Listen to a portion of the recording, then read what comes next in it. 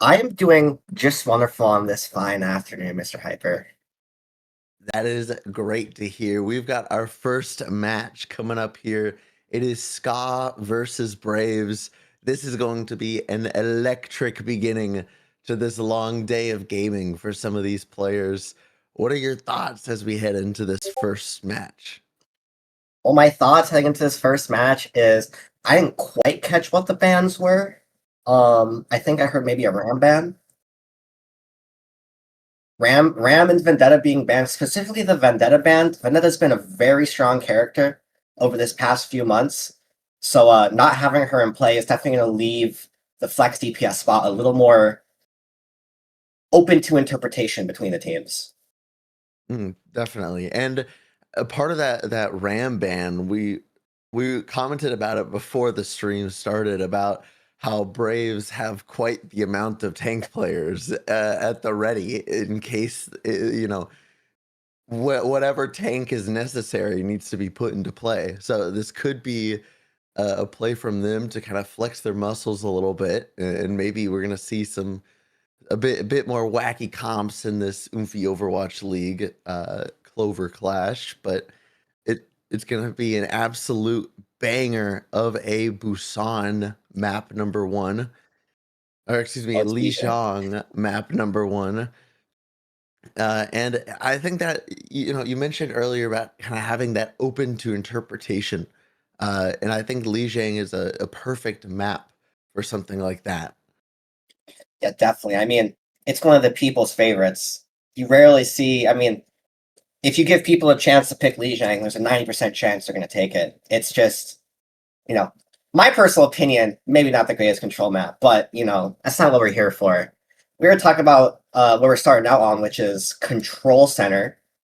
It's a very brawl-heavy map, so I wouldn't be surprised to see something like Azaria, or maybe, since Ram is banned, maybe, I mean, Diva could always be played anywhere. The character's kind of OP a little bit, but Yeah, definitely. And then you add into the mix characters like, I mean, if you want to go a little silly with it, characters like the Queen, characters like the Rhine, which I see pulled out of spawn by the side of Ska. So I mean, maybe if we're lucky, we get to see some Canada play at 23, bringing out the Reinhardt. that would be amazing to play. Although, I don't know. Okay, I was about to say, I don't know how I feel about Reinhardt without a speed boost, but I don't know. I feel like if we see the Reinhardt come out here, it's going to be short lived against a Junkrat Diva. Like, there's just no one on the team for him to even get near. So, but I'm not the Ryan player, so let's see what we can do. I agree as we head into the battle here. The Reinhardt of Canada looking to swing on Melon Lord. The true battle of the ages, but the Symmetra of TK keeping that Reinhardt in check, forcing them back. TK forcing Canada to backtrack all the way back toward their spawn, getting absolutely beamed down and removed from the fight. And it'll be change on the off angle on this Tracer, looking for just anything they can get, but being forced out nonetheless. And as you said earlier, that Diva just being able to be played anywhere. Yeah, specifically, I mean, the Reinhardt's going to have such a difficult time here. I mean, Junkrat Sim, that barrier HP is not going to last for more than a couple seconds. On top of that, his Fire Strike's being permanently eaten. It's going to be really rough here. And there's a kill for Robro on the Emre. Yeah, that kill to open things up as Canada is getting forced into a locker once again, but Robro taking things into his own hands as the rest of Ska look to clean up. And only 30% on the board there for Braves as Ska gets their first take. Yeah, I mean, I think for Brave here, their biggest thing is going to be they do not have a lot of DPS that can contest Robro on the off angle.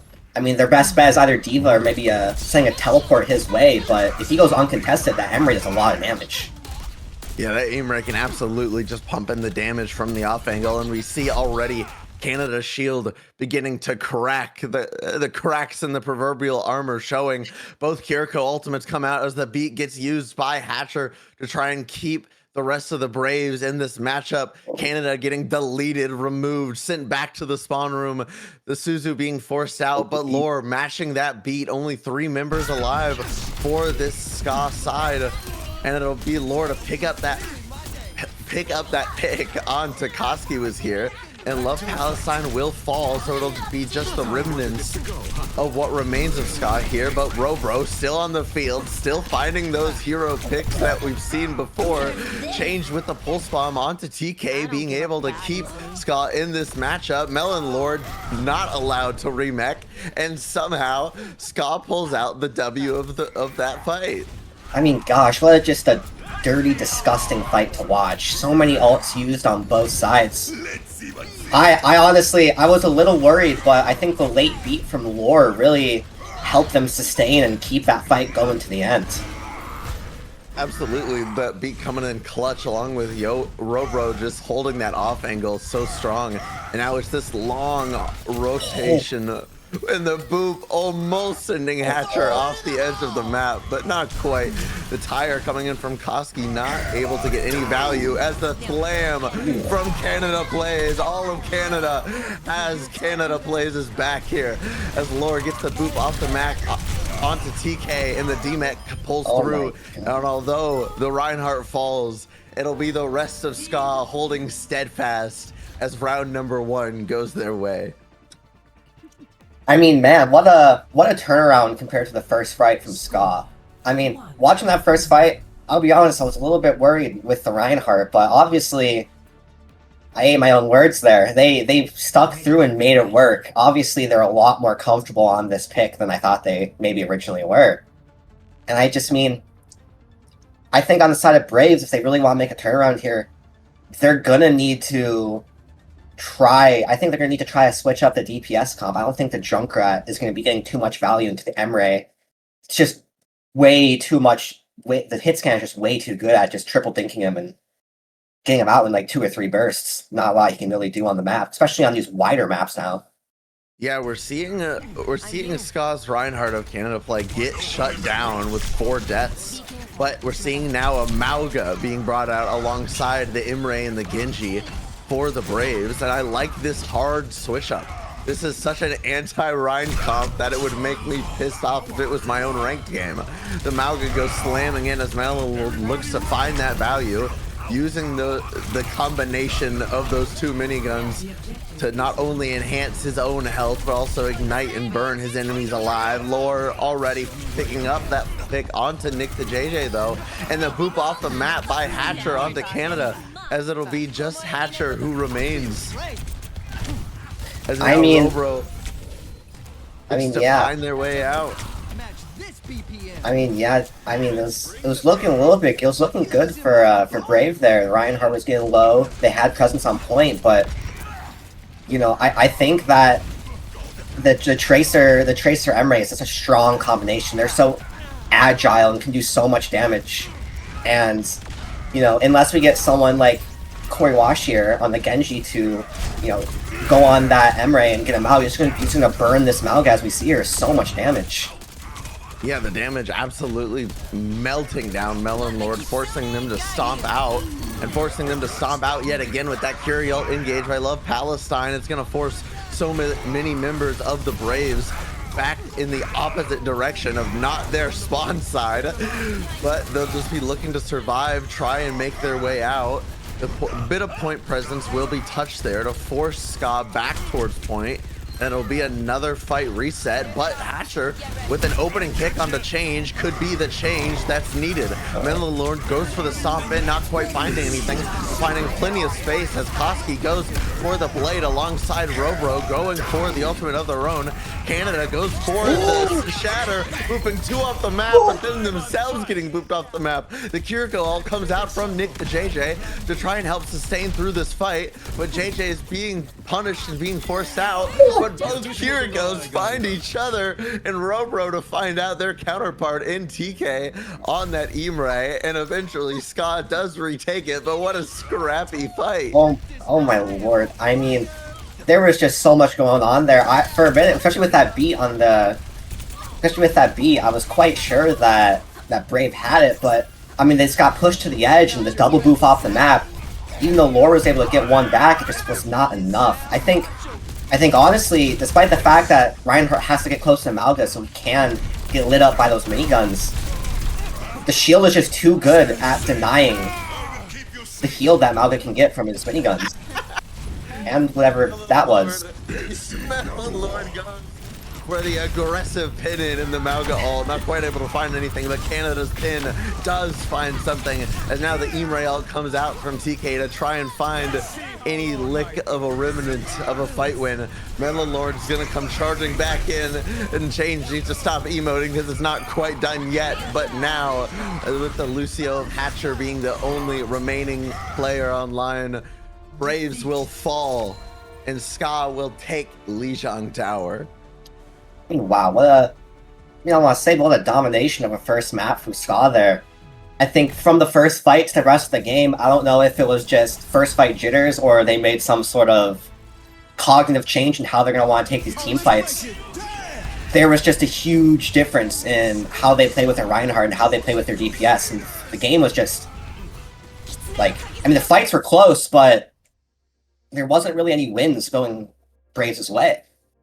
Yeah, Braves would maybe find some opening picks or some of those like later in the fight picks, but by that time it was just too little too late, and Braves just had no options, nothing left. I like those compositional swaps they made, pivoting to that Reinhardt, pivoting to the Imre, but it's very apparent that Ska is just more comfortable on those characters. And with that kind of hard brawl play style, we saw Canada bring out quite the death count, but Ska was able to use that almost to their advantage. And whenever Canada would go aggressive and pin into the backline, there would be that follow up by Robro. So I'm curious to see where Braves take us as we head to our next hybrid map. I mean, definitely. I mean, this is a great opportunity for Braves to just try to make a change without having to do it like in game. They can take to there's a lot of maps that maybe Reinhardt would be a lot more difficult on. So maybe pokier maps, like I don't know if there's a map pool for this, but there is Midtown in the map pool.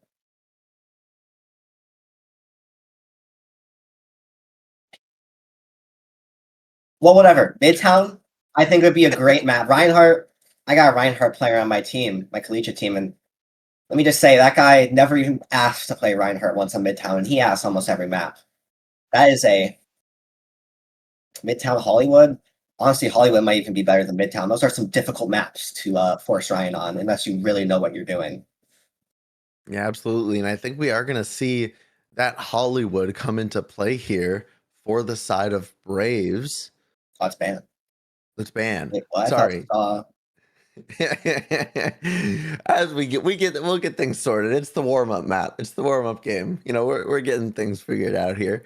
But as we head into this second map, correct me if I'm wrong, but first to two. Yeah. It is going to be that do or die situation for Braves. Either they go in for the reverse sweep, if you want to call it that, in a first to two, or they fall here as we head to Midtown. I mean, yeah.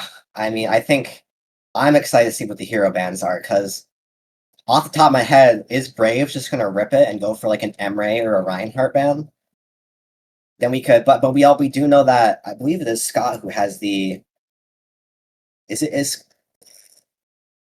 No, Scott is not the ones with the wide variety of tank players. That would be Braves. So that's Braves, yeah. I think the tank ban on their side might be what they want, because then they could flex that large pool of tank players. That's a very gentle way of putting it, with the 4 tank players they have on their roster. But no, I think with Braves could ban out that Imre, But we don't know yet if Robro is just that guy on just Imre, or if Robro is that guy on any of the hit scans. So it could very well be all in, it'd be kind of a useless nothing burger ban if you go for the ban on the Imre. If you go for the ban on the Rhine, however, it does allow for that for Canada to have to play something different. But we are gonna see those bans of Kiriko come out for the likes of Braves. Wait, hold on. Joey, what do you mean they can't do? Hold on. Like in a row, but isn't it only in a match? Can't do. I guess I don't know what the rules for this are, but let me mute this. We'll get there eventually, but the Kiriko ban to start things out from the Braves, or excuse me, from Ska, will be for how most like games do it is like if they ban since they ban Kiri, they won't be able to ban a support, but they got missed a shot. All right, whatever, it's not up.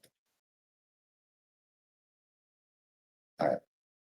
So the Kiriko ban to come out from Ska, I think isn't super surprising. As you know, it enables a bit more of that brawl to come out to play without the Kiri Lucio to be played. And then on the other side of things, Braves are going to pull out that Reinhardt ban. I mean, yeah, but honestly, the Reinhardt ban might be a bit of a waste because if you remember last map, I'm pretty sure it's Braves. No, not Braves. It was Ska who went for the Ram ban. And as we all know, ever since Ramatra was introduced to the game, Reinhardt has never quite been good enough to match him. And I think with Ramatra unbanned, I feel like the Reinhardt would have had just a significantly harder time being that frontline presence that his team needs. Yeah, absolutely. And so not only will we have that Reinhardt being banned here, but that Ramatra is in play. So if one of those 4 tank players is just that guy on Ramatra, then we'll get to see a bit of that Ramatra action. Otherwise, I'd be curious to see if we see that Diva come into play here. But for the side of Braves, Melon Lord is out and Paxeros is in. So flexing a bit of those tank muscles indeed and changing things up a little bit. And as we look to kind of the more compositional side of things on this defense, I'm seeing some Domina, which I always love to see. I mean, I'm seeing some crazy. I mean, I'm looking at both teams here, and I'm seeing 2 different sides of a meta. I'm seeing the people who have been here for a while: the Zarya, Sojourn, Vendetta, Lucio, Bap. I mean, those are staple characters of the past few months. But on the side of Ska, I'm seeing Hanzo, I'm seeing double hit scan, I'm seeing Adama, I'm seeing Ana, I'm seeing Yalari. I don't think I've seen specifically the Ana Yalari played like this in maybe ever. This would be exciting to watch. Oh, for sure. It's very reminiscent of the team that I often find myself casting, Element Inferno and Extinction. Shout out Extinction. But it's very reminiscent of the type of compositions they like to play whenever that Kiri or whenever that Lucio gets banned. Love Palestine sends in the nade, not quite able to find the value, but so much space is taken, but nothing is found of it by the Braves. Robro able to take down Hatcher, and that's all of that rotation, all of that tempo taken away, removed, as Lore removes Nick the JJ from the equation of this fight. It'll send Paxeros packing back to the spawn room as Canada, not on the Reinhardt, but still pushing forward. I mean, I feel like, obviously, the person who had the most visual impact was definitely Robro there with the first pick on the Hatcher, making it really difficult for Braves to push in without their speed boost. But I feel like what I want to see from Braves here is they're on the Venzaria. I just want to see them bubble in the Vendetta and just give them all the resources in the world to try to get a pick onto this Emre. I mean, look at that. They take so much space with just a couple cooldowns. They're in the room and they're ready to see what they're going to do next. Oh. But the nade from Robro takes down JJ again. And Koski will look to just waste away their life and getting slept on the way out with a nasty little dink there from Change to finish off the job. Koski will be removed and Paxros getting staggered here. Not something you see with the respawn waves often, but nonetheless happening here as the clock is ticking and already only 2 minutes left on the clock.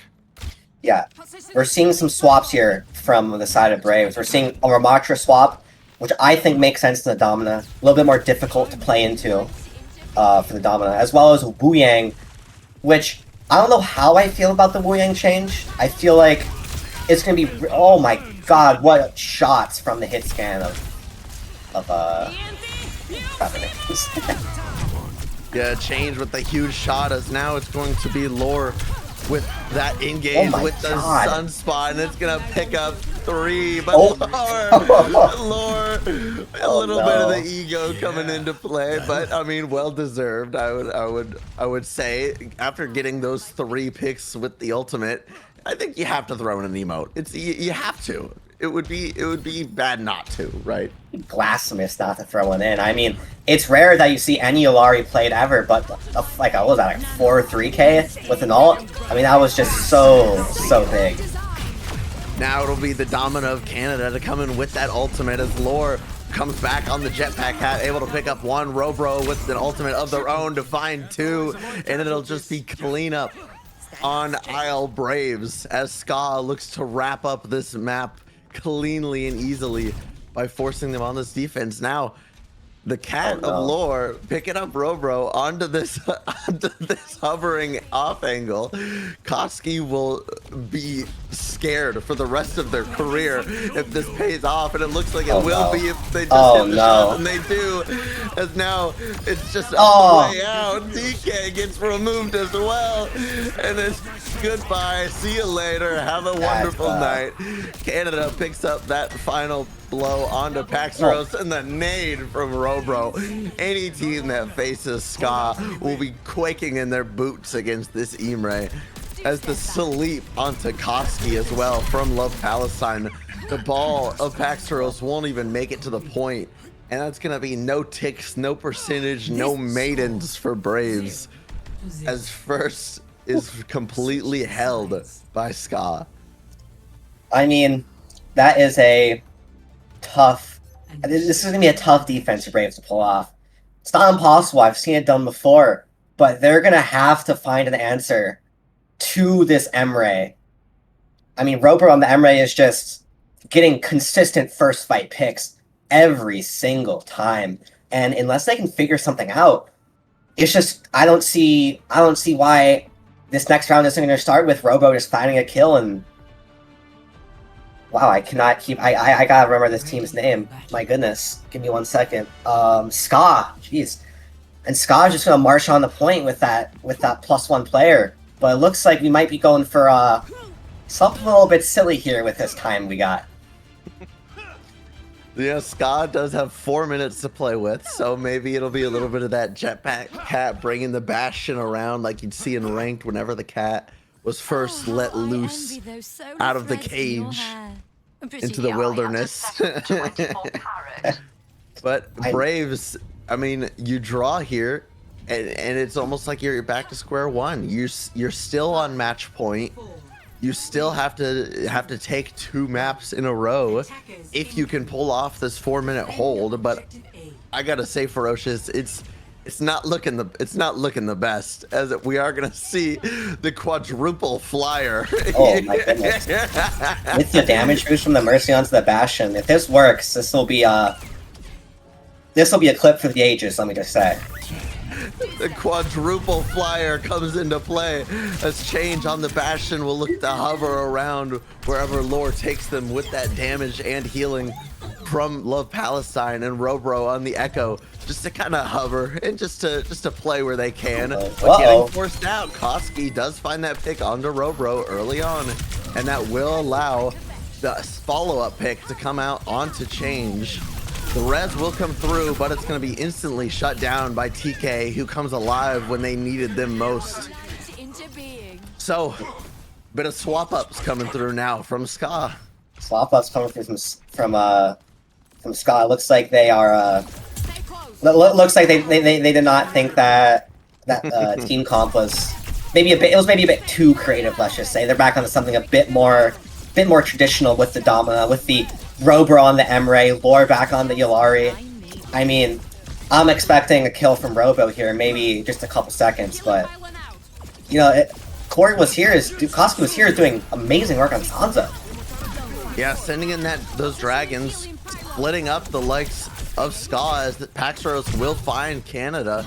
Paxros looking to find a little bit more if they can. The Genji of Change able to escape the Wrath though. We'll see if Roro can do the same, and just barely they are able to. And it'll be another fight win in the books, and like we were just talking about during the last round, like it's deja vu, 2 minutes is already off the clock. Oh. And something that you gotta look at here is, oh, another big pick from Paxos on the Robro. But something you gotta look at here is, since, oh my goodness, I can't remember. Since Ska started out on that creative team comp, they are down so many ultimates compared to Brave, but it looks like it maybe won't matter here. They're getting plenty of kills with the ults, with the support ults they did save up from all the damage they took. Yeah, and they're walking straight up the lane. Lore using that ultimate early, but Nick the JJ gonna use that Baptiste ult and enable their team to find perhaps the picks they need to stay in this. That they do. TK and Nick the JJ along with Hatcher Ziyadi able to barely eke out the victory in that fight. I mean, very easily could have gone the way of Ska, but we get another fight. You get one more fight here, but here's the thing. Braves is down to 2, maybe 3 ults here. Ska has a lot of amazing ults. They have the Emre ult, you can just fly high in the sky and rain down terror. And it looks like it's exactly what they're doing. The Blade maybe gonna follow up to clean everything up. This is looking very good for Ska here. It does, but Change coming through with those picks, and it will be just Love Palestine and Change left, and it'll be all that they need. What a scrappy final fight, ultimates back and forth, but it will be the capital W for Ska as they take the map and the match against the Braves. Here's a play of the game from Lore. I can assume this is the Yulari ult from First Point Defense here. See how this goes. Oh my goodness, just hits the whole team. Explosions everywhere. It's not the only thing exploding, let me tell you. We better be glad that the ending wasn't shown, because that was too graphic. But it will be the likes of Ska getting that early dub in this group stage, and I mean, it was a pretty one-sided match all around from Ska, being able to take those angles aggressively, being able to play whatever compositions they really felt like, especially on Li Jiang when they were bringing out that Reinhardt comp. Yeah, I mean, it was very dominant towards the side of Ska, but I think on that Midtown there, I think I saw a little something glimmer. I think saw a little something emerge from Braves on their defense. I think they're maybe starting to figure things out.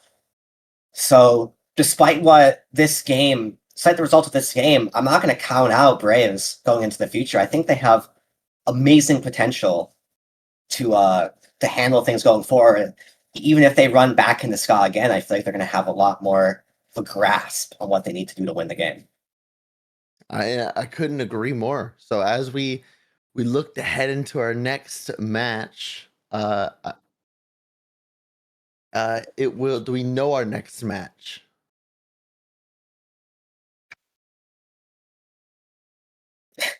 Moth's P in the OOL versus El Drago will be coming up here shortly. So don't go anywhere. It'll be me and Ferocious Pig to bring you back the action just here in a few minutes. We'll see you soon.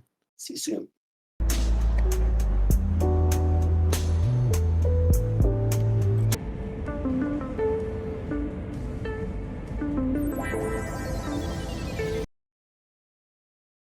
Welcome back, everybody, to OOL Clover Clash. I am here once again with the wonderful Ferocious Pig. Ferocious, how you feeling? How you doing? I am feeling amazing, Mr. Hyper. Thank you for having me here. I'm Hey. excited to cast this game of Moss P in the OOL versus El Drago. Moths pee in the pool, pee in the OOL, excuse me, has to be one of the best names for a team I think I've ever heard in my entire career. And in so they face off against El Drago. We will be headed to the good old-fashioned Lijiang, but as always, the bands put a bit of a twist on things. As Ferocious, we're going to be seeing the Lucio ban from P in the OOL and the Diva ban from El Drago. It's interesting. I mean, a Lucio ban usually means that their supports are, or at least their main support is adept in a variety of other characters. So a lot of main supports kind of specialize in Lucio because the character is always going to be OP. But seeing a Lucio ban means that you are kind of prepared to maybe force the other team to get a little bit uncomfortable in their picks. Sandwich. Right. So that's going to lead things into to wacky, wild kind of backlines. You can't play that Kiri Lucio like you would typically play. You're gonna see more of maybe the Ana Wu Yang, maybe the Ana Iyari, maybe maybe even a Jetpack Cat to come out. So it's there's a little bit of everything to come into play here. But as we head into this first round, it's gonna be a fun one. It's gonna be a toss-up. I know it's very exciting. I think we're going to see the roster here in just a couple seconds. I mean, Orisa, that's not a character you see almost ever, honestly. I used to be a big Orisa player back in my day. One of the best, actually, not really applying. But, I mean, Orisa with Cat Kiri, I mean, I can see the possible synergy here, but into a Domina, if they stay Symmetra, this is going to be a hard matchup for the Beast on Orisa. Round one, capture the objective. The Beast on the Orisa. But I will say, I really do like this composition with the Domina. I love this Domina. I love the Kiri Mizuki as it does come out. Play early an Unknown Error with a slam into 2 from P in the OOL. And an easy cleanup from Unknown Error. The Ghoul takes it there to just push in the rest, find those final picks. And I mean, it's just going to be an easy first fight win. I mean, yeah, that was fast, clean, and efficient from El Drago. I mean, Jagal Tech, with that quick opening kill onto Kala, made the fight really easy for El Drago. But I'm excited to see that maybe if Jagal Tech does not get another kill like that, maybe P and the OOL will have a better chance.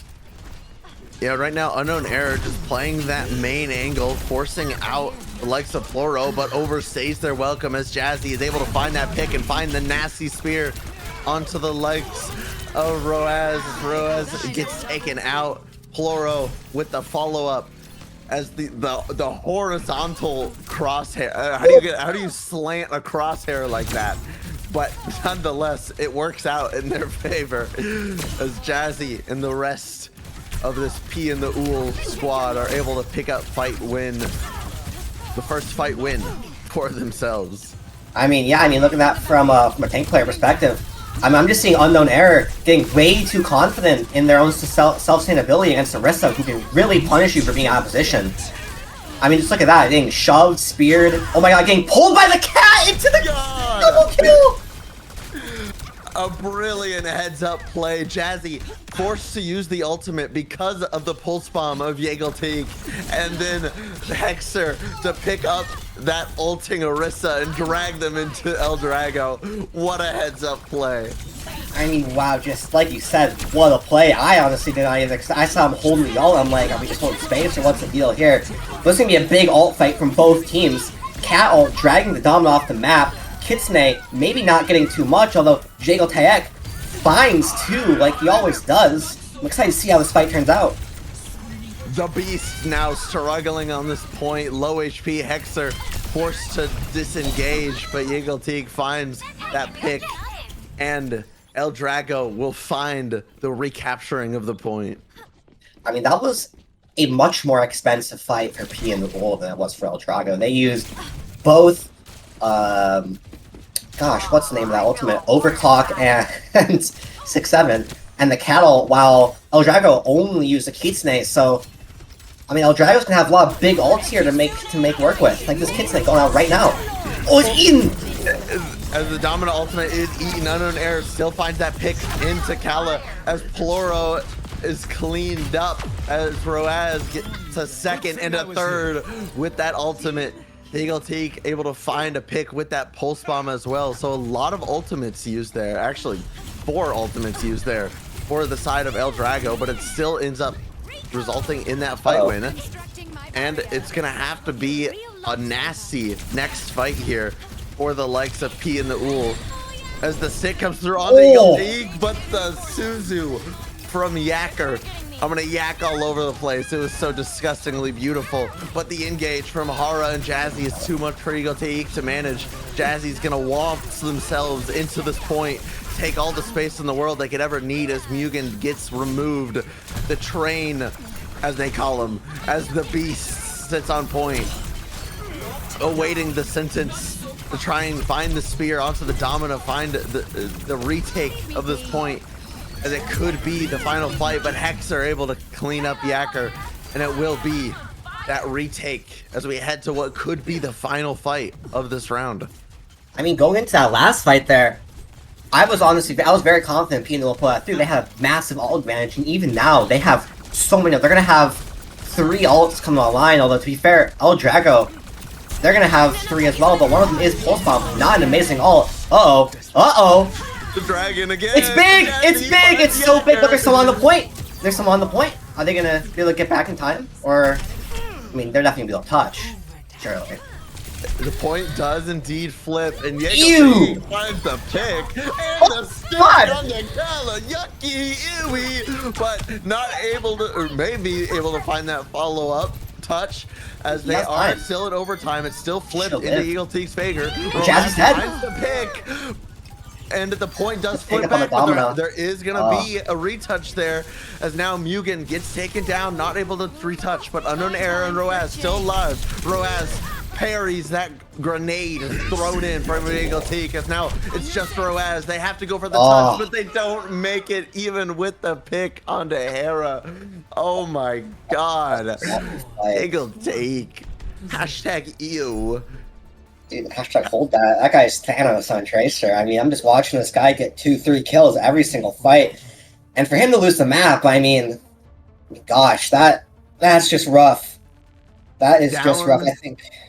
Down, but not out, though. I mean, that was such a strong opening, and then it just unfortunately led to some of the most, I don't know how to put it, intriguing plays from the side of P and the OOL that you might ever see with the jetpack cat tech in the Orisa.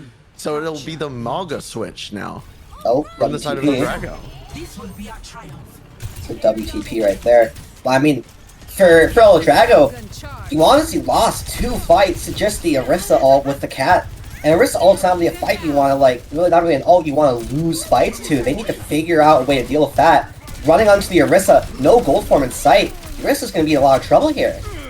Yeah, the Orisa of Jazzy, aka the Beast, getting stomped on now as Ploro does find the opening pick onto Roaz. That's going to be a lot of damage missing from the side of El Drago, and it's just going to be Unknown Air barely staying alive. The Suzu from Yacker coming in clutch. The slam completely making Unknown Air feel so rotund as Hera finds the pick onto Mugen, but Yacker has the trade onto Hera, but does get taken out by Hexer. Unknown Air headed back to the spawn gates as Ploro finds that pick on Yiggleteak, and it will be that second round first capture by the side of Moth's P and the OOL. I mean, this is not looking great for El Drago right now. Not only did Moth's P and the OOL get that first capture, they're also so far ahead in ult percentage, especially since Unknown Era to go back and swap to Orisa. Because, I mean, I'll be honest, the second time we've seen a counter swap on, what a disgusting shot into Rose. But as I was saying, that's the second time we've seen a counter swap onto Malcolm on the second point here, and it's just, I don't think the character's that good into Orisa. Yeah, Plural right now just having a round of their life, having a career maker, as Yacker is going to go for that ultimate to assist in the engage. Jazzy will go for that ultimate, but there will be no cat that gets dragged in today as the pulse pump comes out from Yeagle onto Jazzy to assist in removing them from the game, and the nasty flick from Yacker to be able to assist in cleaning up Hera and Kala. And finally, a bit of ground for El Drago will be taken. I mean, El Drago takes all that, but look at the ult banks. That's an expensive fight.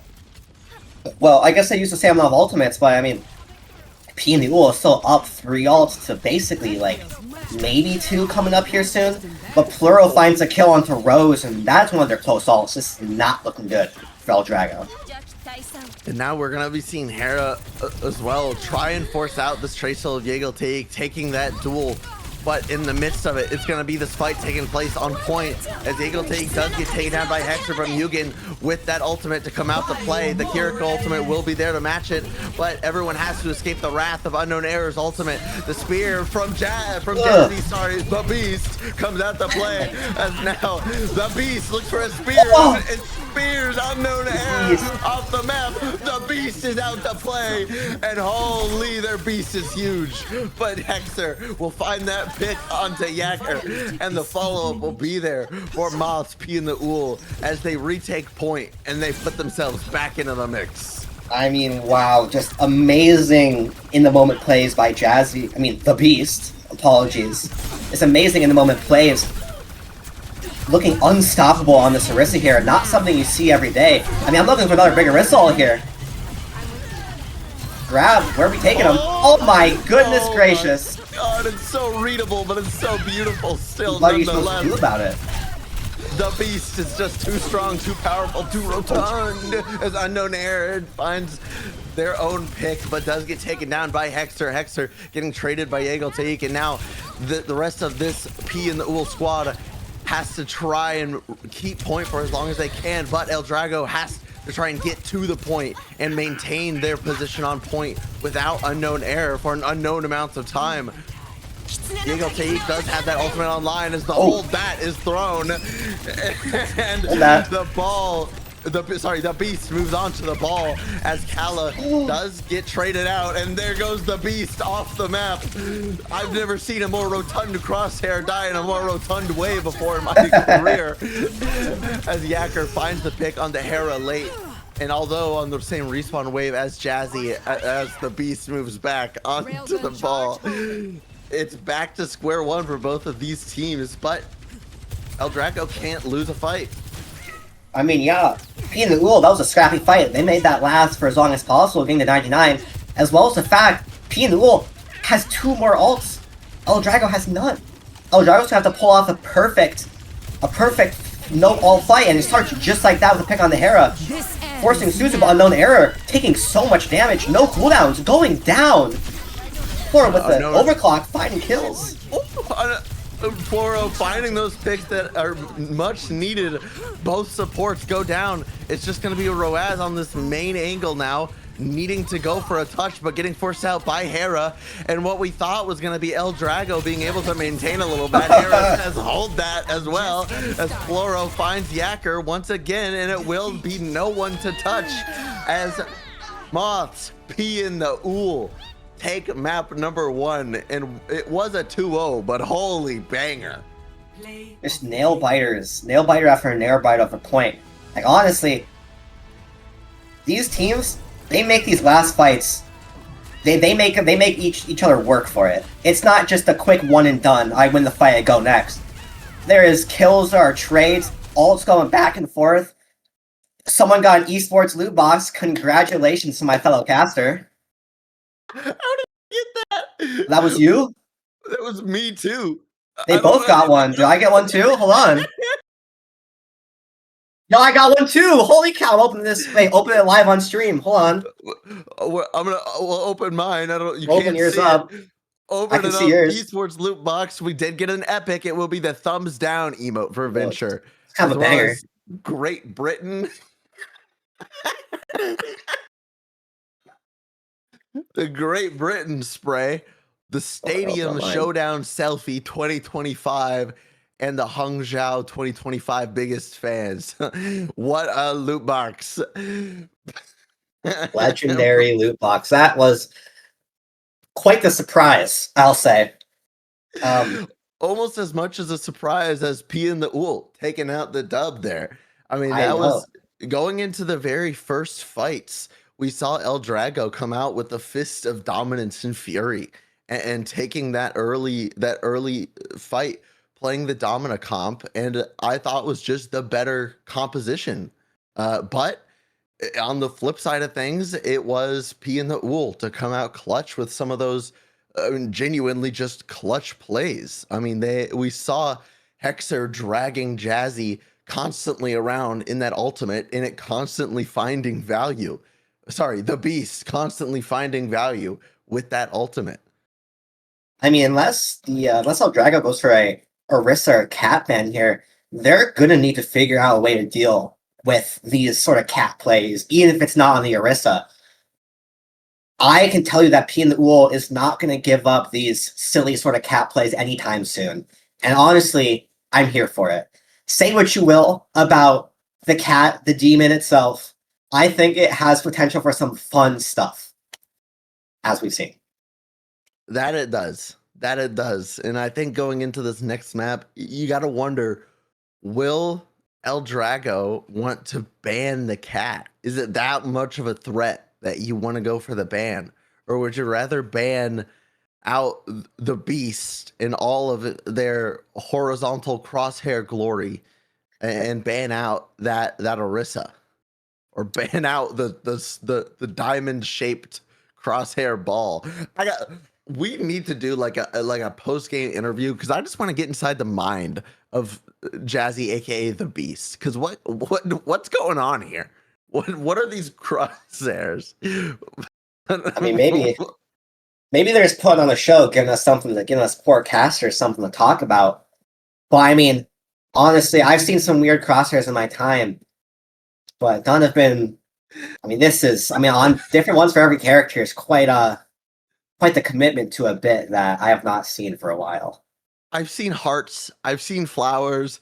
I've never seen a rotund horizontal like H1Z1 looking crosshair that they've got going on on the Orisa. It's truly astonishing.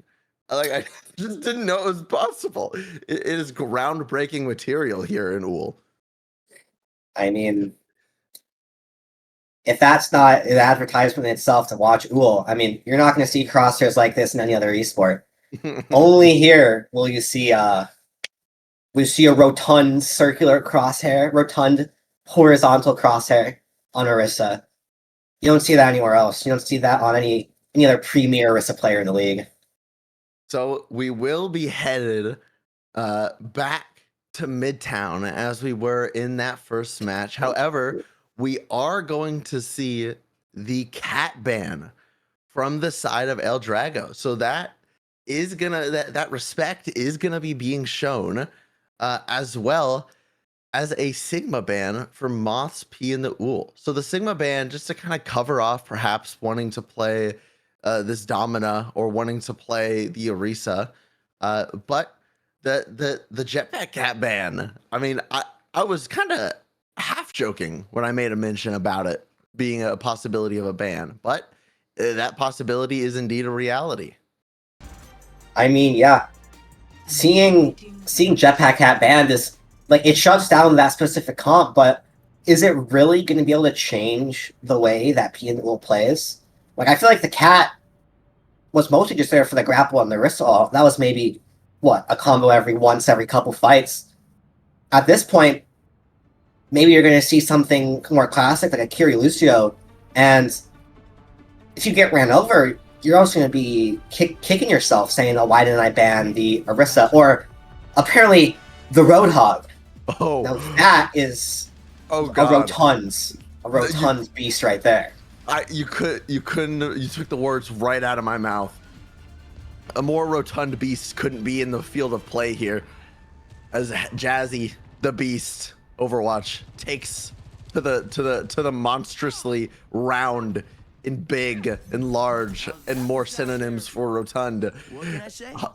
Pig. Curating the vibe. As it will be looking to be at least the Domina coming out from Unknown Era again. But now that Curie Lucio able to be played alongside the Imre and whatever Gig will take aside to the hog. Oh It out no. to play in full force as the Beast takes the pick onto Roaz early on. And look how aggressive this squad is playing. Oh! And the other Hog, Hog 1.0. What is happening? I mean, God, Roadhog is such a treat. I mean, I'm always a fan of seeing Roadhog. Such a rare treat to see in an esports setting. I mean, I don't really know how the Domina's going to match up into it. I mean, yes, there's a stun, but Domina's no armor, big hitbox. Can the Roadhog just walk her down and shoot her in the face until she falls over dead? Or maybe he's just going to look for these lonely squishies back here, missing a hook. In a bad scenario.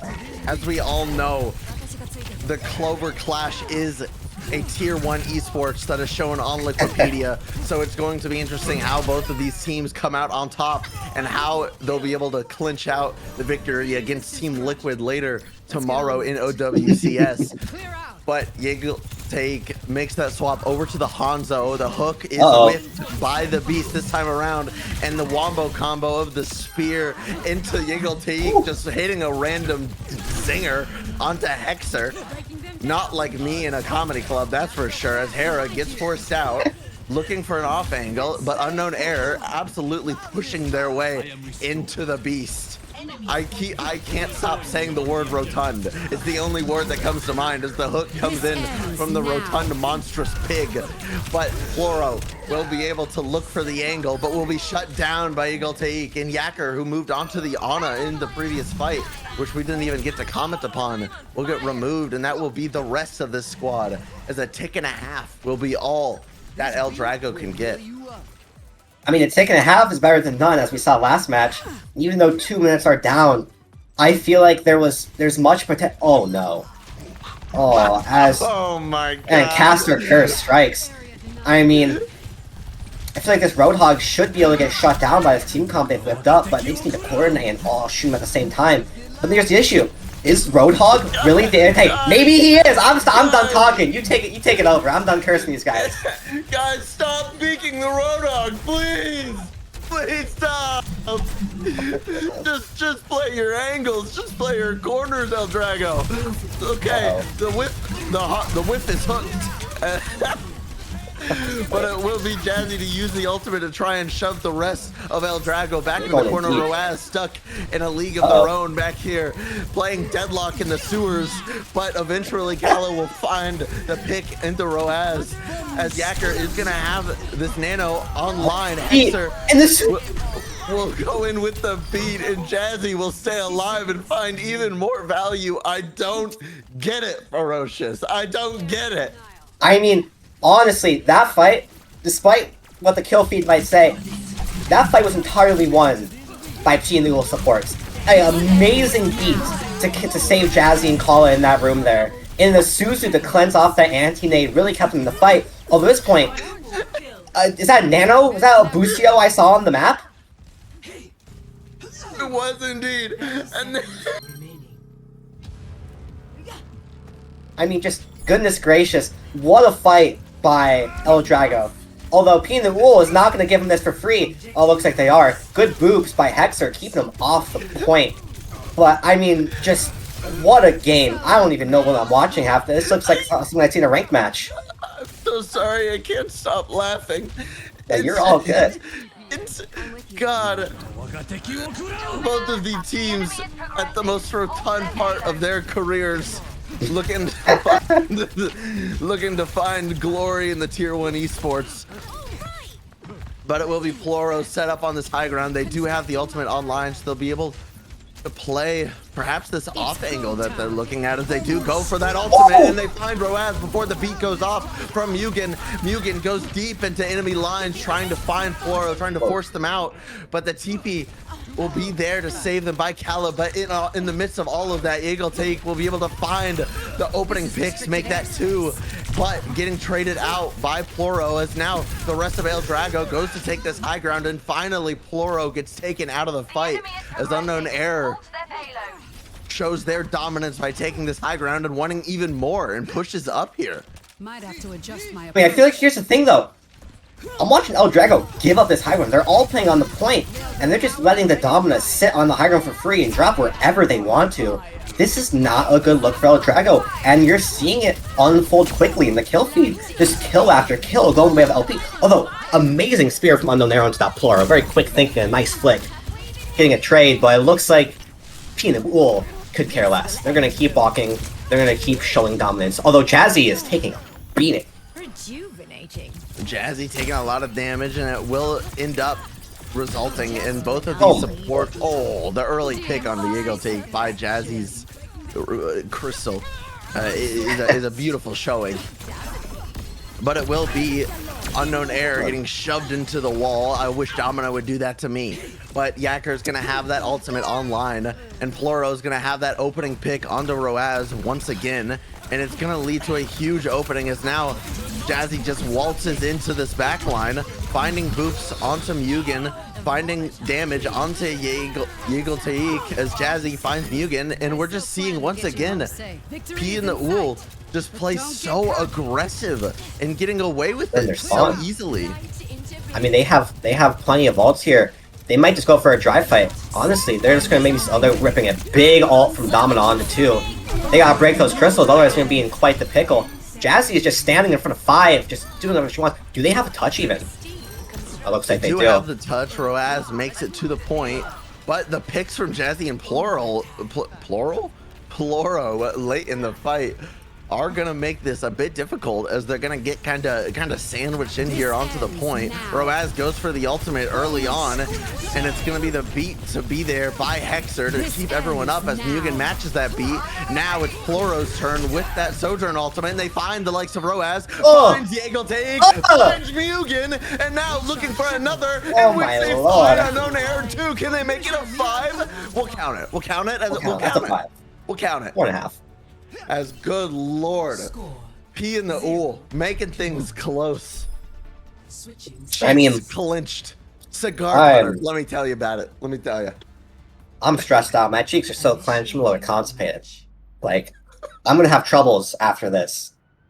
But let me just say, I mean, watching Ploro on that Sojourn, consistently getting multiple picks every fight, El Drago really needs to figure something out to deal with Ploro. Whether it's a hit scan of their own, maybe swap them to more dive-oriented team comp if they're comfortable with that.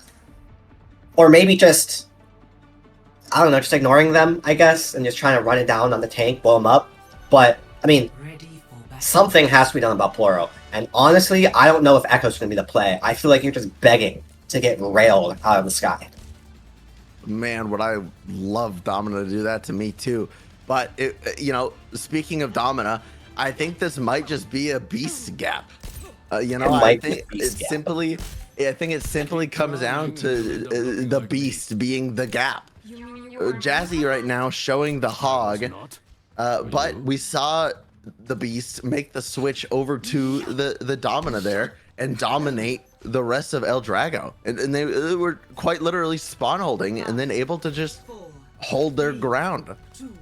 So I mean, especially those last couple fights on El Drago's offense, we just saw they low key didn't even look at Jazzy. Jazzy was like an invisible force in the backline, just getting kills over and over again. Although Yeagle Taik scoring a kill on the Pluro, which is exactly what I said they need to do, just kill Pluro as much as they can. Because I guess now they're on Roadhog.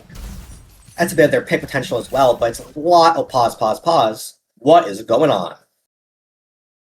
Thing has gone disastrously wrong. Right as the pause came out, a red flag warning for my area just went off. I don't even know what that means.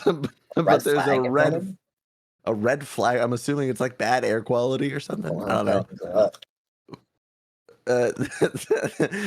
But there Must is be the Roadhog pumping the all his flag weight. on the flag on the play is the gases that the beast is leaving behind in their wake. But as this pause looks to wrap up, it is definitely so far looking in favor.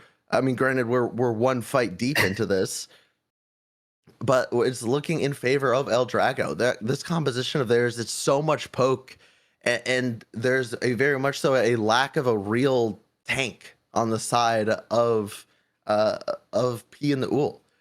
So I mean, I'm very curious as to how P and the OOL will play this one out, if they're gonna keep on this hog, or I guess we'll have to find out.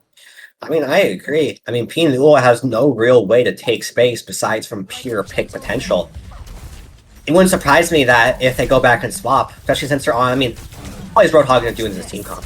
He needs to land that hook, or else he is just gonna get blasted to oblivion. As we see the health bar just drop ever so low. Look at that. Both squads CPS looking for off angles, looking for picks. Roaz finds that pick onto Jazzy before the rotation can even really take place for P and the OOL. And now I'm seeing on an off angle here, Hera looking to maintain their space, but Yeagle and Roaz both shutting them down, as Hera does make the great escape, the grand heist, if you will. But there's the hook that we've been waiting for, as Jazzy finds the hook onto Unknown Air, and now gonna waltz their way forward, finding another hook. No! Perishing in the midst of battle. Roaz finding Hexer. It's gonna keep this fight alive for El Drago. It's gonna allow an opening here. They're gonna try and give up one, perhaps two, and maybe we can count to 3 ticks. But the pick is, the touch is going to be there from Roaz. Woo! And the Dominus back from Unknown Air in the nick of time. As Jazzy is down main, beware, the Beast is here. And the Beast has been unleashed. As Jazzy looks to make their way into the back line, deep into enemy territory, gets antied, gets removed. Promptly the Beast is put back in their cage. But Eagle will find that pick onto Ploro, and a second onto Hexer, with Roaz's ultimate coming out to play and finding Hera.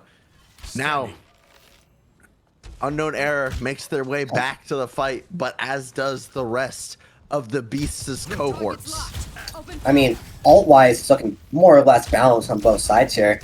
You know, Ploro's come up on their own overclock, which could do a lot of damage, as we've seen in the past. But I mean, I just don't know if I can agree with. Oh, well, never mind. Look at me using my own words. I was gonna say I don't know if I can agree with Jazzy saying on Roadhog here, but it looks like Ploro and Jazzy could care less what I think. They're just gonna walk it down and do all the damage they can. Getting picks here and there, damage, kill onto Domina perhaps. I mean, wow, just domination this fight. The ult came out from Yugen, just wasn't able to find anything, and now just easily gonna be able to have first taken there. Once that snowball got started, it couldn't be ended. As I see my own boss and friend in the chat, I am Zach now. I am the owner of Extinction, and the owner of Extinction does what he pleases. As Jazzy, the Beast, also does what he pleases, just barely whiffing that. Let's use it. I mean, looking at this, we're maybe one good fight away from the end of this map. If especially with all these ults that P and OOL have to their name, it's not about if they can do it, about how. Well, that's a kill on the Hexer with the dragon. I'm seeing all sorts of shenanigans take place all across the map right now. It's looking more like team deathmatch. It's looking more like deadlock, let me tell you what. But anywho, Ploro getting taken down late in the fight by Roaz, and it's going to be that cleanup that is going to be necessary. But 5 ults online. I mean, just with 5 ults, it's important that you're gonna win the fight, but it's important that you don't use too much, because it is most likely that El Drago's gonna be looking at a second fight here. And I'm just interested. I'm looking for a pulse bomb. Looks like it maybe went wide, but I mean, I'm looking for maybe a rush or a whole hog onto the wrist. I'm gonna try to do as much damage as possible, take him out. How? Well, Yakker's dead. Rose is dead. What's El Drago gonna do? Yacker getting taken out early by that pulse was such a huge pick because that nano is what this El Drago squad was banking on using onto Roaz or Unknown Error. So now it's going to be Cart getting slowly pushed. Actually, not even. There are 3 players. They're going to be quickly pushed toward this point. Will there even be a touch? The hook comes through onto Roaz, and it's going to have to be Roaz to stay on this point. But Ploro goes for that ultimate. A second hook comes out. A second hook has hit Roaz. But it's going to be Take to find the pick, but no one to find the retouch in time as Moths, P and the OOL take map 2 and take the series 2-0. I mean, that was amazing play by both teams. I just feel like there are just some things that El Drago could not find answers for, specifically Ploro on this Sojourn, getting multiple picks every fight. Truly a disgusting player on the map. This is something that we need to watch out for going forward in the rest of our matches, the rest of their matches. And I mean, just disgusting plays. Ew. That's all. That's the only. That's the only way. Yucky. That's the only words I can come up with here. I mean, Ploro having a beautiful map number 2. We saw the likes of Jazzy, the Beast, and Hexer have a phenomenal map number 1, but Ploro truly taking over the lobby there in map number 2. And don't count out the likes of that backline, Hera and Kala, both having phenomenal plays and very consistent plays of their own from P and the OOL. And like you had mentioned, El Drago, they did lose out on this match, yes, but it's also just the group stages. It's just day 1, and they do look like a strong team that once they find those and work out those kinks in the armor, it very easily could be one of the top teams in this group. I mean, I agree 110%. El Drago we're struggling a little bit against P and the OOL, but I also think P and the OOL really were making some amazing plays and some difficult to counter things. I don't hold this loss against El Drago at all. I think they played really well, and I think, as you said, they are a very promising team going forward. And I look forward to seeing the rest of their matches play out. I couldn't agree more. And speaking of rest of the matches, the final match for you and I that we will be casting will be coming up here shortly.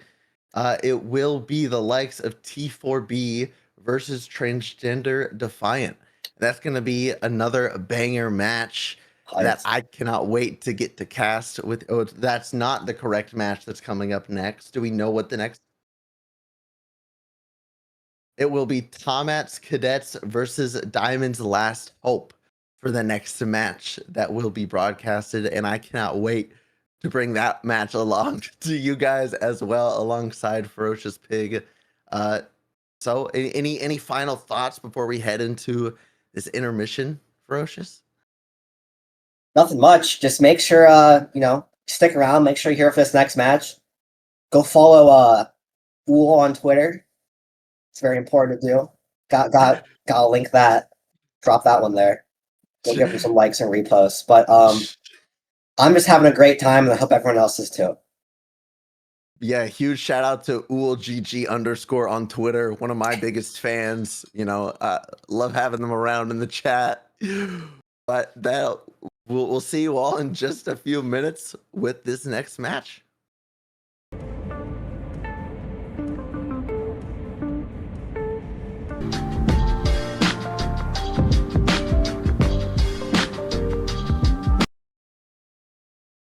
Hey, howdy and hello, and welcome back to our third match of the day of day 1 of group stage of OOL Clover Clash. Next up on our hands, we got Diamond's Last Hope versus Tomat Cadets, and I'm here once again with the wonderful, beautiful, Ferocious Pig. How you doing, Ferocious? I am doing just wonderful. Thank you, Mr. Hyper. I'm excited for another wonderful game here at OOL.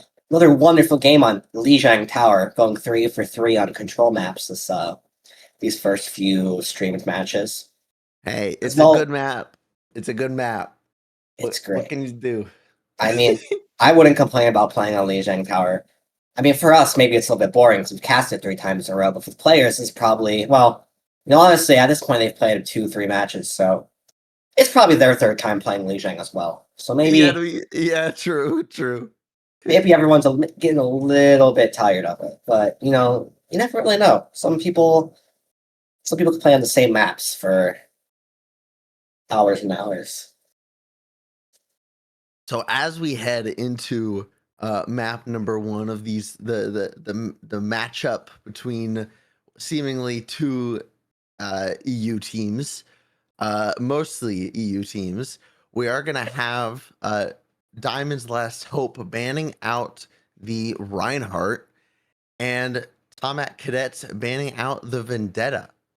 So the Reinhardt, a bit of a oddball out, I would say, but you never know. I suppose maybe some scouting done on these teams, but the Vendetta, an understandable ban.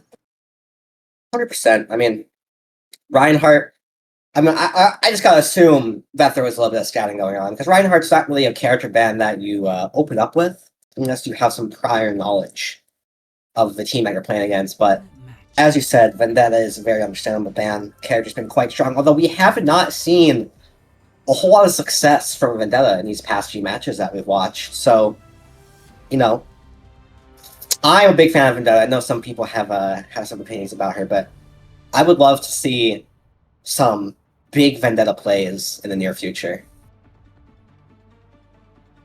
I agree. It would be nice to see. We saw a little bit of that Zarya Vendetta get taken out earlier, but it wasn't of too much effect.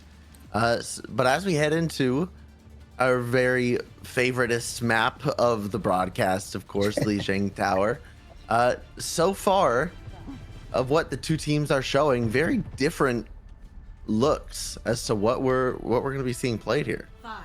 I mean, we can assume this match is just for a TP out, but I mean, we're seeing another Orisa, we're seeing an Echo, which is more or less unseen. But this is like a classic Winston dive comp, and I'm excited. We have not seen, it's been brawl matchup after brawl matchup today. We have not seen a real sort of dive today, and I, for one, am excited. I always love to see a Winston out and about. Oh, absolutely. As the Winston of thanks for real. I'm sorry. I'll have to look at the sheet. Instantly removed though. Gets the spear as well from Noel for the follow up.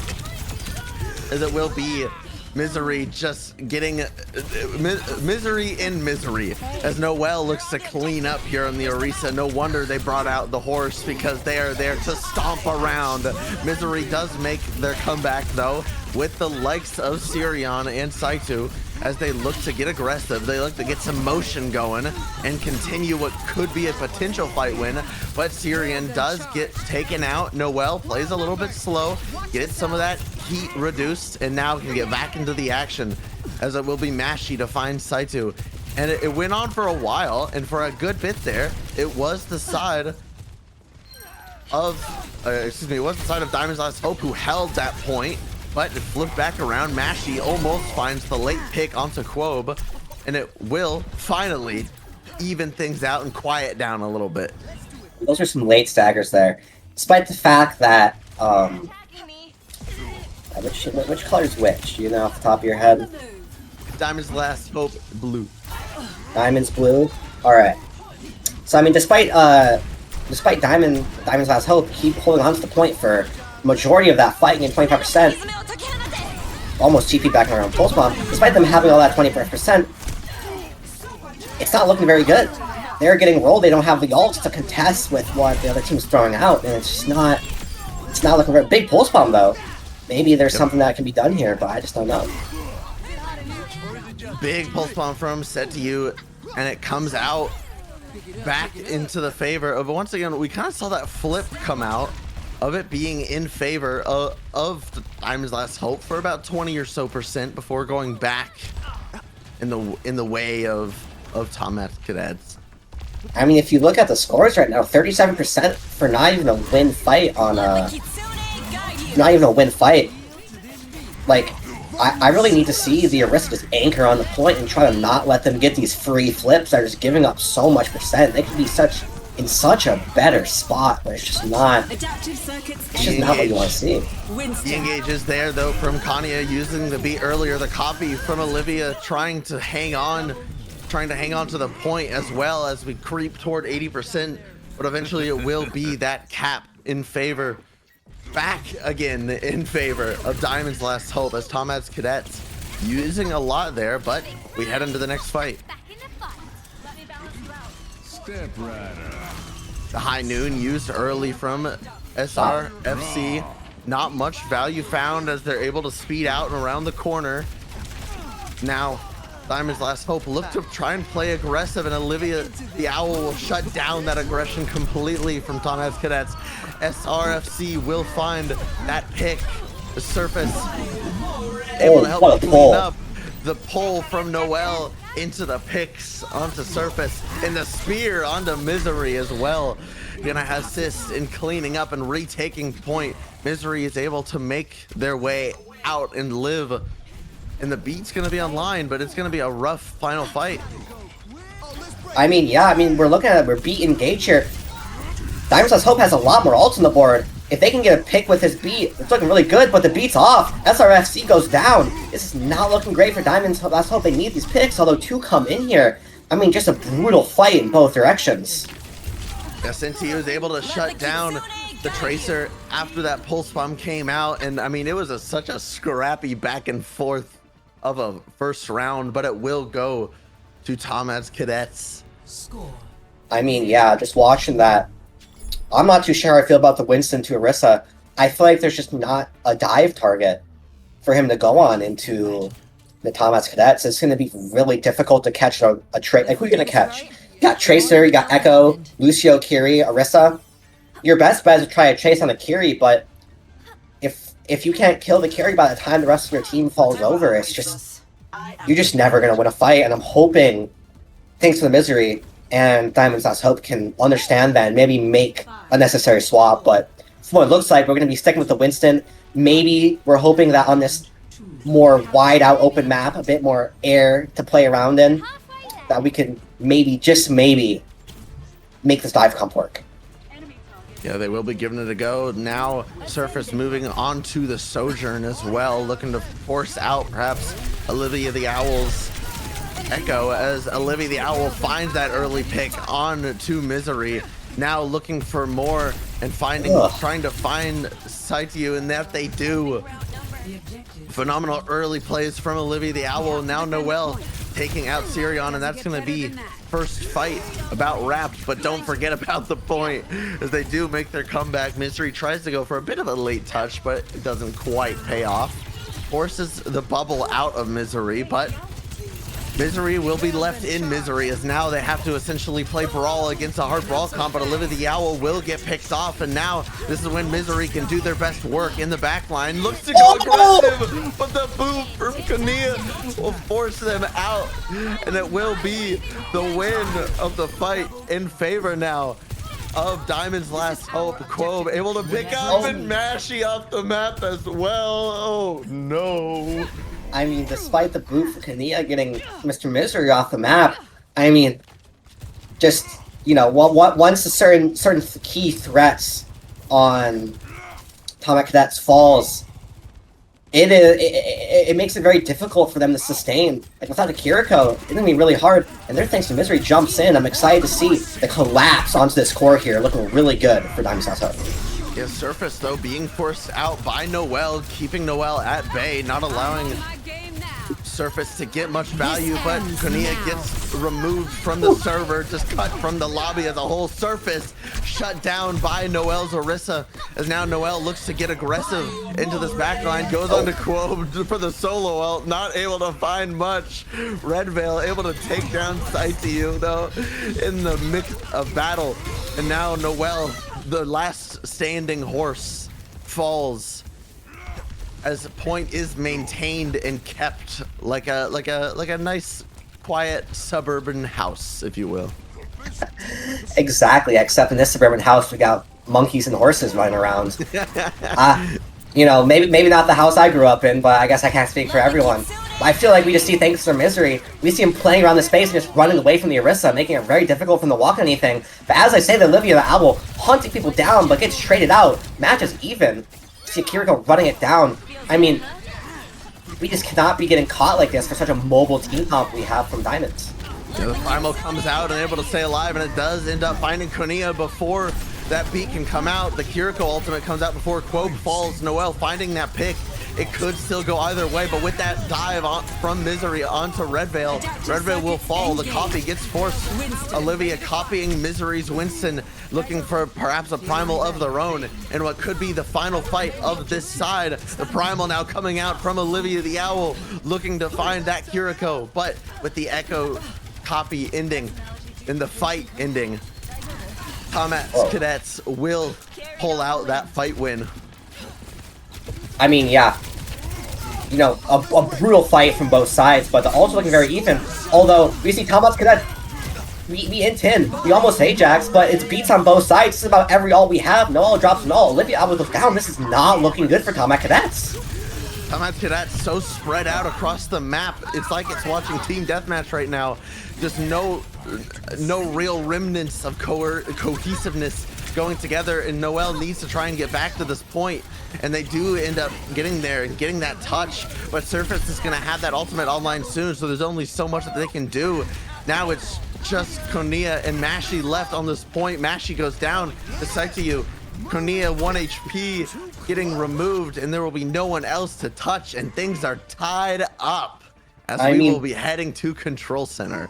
I mean, wow, what a great turnaround from Diamond's Last Hope. Seeing them just adapt to what they need to do, playing split, forcing Tomat's Calas. Ready for battle.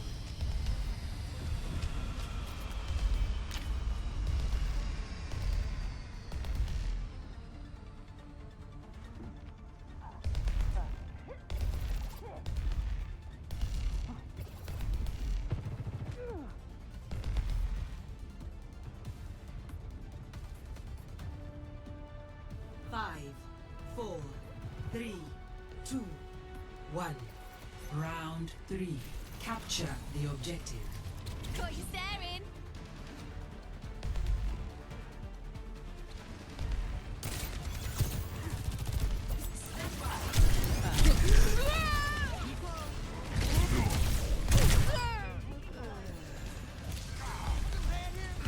Focusing fire.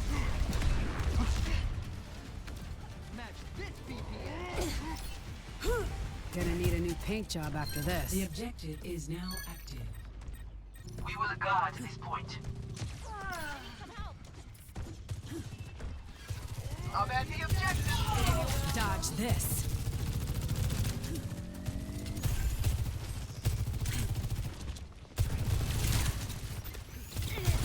Nothing or quick. We have to defend the point.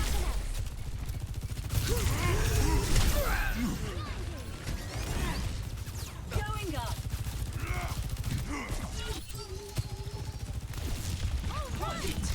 Stand aside. You wanna hear this? You're safe with me.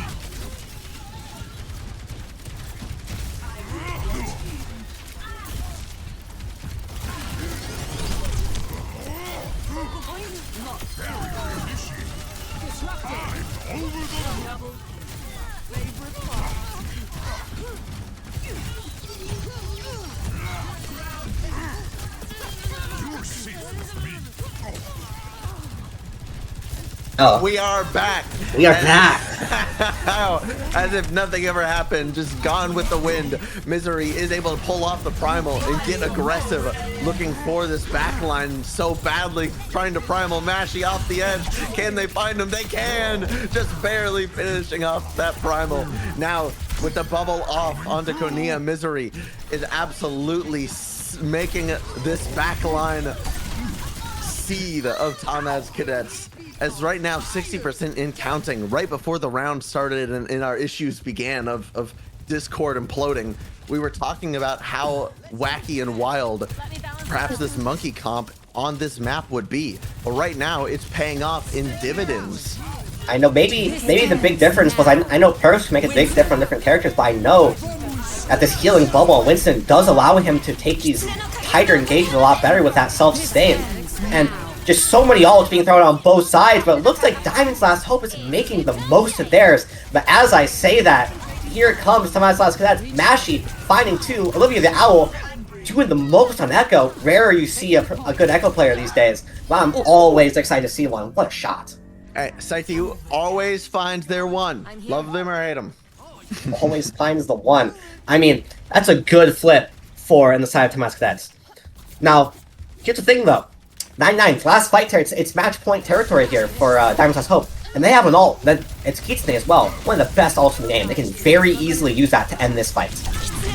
Misery looks to go aggressive, gets instantly forced out as that Curiel does find out from Quobe. The ult around the corner from Noelle, able just to stay alive momentarily. Misery finds the pick onto Olivia the Hour as Mashy finds Scythe. Misery goes deep into enemy territory trying to find Mashy, shut down that Sojourn, but the Suzu used from Red Veil is able to keep them alive. Red Veil doing such a phenomenal job keeping this backline up.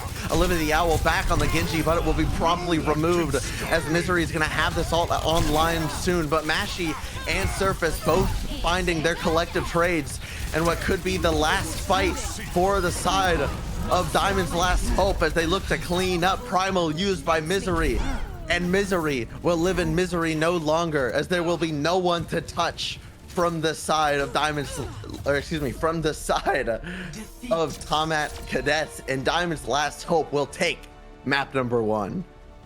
I mean, wow. What a turnaround. That's a textbook turnaround, textbook mental switch that we see from Diamond's Last Hope.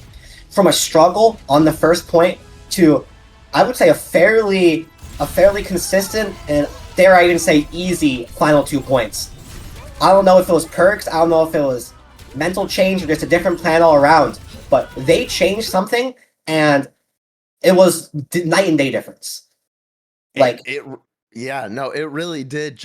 It clicked for Diamond's Last Hope. That monkey comp, we were discussing how that Winston comp didn't look that good going into Control Center. How typically it doesn't look that good of a comp against something like an Orisa comp.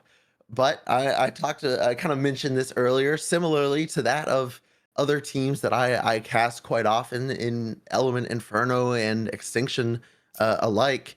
They both play these kind of more wacky off-meta compositions, and on maps like Control Center, it really catches teams off guard.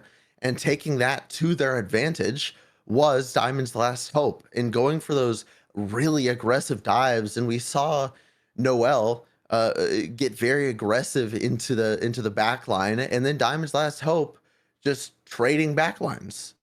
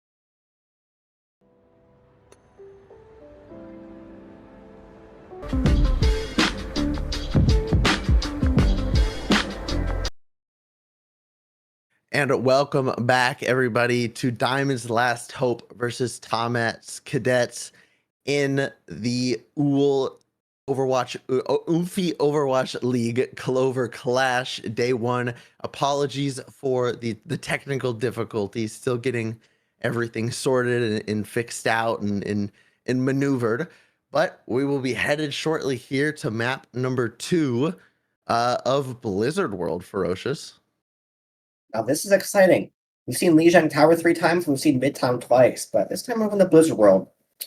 Blizzard World is definitely less popular among the players. I mean, partially because it's, people just don't really like Payload all that much, I feel like. I think they're generally just...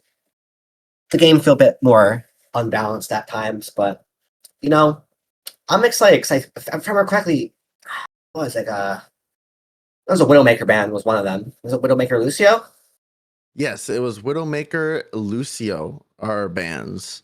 Yeah, Widowmaker Lucio band. I mean, God. I mean, Widowmaker, I don't even know what to say about that one. I feel like I wasn't going to see that anyways, but Lucio band, that can only be good, I feel like, for the Winston team. Although, hold on now. Am I going insane, or has the Winston swap... Has there been some changes across the board here? It does seem like there are a little bit of not substitutions so much, but changes of who's playing what. As Mashy is moved into that tank role and Noel has moved into the damage role for the side of Tomat's Cadets. So I'll be keen on seeing what's going on with that. But we'll be headed into the map now. It will be indeed Mashy on the Monkey. Perhaps that's the change that was needed. Misery this time around onto the Diva. I'm keeping you around. I mean, generally, I feel like... Sorry. Like, generally, Diva's a much stronger character in this current meta than Winston, so... I'm wondering if they'll be able to find the same success that they did on the Winston, or what here. Yeah, for sure. And then you have that Imre being played on top of the Brig Juno. And that Brig Juno definitely strong against something that of a Monkey comp with that Tracer as well. It keeps that Tracer and Monkey in check, as well as having that nice broad range of healing. Because Brig, that Inspire range a lot longer than a lot of people think that it is. But Mashy's going to look for an engage angle onto that backline, immediately removing Quab from the angle. Mashy just barely being able to be kept up, but does do so, and that with the assistance of Konya and Red Veil. But it'll just be surface left, surface now removed. Sightsview gonna look for a possible last second touch here, but backs out of it. Not worth the risk, not worth taking that advance. And now on the Monkey, Misery moves forwards, ever forwards, you could say, on that Monkey. As no more monkey business for both of these teams. It's only time to duke it out, as Olivia will get taken down by Sightsview and Misery's dive. And now the rest of this squad has to kite back. Diamond's Last Hope on the blue side, able to just play it slow, play their time, just keep playing cart. Pulse Bomb comes out from Noel, the newly changed DPS player instead of tank. The beam comes out though from Olivia onto Mashy. Mashy getting taken down onto Misery. Misery getting taken down quite low, but Sightsview once again finding Olivia the Owl. I mean, this is such a strange, like, Juno Brig isn't uncommon in any sense of the matter, but Juno Brig with like a Winston, that's not something I don't think I've ever seen in my entire life. I will say it's definitely a lot stronger than, well, I want to say the Kiriko Yulari, just not... I feel like the Kiriko Yulari just can't quite just help the Winston when he's in. But it looks like Mashy doesn't care, is going to take out too. Yeah, Surface not able to sustain and outlive that dive from the side of Tomat's Cadets. And now both support ults going to be online here for Diamond's Last Hope, as well as Tomat's Cadets. I mean, yeah, it looks like Tomat's Cadets has a bit of an ult advantage here, but going so fast with the rush is going to make it really difficult for Diamond House Hope to respond. Rally gets canceled. I mean, holy cow, what a dominant fight from Tomas. Yeah, the rally to try and sustain through it, even though they didn't have any space whatsoever. Misery's going to go for the primal just to try and live on point for as long as possible. The Juno of Quobe does make their grand return, but it won't be in time as Misery does fall. And Syrian will try and stay on this point, utilizing that Juno ultimate, but can only stay alive for so long with the assistance of Quab. Surface makes the swap over to the Sombra just to get back to point faster, and with Sightseer falling, that will be second point captured. Misery perhaps getting staggered out here if they can't escape. It looks like they're gone, but I mean, you gotta think, I was thinking to see a lot more swaps from the side of, I mean, I do see the Juno swap to carry, but staying on the Winston using Primal like that, I feel like we just wasted an ult there. And like, when Mashy already has his ult back, they have a Tomas Cadets just staggering the ults. Huge advantage. Well, makes that switch over to the Kiriko to match that. And Red Veil will have that Iati ult online. So it's going to be interesting to see how that gets utilized against this dive composition. But Surface moves over to that Cassidy now, looking to get some action, get aggressive, and try and shut down perhaps some of this dive that's been going on. Noel finds the early pick onto Sirion though. Konia gets traded out. Not quite able to get out that Kiriko ultimate, but Surface with the nasty dink. It's going to be some insane shots coming through from Surface so far this map, but will it be enough to assist in taking this map? Surface falling low. Misery goes for the aggressive point tank, and here comes the Iati ult from Red Veil as the Red Veil takes down to low, gets taken down low, but will still be able to survive, at least for now, that is, until the rally from Syrian comes out. And Misery able just to go aggressive. And the rest of the squad of Tomaz Cadets clean up. I mean, watching Misery here. I mean, watching Misery here, he is not afraid to jump certain places without his bubble. Normally, that's a cardinal sin of the Winston, is doing something without your bubble available. But he sort of realized that with no hit scan inside of Tomaz Cadets, there just isn't as much to do that burst damage to him as they would like, so he can kind of play as aggressive as he wants. Surface walking up with that ultimate, looking with that Deadeye to find an angle, almost finds Kunia, who goes for the risky climb over the wall, but it will be Red Veil to suffer the consequences as they fall. And the dink comes out again from Surface, who's just absolutely popping heads right now, but this little Tracer duel that's going off on the side, it turns into the massive team fight as Mashy tries to escape the wrath. And just barely does so, but not without Olivia and Noel both falling. Misery looks for a bit of extra, but knows when to stop, knows when to cool off. I mean, yeah, I mean, ult-wise, ult's looking fairly even across the board. Although, with a keep staying on rush for Tomas Has Hope, you know, they theoretically have an advantage, but they also have a lot more fights to win here. There's the copy. Primal's coming out. There's a whole slew of ultimates in this tiny room. I mean, it's just crazy what's going on here. The Kiriko getting thrown around so easily, so flawlessly by Misery on this Winston, but Mashy in the backline goes for a primal of their own, dropping Sirion to 1 HP. The ult comes out from Surface, finds Olivia the Owl, but Sirion will get found by Mashy. Konia finds the pick onto Surface as well, and 1 HP Quab makes the great escape. The rally comes out from Red Veil to try and sustain this team through the rest of this fight, and they finally do find their footing, albeit Olivia moving on to the Genji, but they find their footing. I mean, they find their footing, but this honestly is not, well, I eat my own words. A nice pick on the Noel, but still, Diamond Has Hope has the ultimates on board to easily retake this. Hell, with those two picks, they might not even need either support, setting up perfectly for the final fight scenario. Surface just pumping in the damage there as Syrian and Quab both have those support ults online like you were talking about. It's going to enable this final fight to perhaps go their way. All they have to do is wait out this.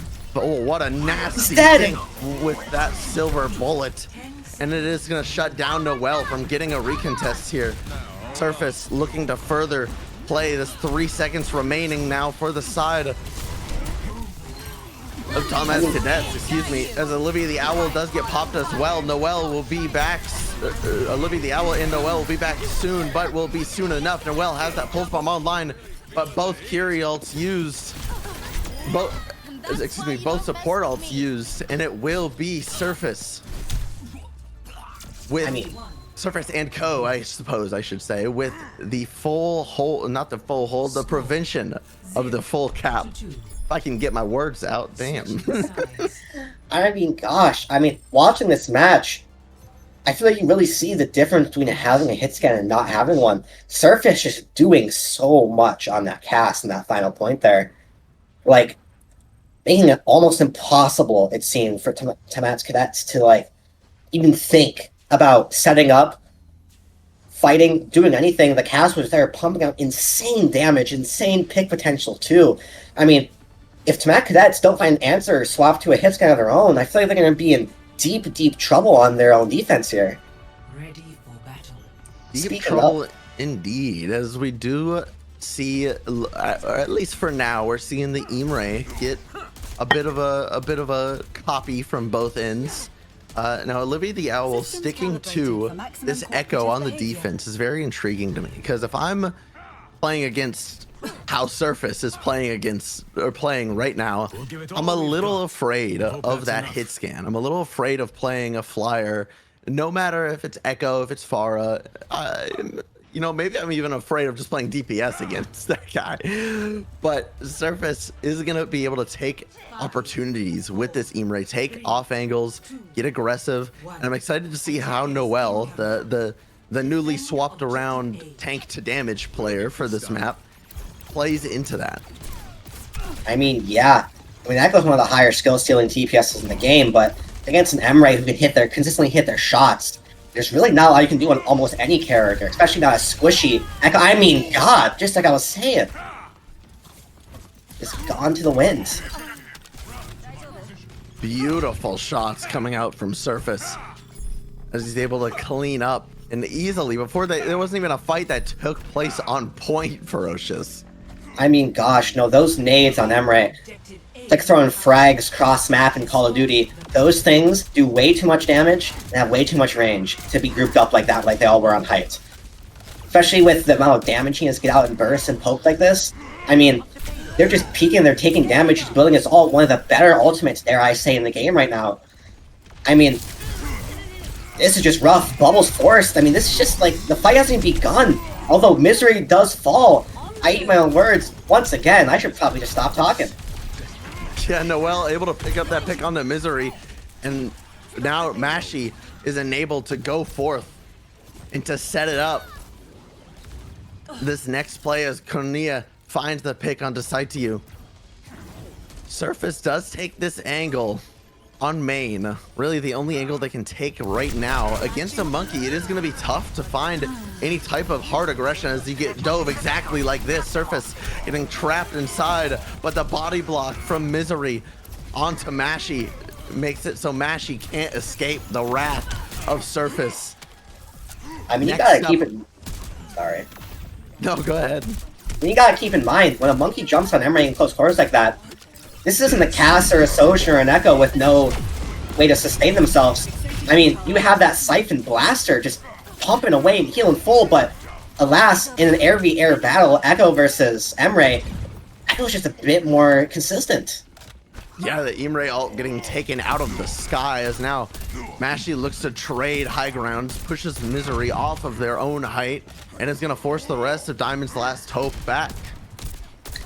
I mean, this is looking really good here for Tamat, especially with that sleep onto the Winston. A wasted rush. There's someone on the point, you gotta be careful for that. But, I mean, wow.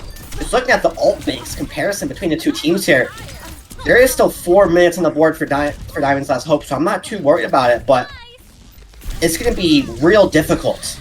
Like, it's definitely Tamat's game to lose here. They have the advantage, they have the ults, they just need to not throw.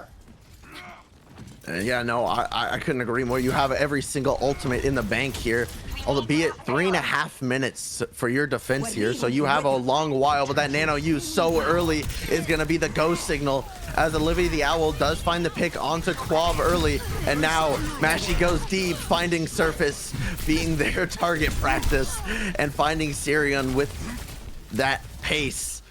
Gonna try and keep up the pace perhaps as Noel goes for the ultimate. Just as a bit of a mid to late fight cleanup. And we see Surface swap over to the Frey here, and honestly, I'm not too sure how I feel about that. You're gonna be, yes, you have a bit more mobility, but you're gonna be a lot squishier and easier to get blown up in one single burst. And I mean, the ults coming out here from the side of Mathos Cadets are just making it really difficult. Although the primal from Misery is really, really big. And it's this fight's going either way. Yeah, Misery making the back line of Tom Cadets feel in Misery. Saitu does take down Olivia the Owl though, so that's going to be the opening they could need. And with Sirion falling, that's going to put a bit of a mark in the likes of Diamond's Last Hope. But Konia falling will be so much support down. But Quab, it's a back and forth like you've never seen before. Quab. I mean, yeah, it's the back and forth, it's close, but I mean, Cadets have these better spawns coming from the defender side. Thanks to Misery, going really deep at very low health, forced to use bubble, forced to leave. He barely survives. Sticky bombs coming in big. But here's the thing, Dramatic Cadets, they still have that Kitsune rush. That is a very hard ult to play into when you don't have your own, especially when you get picked. And Saitu going down, but Red Veil falling immediately as the ult from Surface comes out and helps secure the pick onto Misery, as now the TP comes through from Konia and from Quab, both to try and take their advances. Sirion gets taken out, and that's gonna once again force Diamond's Last Hope to reset, and that's only a minute and a half remaining on the clock. Only Pulse Bomb online. You have that Kiriko coming online soon, but this is looking rough. This is looking really rough, considering the fact that minute and a half, that's 2 fights, assuming that Tomas doesn't lose. That's more than enough time to build all 5 of their ultimates. And that's going to be a really difficult ult bank to lead into here. Especially, although the pick on Olivia the Owl is going to make things a bit more difficult for them. It's one of their close assaults. Yes, Surface finds that early pick, and now Saitu goes for that early pulse bomb, does say hold that, and just barely whiffs it. Red Veil's going to have this nano online and going to use it onto Mashy, who's going to look to get aggressive here into this backline, but Surface will get taken out by Olivia the Owl, and now someone has to stay on the point here from this defense of Diamond's Last Hope. Sirion getting tossed around like a cheap rag, but it will be no sustain left as Noel goes for the ultimate. Sirion 1 HP removed. Last but not least, Misery left standing. I mean, able to live. It was an impressive fight by Diamond's Last Hope, but just the overwhelming ult bank that Tomas Cadets had made it really difficult for them. I mean, if they can get a touch here and make this fight last a little bit long, they're going to have their own massive ult bank of their own to work with. So this game is completely up in the air, and it could be anyone's fight here. Misery goes deep early, gonna have that Primal Rage on board, gonna force that Suzu ult that Suzu to be used as well, as Misery stomps on Mashy, finds that pick. Konia gets picked as well, and both support ults used for Diamond's Last Hope, but frankly it was just unnecessary, as it was such a almost like a coasting to a victory of a win. I know. It makes me wonder, without using those if you only used one of those support ults, they'd be in such a good situation for this last point here. But with only a minute and a half, it's unlikely that Diamond's Last Hope is ever going to see another one of their support ults online. They're going to have to work with what they have. And while what they have is better than whatever Tomas Cadets have, Tomas Cadets finds a pick and they're on defense. But also they get traded back. What am I saying? The Surface able to find that pick onto Olivia the Owl. Misery gets stuck between a rock and a hard place, forced to use that Primal, now juggling the Winston and the Kiriko, looking for more now. Only 2 seconds remaining on that Primal, forced back, and Surface with that pick onto Noel is going to have the Sojourn online already. And with Olivia the Owl being the one to touch and gets instantly deleted, it has to be Mashy to touch, but they don't have jump. That's the and game. No one will touch. And that will be Diamond's Last Hope to take the W of the map and the match 2-0. mean, man, what a close game. That game really was either direction. The ults were just on point with both teams, but I feel like just with that difficulty that I said, even with the difficulty Diamond's Last Hope had on that second point, they were still able to just push through with the ultimates they had over Tomat's Cadets on the final point there, not allowing the Kiriko 10% of ult to get the ult. Really a game-changing primal by Misery, that match.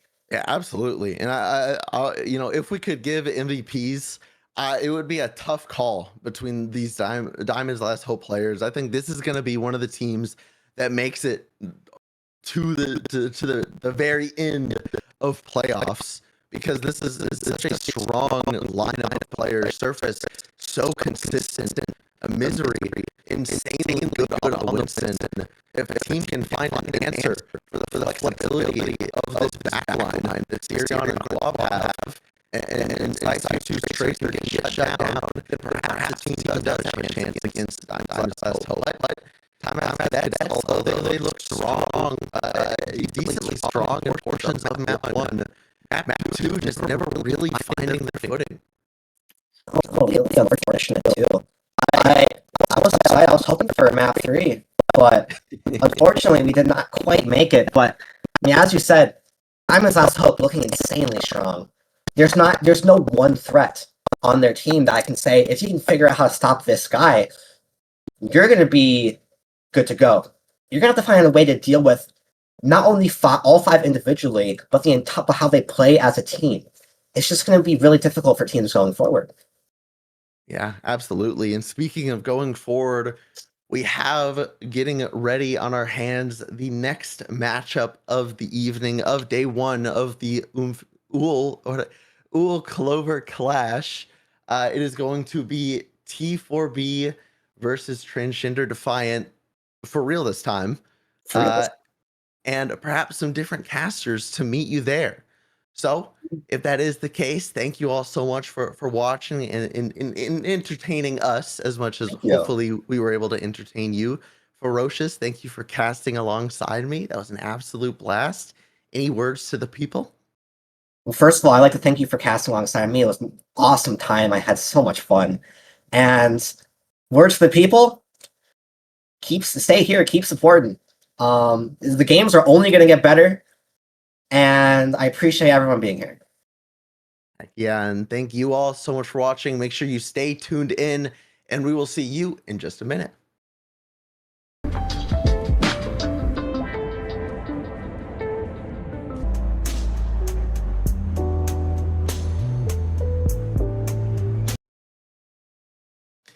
Hey, howdy, and hello, everybody. Welcome back. I might be a familiar face, but my co-caster, Evan, here is not. Evan, how you doing today?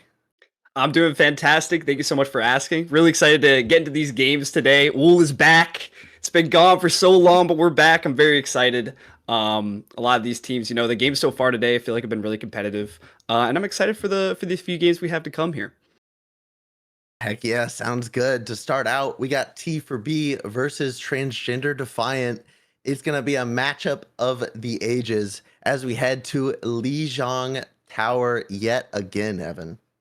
Yes, and should be, Lijiang Tower definitely a classic here, right? Pretty much every team has gone for the Lijiang one. It's what we're familiar with. The comps are, you just tend to see a lot of rush on here. It's really standard stuff. In terms of the bands, looks like we got Lucio band coming out from T4B and a Roadhog band coming out from Transgender Defiant, which is definitely interesting bands here. The Roadhog band seems maybe targeted, or it seems like a really specific one, because I don't know if Roadhog sees a whole lot of play, especially on a map like this where it's so, brawl oriented, but that definitely could be interesting here. And then the Lucio ban as well, sort of limiting the types of, speedy rush comps you can play. I mean, you can run the Juno, of course, but Lucio tends to be pretty integral in a lot of the, Lucio BAP, Lucio Curie backlines that you see. But both teams coming out here on some wildly different comps, actually. Transgender Defiant coming out on the double beam. We're running from Zarya. It's some Symmetra with the Juno Brig. And then on this side of T for B, we have some Symmetra, some Cat on a backline here as well. So really interesting comp matchup here. Round 1. Yeah, the TP's out from both sides. We're going to be heading straight into it over to the Sojourn for Rave Life. And like you had mentioned, these very differing compositions. It's going to be very intriguing. The bubble, though, as the vendetta of Stalin goes into play, the Diva of Bonzi replies in kind, and the Jetpack Cat doing what they do best, just flying around, just barely surviving. Hakeem is there pressuring out the point as Princess Eden does find the pick onto Rave Life. AKA will fall low, but Bailey finds that pick with the boop off the map onto Princess Eden, and Stalin won't be able to get one of those secondary bubbles, but the follow-up from the rest of this Transgender Defiant team will be there, as they will take this first cap. Yeah, and right away you can kind of see how these comps are interacting, right? The Zarya comp kind of wants to be constantly in your face, big damage pressure onto that Diva, get the bubble onto the Vendetta, you know, so you get that really nice engagement timing. Whereas, you know, this Diva Cat comp, they're a little bit more mobile, they want to take more angles, they don't want to be as 5-stacked in main, but Transgender Defiant comp coming out on top for that first little skirmish there, setting up for the next one. Looks like T for B is starting out on this right side. Vendetta Sword already coming out, so the movement engagement timing is a little bit gone here. They're looking for the bubble though, and big damage, huge pick on a Princess Eden right away, and it's just gonna be Stalin cleaning up the extra kills here. Gets a kill on the Ana there as well. Somehow finding the Mecha Bonzi and all of that too, but a very nice cleanup engage. There wasn't much of a disengage to really be had there by T for B, and Transgender Defiant took full advantage of that. And, you know, that's the really nice thing about the Vendetta, right? It could just secure you those instant kills, especially on a character as vulnerable as the Ana here, right? No movement, have to hit that sleep dart, but it's hard to hit the sleep when the bubble's coming out onto the Vendetta here as well. So definitely like a big advantage for Transgender Defiant's comp here is the bubble engagement timing again coming out. The Diva gets some really big damage going here, and the Juno is actually the first to fall here for Transgender Defiant. The Zarya is going to fall right after that. Stalin's in a world of hurt here. The Diva bearing down on him. Yeah, Princess Eden able to find that pick onto Rave Life will continue to keep things open, to keep things ready and rearing to go, as Bayleaf just allows themselves to fall. But it will be that fight win. Finally for T for B. Yeah, absolutely. And, you know, look at the ults coming up here as well. We got a really big ult timing here. Expect to see perhaps an early Ray engagement to sort of start off this fight. But we got the Cat flying the high noon in the air, and it kills two. The high noon from the skies. Hey, howdy, see you later, says Princess Eden, able to find the picks with the assistance of Saturn, whom brought them to Saturn. That's really just a fantastic. Oh, sorry. That's really just a fantastic play there, because, I mean, you know, they had to make a play early. They were at the ultimate disadvantage there. The Ray really, really powerful, and they just decide to fly the Cat up while they're walking across the bridge. There's no cover for them to duck behind. It's really just a great play there from T for B. A brilliant play, and this time it could be just a bit different though. Stalin looks to go in with their own ultimate, but not able to find anything. The Cat ult to drag AKA off of the map and not allow the bubbles to come through onto Stalin. It's going to be such a swift and easy fight win there. Yeah, no, absolutely. I mean, you know, in that fight too, you had both the DPS ults coming out from Transgender Defiant, so that makes this next timing a little bit more difficult. But you do have the grab, you do have the Vendetta, and there aren't very many defensive ults here on the side of T for B. So if this grab lands, it could be really big. But the tough part is landing that grab into this Diva, who is so dangerous with that defense matrix, and already really big pressure onto the Diva. The rally comes out. Big pressure here. Diva's falling. Gotta fall back here a little bit. The defense matrix comes out. Trades are happening. Stalin goes down, but so does Saturn. And Buzzy has to be careful not to lose this mech. As soon as the mech is gone, this fight becomes really, really difficult. The Ray comes out. Big damage here. Huge grab. It gets three. The grab does come out and it finds three as Rave Life is able to find those picks. And Princess Eden and Hakeem both go down. And now we're headed into final fight territory, but there are no ults on the board here for the side of Transgender Defiant, so they know they have to play so aggressive here. But the early Princess Eden ult as he gets carried into the sky once again, aka falls to the floor in such a belligerent way. But it will be Finnegan who has the touch but instantly gets dropped. The flashbang, but no follow-up. Stalin onto the Tracer, but Princess Eden has the shot lined up. Now it's only this Brig of Bay Leaf left over. Bonzi still has the ult in case they need it, but the boop with the flashbang combo will leave AKA flying backwards. And that is round 1 going in T4B's way. Score. Yeah, and I mean, you know, really what that round came down to was just superior ult cycling from T4B, right? I mean, you know, they won that fight after Transgender Defiant had 75% on the board, and they were at an ultimate disadvantage at that point. They had 4 ultimates to Transgender Defiant's 5, and yet they still managed to close the round out just by playing a higher tempo, going early with their ultimates and finding picks before Transgender Defiant were ever able to really set up. And then when the grab finally did come out, it came out in at the same time as the Ray and the Rally. So Transgender Defiant didn't have anything for that final fight that they needed to close out there. And both teams use that rollout again, but we are going to see Transgender Defiant back on the Zarya Vendetta composition, and that bubble get put onto Stalin early. But we see this long rotation around from T4B as they're going to go all the way around and look to play this outside angle, look to play their distance. This Hakim gets that early pick onto Finnegan, and the bubble to come onto Stalin is going to enable them to stay alive and just live for that much longer. But Bonzi doesn't want them to as they look to go aggressive. The boop almost helping them escape, but Stalin will not allow them to escape, swinging, slashing, and soaring through the skies. Now they want more, but Riche won't let them find it, and that will be that first cap of second round going the way of Transgender Defiant. Yeah, and I mean, with these comps, it's really tough. It's tough to follow up on some early picks there for T4B, right? You know, the Diva, you want to be able to fly in, but the Zarya, once she gets that charge, it's really hard to dislodge her as the Diva. You know, you just don't have any ability to deny any of the damage that she's doing, and Bonesy ends up getting demeched on the follow-up there. And falls. But Ravelife going to be the first to fall for this one. Saturn managed to get a pick on this cat here early, and Aka's fallen really low as well. He's going to have to back up.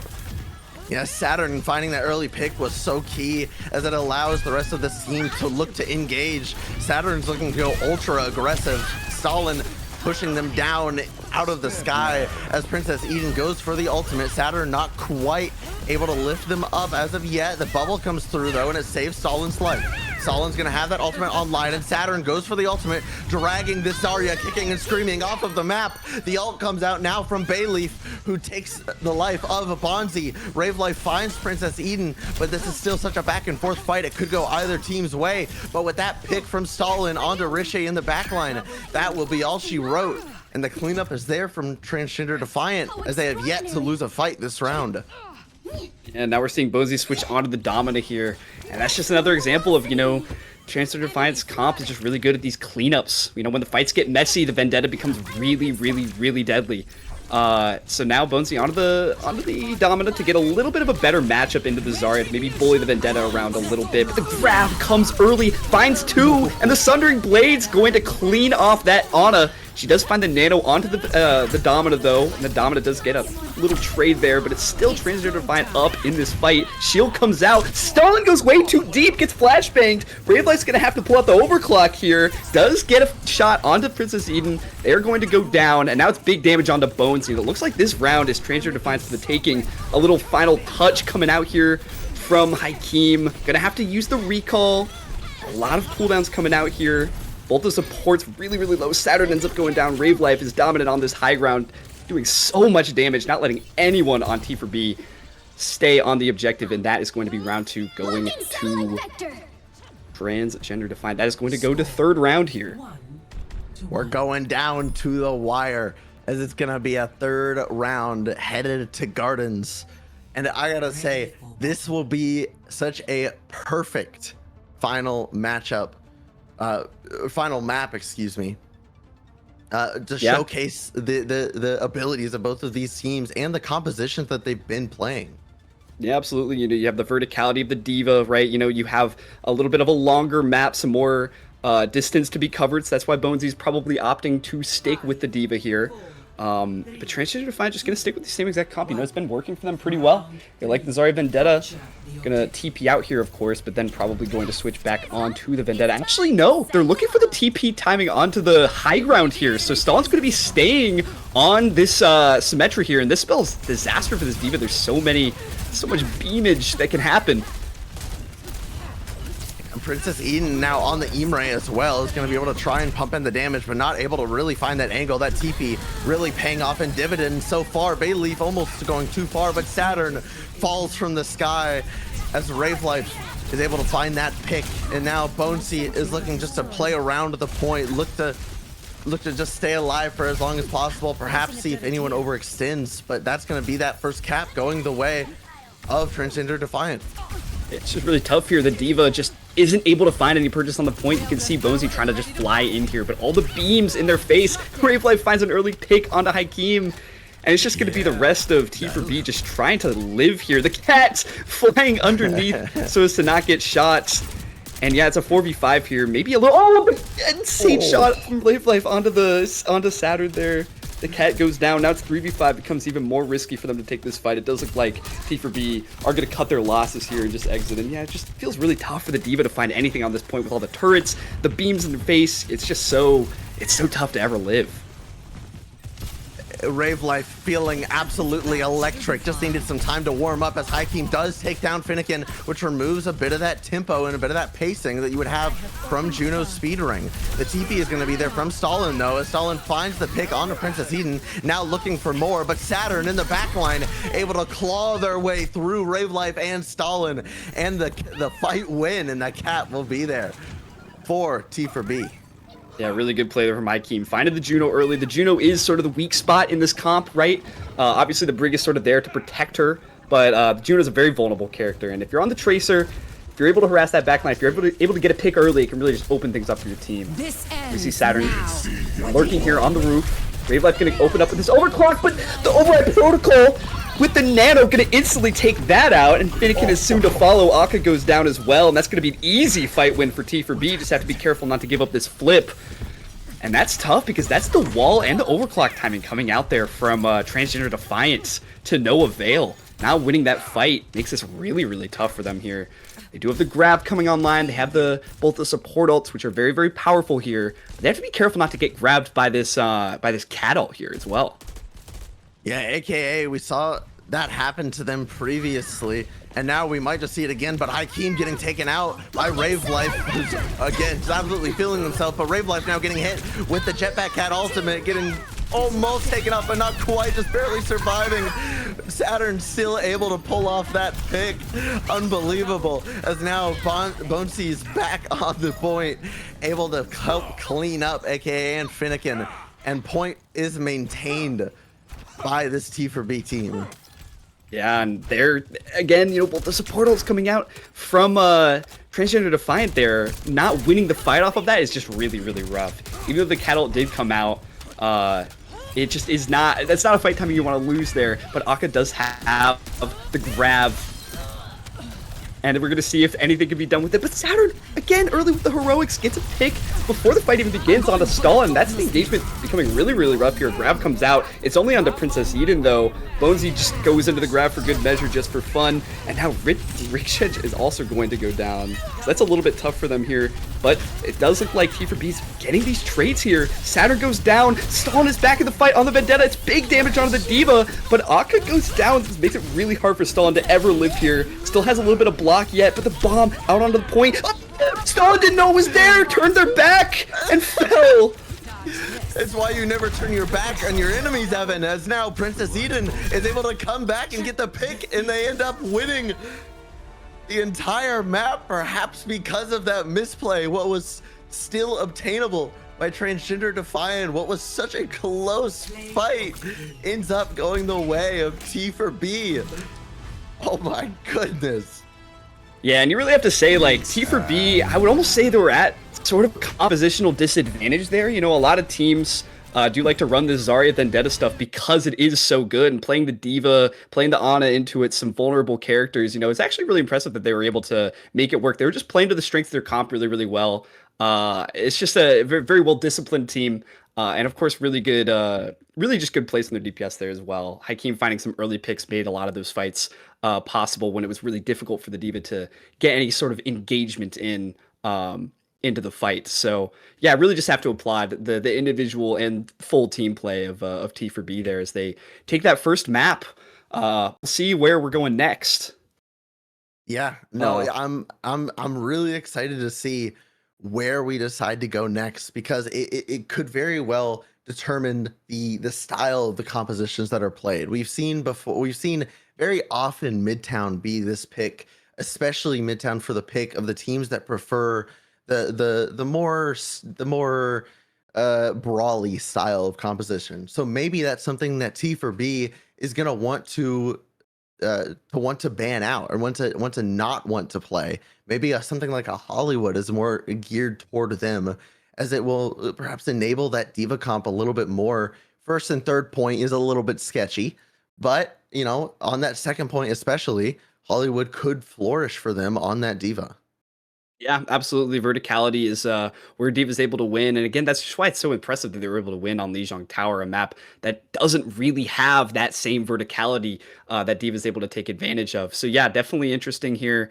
Yeah, you'd think maybe with the sort of comps that a Transcender Definer running, they'd want to go for a map that's maybe a little bit closer in, doesn't have that same verticality.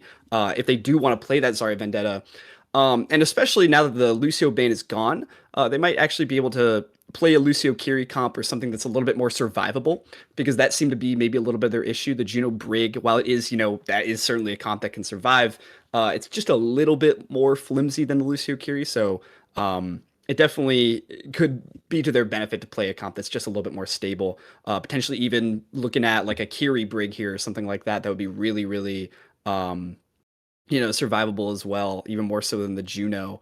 Because yeah, the backline getting picked, that's sort of the toughest part here, I suppose, for Transgender Defiant. Their one downfall seemed to be that when they were losing. Yeah, and I think we'll see if it's not covered off at least. We'll probably see a Zarya or maybe even a Vendetta ban come out to play. Because if one of those two isn't covered off, then I could it seems to be the comfort of TGD, of Transgender Defiant. It seems to be their comfort pick playing that Zarya Vendetta. And although they didn't eke out that map win, you still want to be able to play to your advantage, to play to your comforts. And T for B, granted, they probably want to continue to play their Zarya. We did see the kinks in that proverbial armor of even when the Vendetta wasn't in play, and it was that Symmetra in play from Transgender Defiant. So I'm curious to see not only just how that ban phase kind of goes, and as we head to Hollywood, but I'm very curious as to how the teams will adapt, because both of these teams seem like they are quite flexible, not just alone in their hero pools, but in very much so their style of play, the way they approach different fights, the way the tempo of the fights go. They're very quick to adjust.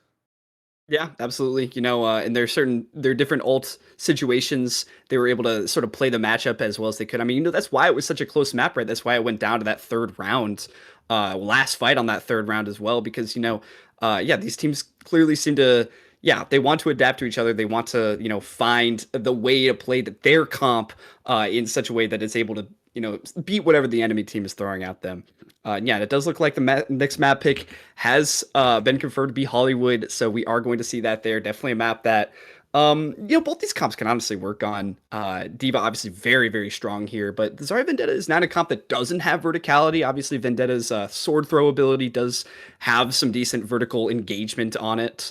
But we'll just have to see. It could just be a Diva mirror coming out from both teams here as well. Could definitely see that. Diva's just a very strong character, just in general. And Ivaka, wants to play. Ivaka wants to play the Diva. It certainly would not be an unreasonable thing to do. Also, a map where you could see a little bit greedier backlines because they're able to play further back, right? You know, you could potentially see something like an Ana Brig here, something like, you know, an Alari or a Wu Yang or something like that, something that's less survivable, but has a little bit more of the pressure that you want, damage pressure, nade pressure, anything like that. You know, these backlines can thrive on a map like Hollywood where you're able to play your distance and you're able to play on the high ground, especially on that second point where it's hard for the enemy team to get to without a significant rotation. And as the bans are coming out here, it looks like Transgender Defiant has banned the Tracer, which makes sense. Definitely Hakeem was a thorn in their side for that whole map, and they didn't really have a Tracer to answer with from Stalin. Stalin mostly playing the Vendetta and the Symmetra there. T4B have banned the Kiriko, which also makes sense. They want to make the backline for Transgender Defiant to be as vulnerable as possible. Because that's the sort of thing that their comp was looking for. They're looking for backline trades. They're looking to get onto the enemy team's backline. So I think these bans make a lot of sense given what we saw in that first round. Definitely, and I think that Curie ban really plays into the previous Lucio ban as well, in terms of like, here's the style we want to play. We're gonna force you to play it by banning out this specific support that enables even your style of play. So I think we're going to see a lot more of perhaps an Ana Iati come out again, that Transgender Defiant is actually showing at the moment, but also probably continued use of that jetpack cat from the likes of Saturn. Yeah, absolutely. That's what it looks like. And yeah, you're totally right. I mean, you know, no, they banned the Curie and they banned the Lucio. They don't want the enemy team to be playing Curie Lucio. They want to force them off of that comp. And I think that's a smart way to play. Especially when you're playing the way T4B is, where you're playing the Tracer. In this case, now that the Tracer's playing, Hakeem is playing the Genji, playing characters that want to get onto a more vulnerable backline than a Lucio Curie. So banning out the Lucio Curie, I think, just makes a lot of sense here. And yeah, the comps coming out here, we see a Diva versus Domina matchup. So Bonesy gonna go onto the Domina here for this first point defense. Domina's just it's good for defense because it's a hard. Oh my gosh! But early damage onto Saturn there is playing a little bit of a greedy, aggressive position. Rave Life rolling out onto this Widow as the first point attack commences here. Really trying to find that pick on the Widow, trying to take full advantage of this early positioning that AKA's got up onto this high ground, or Akka. I'm not entirely sure how to properly pronounce. Can't say that I am either. Rave Life, though, does find the opening pick on the Princess Eden, and that's going to be the go sign for Akka to head into this backline into Riche, but Bonzi's going to be there to follow up and to provide support, utilizing that bash to bash them and stun Akka against the back of the wall. My word's all out of sorts, but so is this backline of Transgender Defiant, as they can't really take much space here, struggling to walk up, but that D-Mech onto Akka will provide a good amount of space as Saturn gets that final blow onto Akka. Now Rave Life forced to kite out and relinquish that space that was once given to them, but Princess Eden does not give it up for free. Yeah, and there it is. There's the strength of Domina there, right? I mean, you're just able to be so stable. I mean, even though Rave Life got 2 picks during that fight, just took 2 people out of the fight entirely, it just didn't matter. The Diva was never able to access the backline of T4B because of the Domina just using the bash, using the shield to just protect and just stay strong. And now Akka's actually switched on to the Winston, and again, Rave Life with the early pick onto Saturn has been so good for it here, and that's going to give Transgender Defiant a bit of an advantage going into this fight. We'll see if they're able to fare better into the Domina. The Nano comes out on to Akka. He's going to start wreaking havoc on this backline. The Baptiste goes down. Akka goes down as well, though. Rave Life with the trade. Does look like fight is going in favor of Transgender Defiant so far. Ooh, ult used by Bonesy isn't quite able to find much, but the follow-up is still there nonetheless. Stalin uses the copy the Imre just to stay alive, and they successfully do so. Then taking down Princess Eden quite low. Will there be a decision to go for an engage here from T4B? I highly doubt it. You have no tank, you have no real pressure, but Saturn decides that it is so, and he decides to go back they decide to go back into spawn. Bay Life goes for the ultimate. It does land on 4, but no one touches from the side of T4B with that huge ult from Bayleaf and Hakeem to pick off Akka. That will be all she wrote as Stranger to Defiant do take this first point. The big support ult difference there. Unfortunately for Saturn, the vision for the cat ult was certainly there. You had the window, you had the opportunity to get some big damage maybe onto Akka or whoever was picked up by that cat ult, but unfortunately maybe just went a little bit too early and just got picked off, and that was just not a very good setup for their recontest, as they basically got nothing with it. Bailey, again, yeah, hitting forward with that ultimate has been really good. And Rave Life again onto Saturn has been Saturn's worst enemy so far on this second map here. Rave Life just consistently taking the dome off of that cat's head. Jetpack Cat doesn't have a cat, it's just the jetpack that remains after Rave Life's done with them. But Stalin over to the Echo, or still on the Echo, excuse me, looking to just be a thorn in the side, similarly to how we saw Hakeem's Tracer play on Li Zhang. Stalin just looks to go aggressive whenever their team goes aggressive. Princess Eden, speaking of which, goes aggressive with the Imre ult, is able to find one in Rave Life and put a lot of pressure here on Bailey, taking them down to 1 HP. Hakeem able to find the cleanup in that regard, and that will be T4B being able to finally take some control. Yeah, very nice fight there from them. Angle maxing coming out from T4B with this double hit scan comp. And of course, the Emre Override Protocol is always such a powerful ultimate, able to just take out the entirety of that high ground position from Transgender Defiant there. This time though, Transgender Defiant does come in here with some really big ultimates, has the Nano engage with the Monkey here, and Rave Life, again, as usual, gets the first pick of the fight, making it potentially a little bit easier for Transgender Defiant to get this engagement here. Hawkeye also has the Primal, so they're going to be able to stay in after the initial Nano jump, and they're at this point just waiting for this engagement time to come out. Now the engage happens as Akka looks to go deep into this backline. They do have that Primal Rage engage, and the anti will come out onto Saturn and Hakeem. It leads to Hakeem's ultimate demise, but no Primal needed just yet. Saturn trying to take them down low, trying to find a pick if they can, but just getting staggered. The Nano actually comes out in a bit of a panic, but nonetheless, it still will be this fight win. Bonesy will be there to put some pressure onto point. The bubble comes out, and they do get the remake, interestingly enough. And now the BAP ult from Riche to try and force them back even further to This try is and turnable. save some space. But Bayleaf dubs it not so, as Bayleaf wants to find those picks, but Stalin does go down, but no one is there to touch. And although it could have been turnable, there's a world. Yeah, would have been tough there, especially as Bonesy losing the mech early. But again, you know, Bayleaf with these really clutch Alarials at the end of the points just tend to be so... Big Primal. And the Primal is going to come out here as well. No. Interesting. Yeah, Oh, no. Stalin typing in chat, execute my monkey. The cattle coming out too, just for salt in the wound there. Yeah, very interesting Primal there. Certainly probably not intentional if I had to guess. Yeah, that was a little bit rough there. Gonna be a free fight win for T4B as they're able to set up very strongly on this third point here. Hakeem with the overclock, Stalin with the dupe. And those are really the two ultimates in play here. Although keep an eye on Princess Eden very close to this override protocol, which can make all the difference. Stalin's gonna use the dupe onto the Ana there, getting really close to a Nano. So a really good Nano ultimate engage timing for the Nano onto the Monkey here. It comes out. Backline has been completely taken out by a well-timed rail from Rave Life. Fantastic little bit of duo action there. Hakeem does find the trade onto the Ana and the trade onto the Soj. That actually makes a really big difference here. Princess Eden with Override Protocol.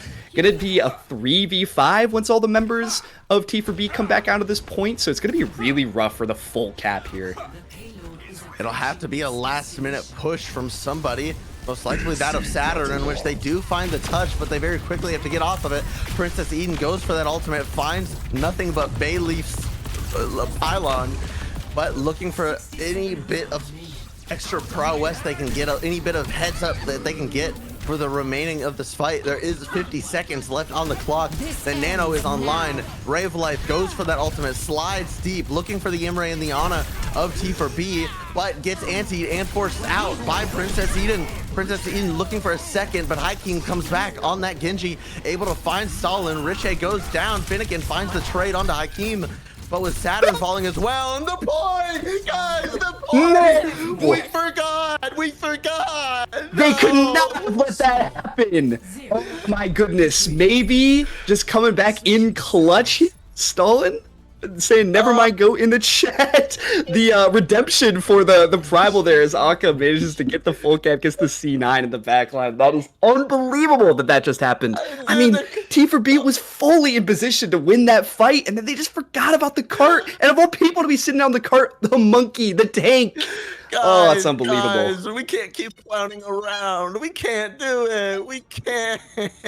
There's just certainly no way we could be letting that happen. That's just egregious. Clown 9 in the big 26? Are we for real? In my time. OOL tournament, I just cannot even believe that that's happening. With It's time, crazy. Evan.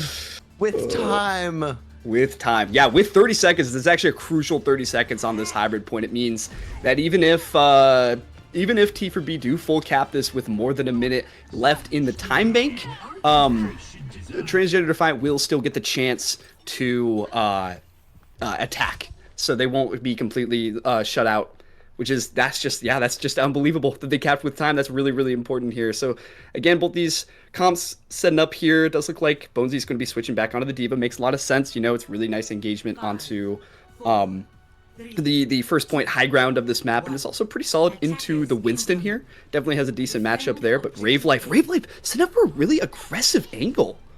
I mean, this is just crazy. This is really dangerous potentially too. Doesn't find the early start. This gets cut down by Princess Eden. That's going to be a really early pick. It's going to make attacking this first point all the easier. Inspirational, Evan. Now the rest of the squad looks to follow up off of that pick. Princess Eden taking down Finnegan to 1 HP, but now Akka takes down Hakeem, eliminating any shot that they thought they could have. Rave Life on their way back from spawn, taking down Riche. Now Rave Life looking for more on this angle. Princess Eden tries to put them down, and that they do, but it's just Princess Eden and Saturn whom remain. It'll have to be Princess Eden to try and make their great escape.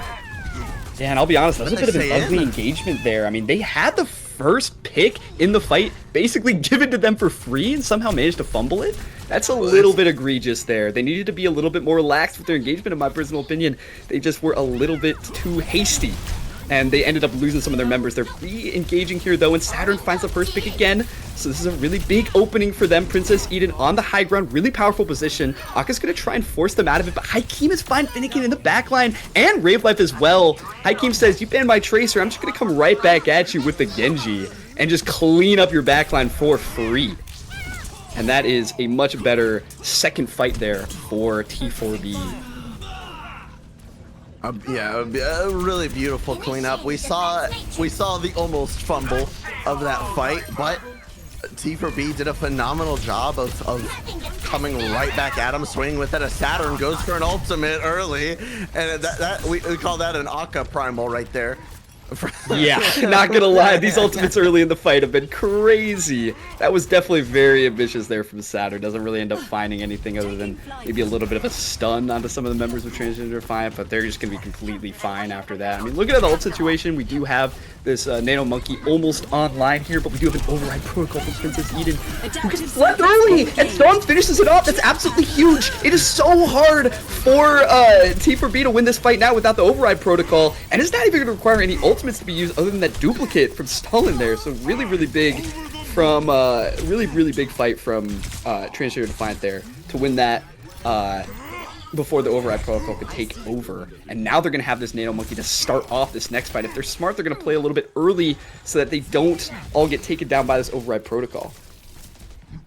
Yeah, now we get to see the differing in range of this Imre versus the Sojourn. That railgun has the range to commit to these long distance kind of skirmishes, whereas Eden doesn't really. But the engage with the Imre ultimate and the Nano could be the range that they need.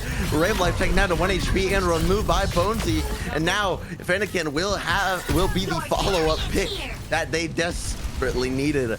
And Akka will be on point, but will perish there. Yeah, you can just see the disruption. Sorry, you can just see the disruption that the Emery ult causes. Just the pure chaos. I mean, Princess Eden only actually finding one solo kill during all of that, but the high ground disruption, it just caused everyone to sort of be very afraid of the pressure that's coming out. Bonesy with the early feed! Even while their team still finds the two elims early and Princess Eden cleans up. Yeah, it's not even gonna matter, actually. Follow-up is huge. Bonesy definitely over-engaged there, but the entire team was there to back them up. Talk about team trust. Going in, going aggressive with you, taking every bit of action that you possibly can. Bonesy doing it even again, trusting that ante, and it paying off in dividends with Saturn finding that pick onto Stalin. Now Saturn dragging the Brigida, who just ulted into the backline. Maybe not the best drag in the world, but Akka goes for the primal, able to help clean up Princess Eden and get some aggression going. As Bonesy now getting ante, is going to be getting promptly removed from their mech as Saturn does make it out alive alongside Hakeem, but what an interesting fight. Yeah, I mean, I think initially when the grab came out from Saturn, Bayleaf had not actually popped their rally quite yet. So the rally actually in response to the grab, really smart play, sort of makes a "you're stuck in here with me" sort of situation. And yeah, despite the pretty early good cat ult dispositioning, they managed to kind of swing that in their favor here. And now they have the overclock close to the nano for this fight as well. But dangerous ult timing coming up for T4B here. They have the nano blade, which could spell disaster for this team, especially now that they don't have the rally to deal with it. And big damage comes out onto Rave Life. They're going to go down. Finnegan, despite landing the sleep dart, is also going to go down as well.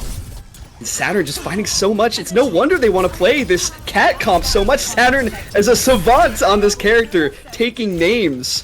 Well, Stalin, though, trying to find some trades here. Actually does find some crucial trades. It's going to be really hard to get this cap here now because they have so many of their members. T4B, they do have so many of their members down. And the extraordinarily early engage here. Looking for Hakeem, doesn't quite find them. Princess Eden playing with their luck, but is able to live. The Sigma swap now from Akka off of that monkey. I think a bit of more space to be held, but now the Embryo from Princess Eden, we've seen it pop out before. Now let's see it again. Rave Life has to go all the way around the long way as Bonzi gets stuck in this backline, getting rocked, bashed, whipped, everything you can imagine happening to you. I wish Domino would do to me, but Bonzi does find a pick onto Stalin, who came back on the Vendetta. Saturn able to get that early pick again, and good lord, you mentioned Saturn being a savant on the cat, and I bet you every day of the week Transgender Defiant will regret not banning the jetpack cat. Yeah, I mean, absolutely, right? You know, I certainly understand the Tracer ban, but yeah, Saturn on this cat, I mean, Saturn's only been wanting to run it, and now, you know, they're certainly paying for the consequences here, you know. Saturn able to take advantage of the cat's, like, unbelievable mobility to pretty much constantly be in the backline with Hakeem, and they're the dynamic duo back there. They're just absolutely tearing it up. It's quite frankly, it's wonderful here. As we can see here, Saturn has 26 elims, the second most in the lobby, which is actually just unbelievable how much they're doing on this cat character here. And now, you know, I mean, as we said, right, at least Transgender Defiant do get the chance here to attack because of that C9 with time, right? They have a minute on the clock.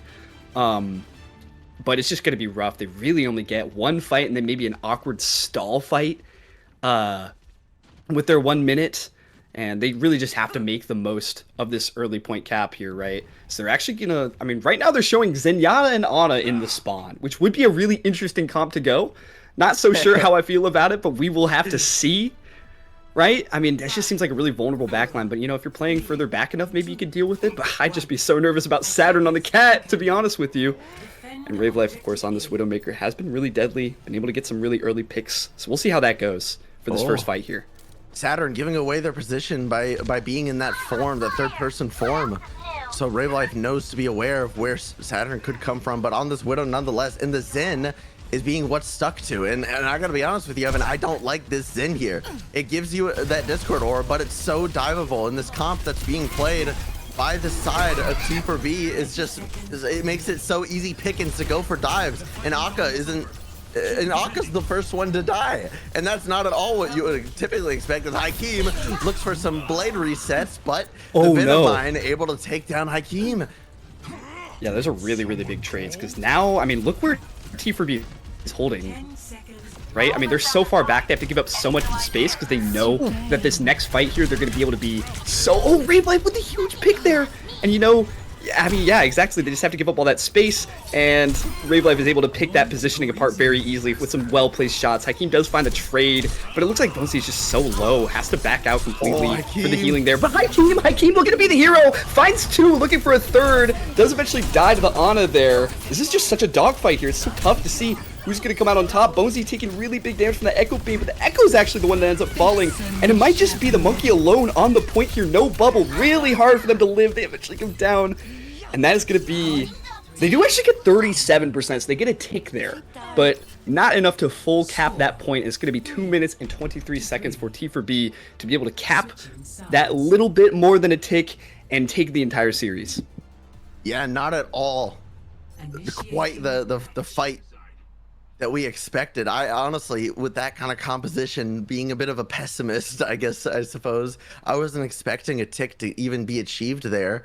But nonetheless, they got it, and now they put themselves in a win or lose situation, whereas before it could have been a draw or lose situation. So there's still an opportunity here for Transgender Defiant to tie things up and to make good happen. There's still potential here. Down but not out. Yeah, and in their final moments potentially here, they are switching on to this Comfort Zarya and Vendetta comp that they did run on that first map here.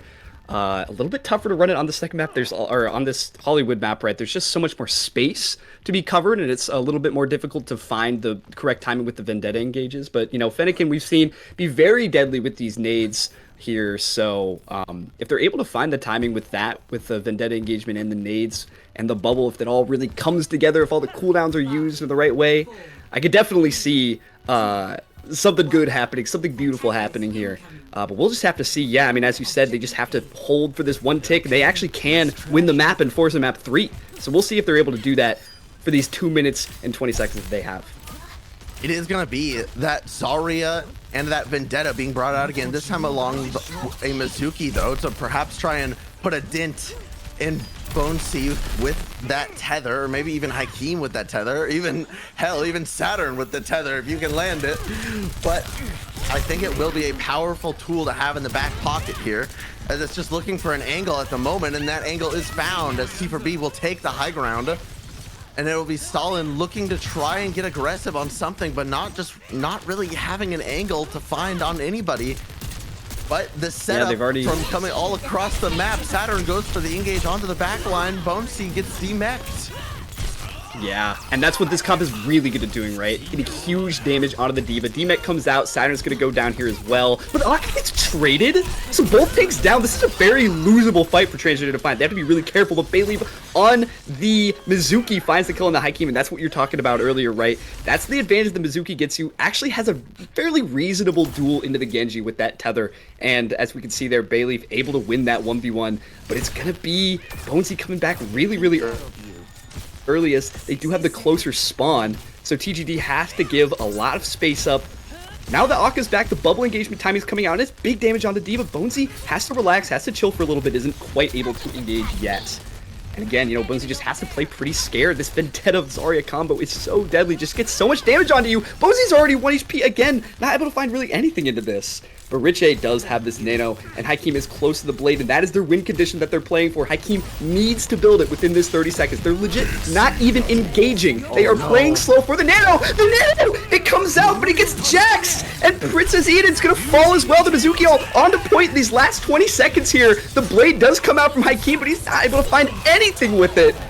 The desperation blade. Bonesy does find that kill onto Stalin, but the ult from Ravelife is going to keep them back. Saturn is going to be put down like a cat. That's just so sick, and that's really sad to think about. But Princess Eden will find that pick onto Ravelife, and although the grab and the nano comes out onto Aka, it's looking like it's going to be the hold here, and not just any hold, but a map win of a hold.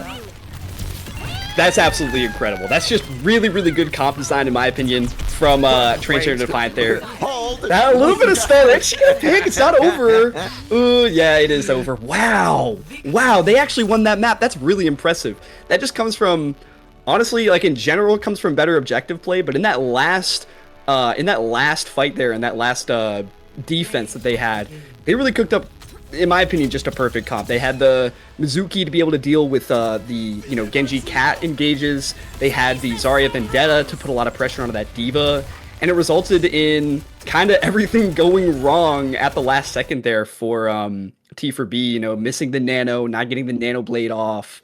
And, that was their win condition. So, yeah, just really well played at the end there. And just in general, getting the C9 and getting the, objective pressure that you needed to be able to win.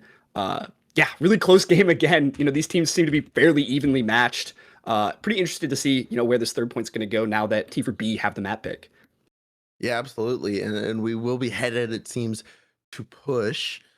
So I'm intrigued as to kind of how that'll play out, and also bringing it back around to the bans, right? I'm very curious to see how these bans will play out, because we know, we saw at the very end TGD playing that Zarya Vendetta yet again, and this time it working out in their favor. Granted, it was a bit of a fumble from T4B. I think I've got all my acronyms confused in my brain. No, Transgender Defiant running the Zarya Vendetta, and T4B running that non-acronym, that's just their team name, running that Jetpack Cat with the just the mayhem. We'll call it the mayhem. Yeah, there's a lot that was happening. Yeah. They had the cat, they had the Genji, they had the D.Va, right? And you could assume now that the Tracer ban is gone, that Hakim will be switching over to the Tracer, as I think generally speaking it's looked at as the superior character here. As we go on to Esperanza. So this, in my opinion, is a tough one for, honestly, both teams. The D.Va has a lot of strengths here. There's some high ground, there's some, reasonable distance. But the Zarya Vendetta, again, just feels really brutal. And especially in that first fight where everything seems to be in that fairly closed in space, it can be really difficult for teams to be able to, properly space out the Vendetta to not be playing within her, effective range. So I think if we see the same exact comps coming out here again, it's hard to say who I'd give the advantage to, but I really liked the way that Transgender Defiant looked on that Zarya Vendetta comp, especially at the end there. So really interested to see. And it looks like Transgender Defiant's going to come out here and ban the cat, as we were kind of talking about before. It makes a lot of sense. Saturn was doing so much on that cat. It makes sense to get rid of it. Yeah, the cat is going to get banned along with that Zarya. So, with the cat ban, it enables the Zarya ban to come out because it doesn't cover off the tank lineup from being banned. So it will be the likes of the Zarya and the cat ban, and I think it's going to force both teams onto some new things, which I'd say for a map like Esperanza, being forced onto a different comp than you're used to, I think that that's cinema. It's cinema in the making. Yeah, no, should be a really interesting map here. Both teams, yeah, absolutely being forced a little bit outside of their comfort zones with the cat being banned. It's interesting to see what Saturn is going to play here, and I've just received word. I have to give a bit of a shout out to Tail here, my goat. She is currently riding the bench for T4B, but honestly, one of the most goated mascots. I don't know if any other teams actually have a mascot, but Tail is a mascot for T4B, and I just gotta shout that out real quick. I just have to. Some voice in my head just told me that I have to. Anyways. So yeah, we're going to be running a more traditional Lucio Kiri here for T4B. Lucio Kiri, D.Va, Tracer, Emre, so a really traditional comp here. Rave Life good on the Widow. Not something we see too often at all. Yeah, especially in a map like this. Yeah, both very interesting characters here. The Widow here, I would imagine, just gets dove so easily as long as, you don't show your head too easily. Princess Eden kind of playing a little dangerously there, but nonetheless, it will be the D.Va v D.Va lineup here on the point alongside these Kirikos and their Lucios. As the Tracers look to trade backlines a little bit, go for a little bit of a brawl. Hakim forced out. Akka then going deep into Hakim, trying to force that fight as much as possible, force Hakim out as much as possible. But actually finding the early kill onto Princess Eden though, so the Widow actually getting a lot of value here. Recall forced out there, and it's gonna be Akka's mech actually falling first though. So despite the early Widow pick, which was really big and took away a lot of their damage there for T4B, they do manage to find the likely eventual fight win here as the D.Va goes down. Rave Life's still dangerous on those Widow. They haven't actually dislodged them yet, but now there it is. Bonesy flying up there on the Diva. Gonna manage to get that, and yeah, will be interesting to see if Rave Life sticks this Widow. I mean, you got the first pick, but the problem is you just don't really have the consistent damage. Yeah, and Rave Life's just gonna switch on to the Sojourn. I think that's a lot better, right? You know, the reason that Bonesy was able to demech Akka before the other way around happened was because there was so much pressure on Bonesy from the Emray, right? The Emray is just able to put out so much damage. So Rave Life switching to the Soj to be able to answer that a little bit better. Absolutely, and Bayleaf opens things up with the pick onto Hakeem, and Rave Life with the follow-up, just the newly swapped Sojourn getting already infinitely more, not infinitely, I suppose, getting the same equated value for a one pick each life, I suppose. But it will lead to that overall fight win, and now the follow-up is there as Saturn will fall on that Kiriko, which means that Akka and co can just waltz their way forward, and with so many ults online, you can almost continuously fight for the next 2 fights and still win. But Stalin eats the ult from Bonzi. Bonzi's bomb goes off. Akka just allows it to happen. Hakeem goes for an ult of their own, and it does land. But Finnegan and Bayleaf are both down. No support ult online, and all that talk I was just yapping about it being essentially a free 1 to 2 fights for the side of Transgender Defiant. It's all chutzpah. Yeah, it's really just got up in smoke for them, hasn't it? I mean, bomb there from Akka just seemed a little bit awkward. It felt like she could have maybe flown away from it, but you know, sometimes that's just how it is. They seem between Akka and Stone, they had a little bit of an issue between flying and turning their back on the bombs here. So yeah, they do end up losing that fight. Princess Eve throws a nade at themselves. That's just a little bit awkward there. Has the override protocol, but Stalin's the first to fall. Both rushes traded out for teams, and Hakeem finds Bayleaf in the backline there as well. Akka does trade out Saturn, since only the Lucio heals. Gonna prompt the beat here, interestingly. It felt like they were pretty up in this fight. Don't know if they necessarily needed that, but, you know, can't hate on it too much. You know, they do get the checkpoint off of it. They're going to get some continued meterage. They're almost tripling where Transgender Defiant is at here and now. I mean, look at the ult situation, right? Not amazing for either team, but Bayleaf having this Mizuki ult is actually a reasonable counter into the override protocol from the side of T4B. So we'll see how both of those trade out. Rave Life also close to this overclock, so that could be the difference maker in this fight. And now I have to do something about it because the chat's just absolutely lit up with it as Eden goes for this engage. The Mizuki ult will come. I wanted to put that part on hold. The Mizuki ult comes to try and put an end to Eden's ultimate. Rave Life goes to match that ultimate, and it will be the aggression now onto Eden as they have to try and kite out. They have to just play their life. Bonzi does find that pick though onto Bayleaf, and that's going to keep them in this fight. Bayleaf being down means that extra support, the literal aura, not going to be online. The stick comes through onto Bonzi. Bonzi gonna get demeched, and the bomb to the throat as Akka takes them down and is able to successfully remech, and the follow-up is gonna be there as well.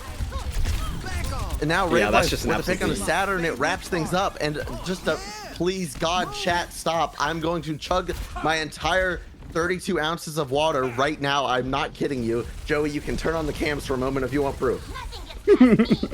I got some water here too, if we must. But anyways, coming into this next fight here, we do have the bomb from Bonesy, and that's really going to be the only ultimate in play. Both carries coming close to this rush here. Akka's going to take an early position onto this high ground. They're looking to get some additional meterage here. The Suzu forced out from Fennekin early.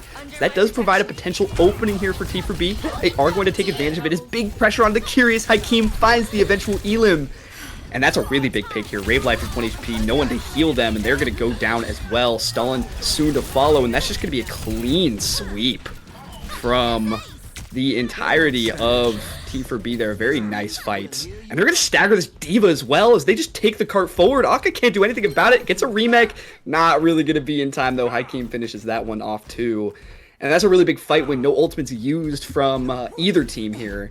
And now, clear ultimate advantage in favor of T4B. They have the beat, they have the rush. They're able to sustain through Fennekin's rush engage here.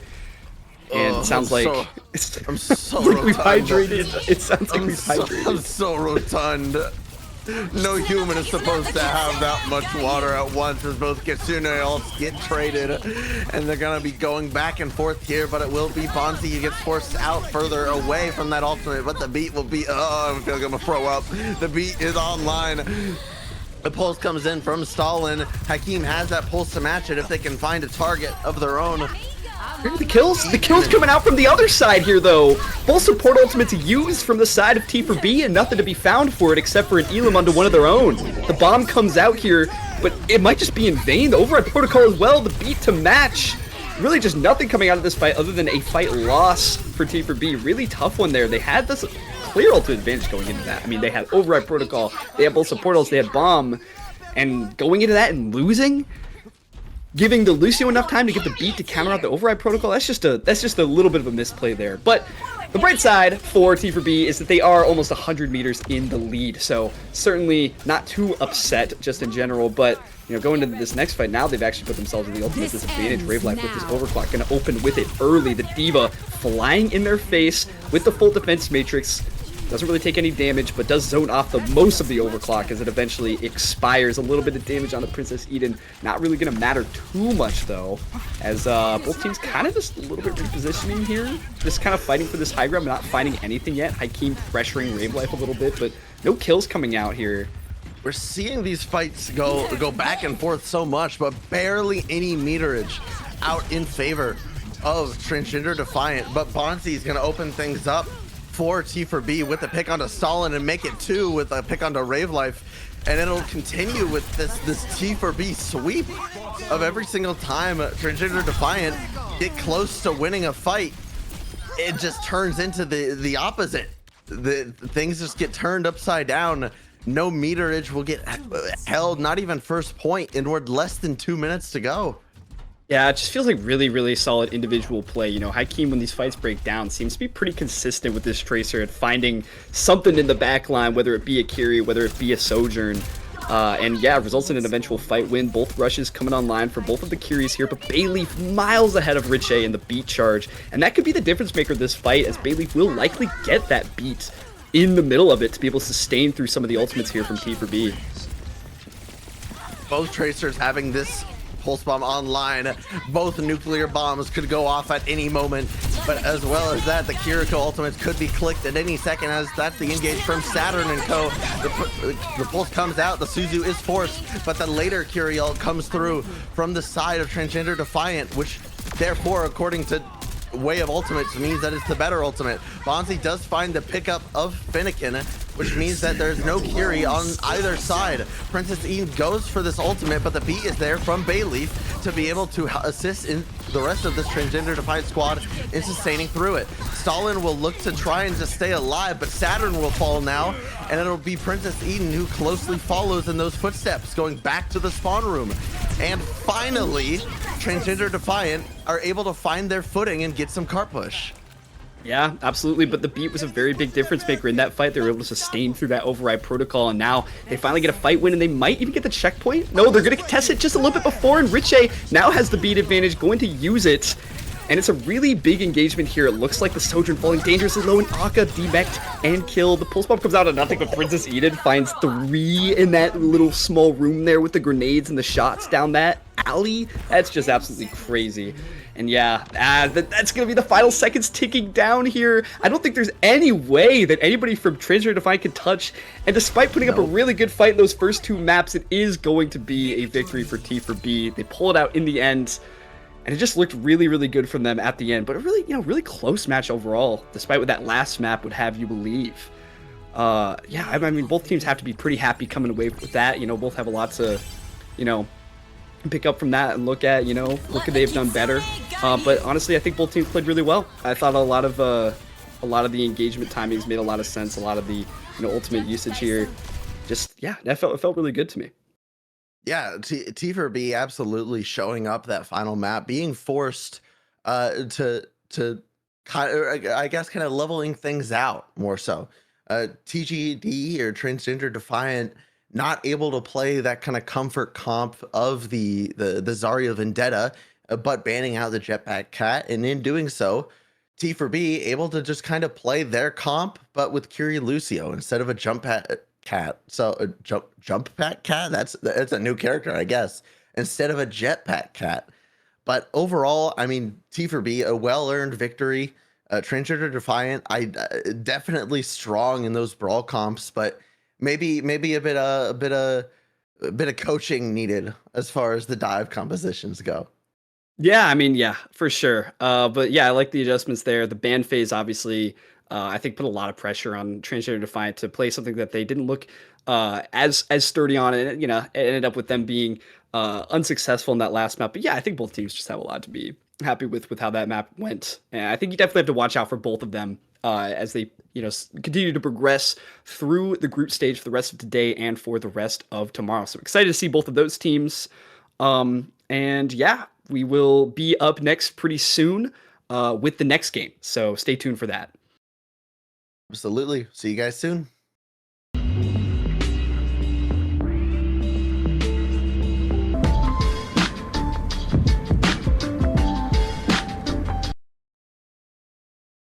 Hello, everyone. Welcome back. I'm going to be doing this first map solo, at least the first map, between Anstein and Friends to the Rescue versus Planet Sausage. And this one should be an interesting one. Should be a good one here.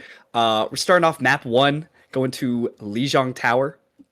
And we will be running the hero bands of, it looks like, Fury for Team Anstein and Friends, and a Vendetta band coming in from Planet Sausage here. So both teams rejecting Fury, Lu, Zarya, Vendetta in this first matchup here, which I can definitely absolutely appreciate. We see quite a lot of that.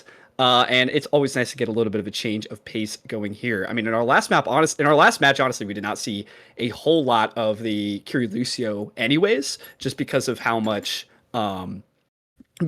Saturn wanted to play the cat, and because of how much Bayleaf wanted to play, some of the other characters, some of the, the Alari, some of the Mizuki, and that stuff is really fun to watch. So hopefully we get some more fun stuff to watch here as well.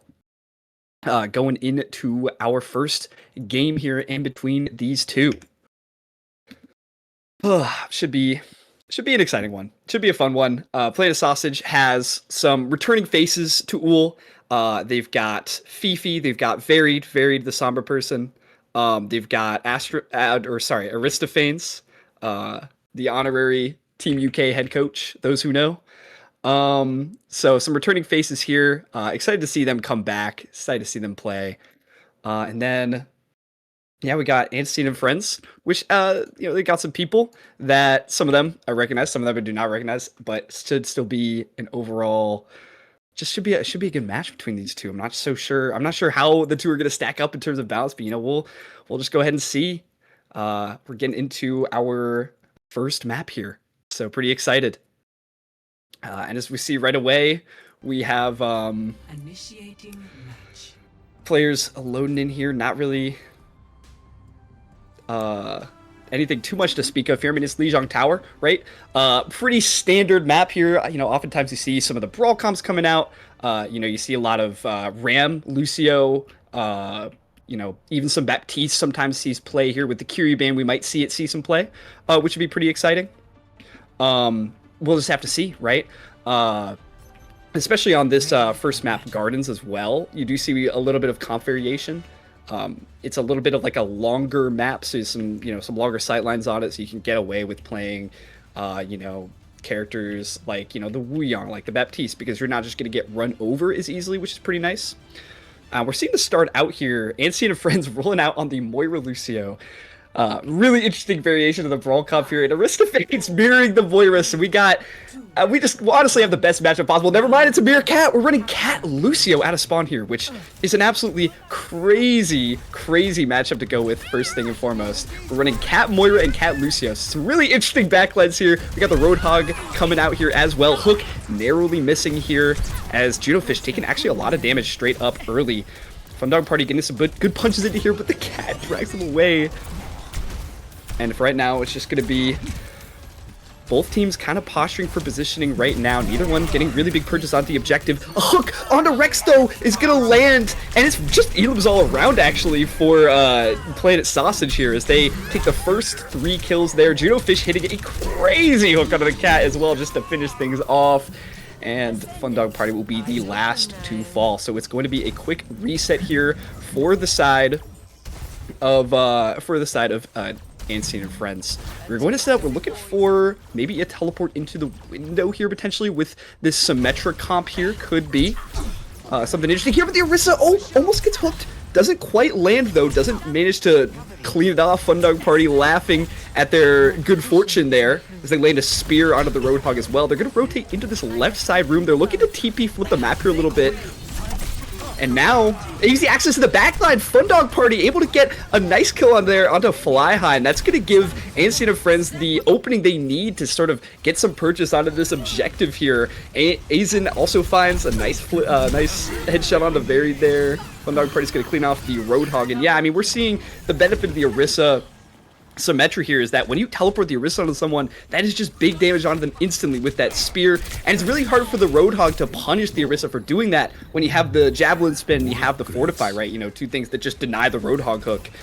So now it's Anstein with a pretty good position onto this point here. They have the Symmetra. It's going to make it difficult for Planet Sausage to walk up, but they're just going to catfly the Roadhog around the point here. Beat comes out for Anstein to sort of answer this engagement here. The Hog comes out with the Hog going dangerously low. Going to actually go down. The Ana gets traded out, but Aizen finds a high nuke kill on a Fly High. And it's just going to potentially be some cleanup here for Anstein as there is no tank for the side of Planet Sausage. The Roadhog becoming a little bit of a liability. Going to switch onto the Sigma here. I think that's probably a good choice. All things considered. You know, the Sig's certainly a better matchup in either Orisa than the Roadhog. You're able to just sustain for a little bit more, able to absorb a little of the Orisa spam here. Looking at the ult situation, we have a wall, we have an Orisa ult here for Anstein. And on the side of Planet Sausage, we have the Cattle. The Cattle getting an instant grab onto the Lucio.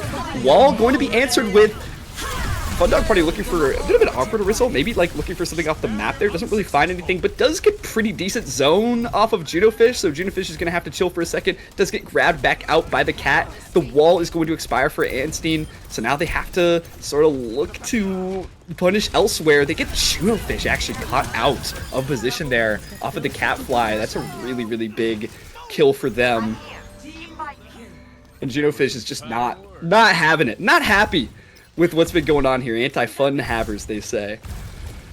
Oh, now we switched on to the cat for Aristophanes here. So we're running the cat Lucio on the side of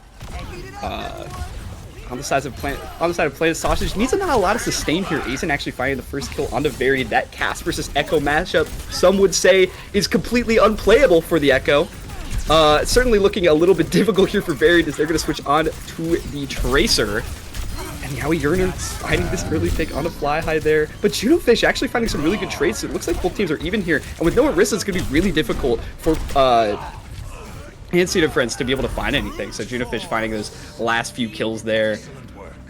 Yeah, I mean, the Sigma switch just paying dividends at least. As we can already tell, you know, it's certainly a lot better of a pick here than the Roadhog. Obviously, the Roadhog does have its advantages, you know, with the hooks off the map and stuff. But there's just not a whole lot you can do to an Orisa. And now Junofish is going to have the Flux here. That's the only ult of Planet Sausage that they can speak of here. Meanwhile, Rex is going to have the beat. They're going to engage with it. Anstein close to this Nano here as well. Not a whole lot coming through right just yet, but the Nano comes in onto Fun Dog Party, and they're just going to be tearing up the backline. Both supports for Planet Sausage going to go down. Very tries to touch, but it's not going to get it. Going to get taken down by Aizen, and that is going to be the first round going in favor of Anstein and friends. After losing that first fight, they recuperated and they managed to get around the Roadhog that was so devastating there. Junofish upset that they're counter swapping the Hog Cat, but you know, what are you gonna do when the Hog Cat is beating you? It seems like it's, if anything, time for a comp switch. And you know, people are starting to discover how OP the Hog Cat is. It really is just, it's really just the best comp that you could possibly run. I'm joking, but it is actually not too terrible on that Gardens map. Again, with the outside nature of it, you do have a lot of spots that you can fly the hog to, so certainly a viable pick. Not nearly as viable here as both teams going to switch to this more brawly type. Junofish actually onto the Ram into the Orisa, finds that matchup to be maybe a little bit better, and they're going to be on the Moira Lucio. Both teams mirroring the Moira Lucio here, not electing to go with the BAP at all with the Kiri ban. And yeah, for right now, we just get like a TP sort of into the backline here. Not really going to find anything. Fun Dog Party uses it to get out for the time being, which is certainly nice. And now both teams are just sort of rotating over to the point. The Ramasha shield has come out. Spear has actually landed onto Junofish. Junofish has to take care to not be dying here. Very important.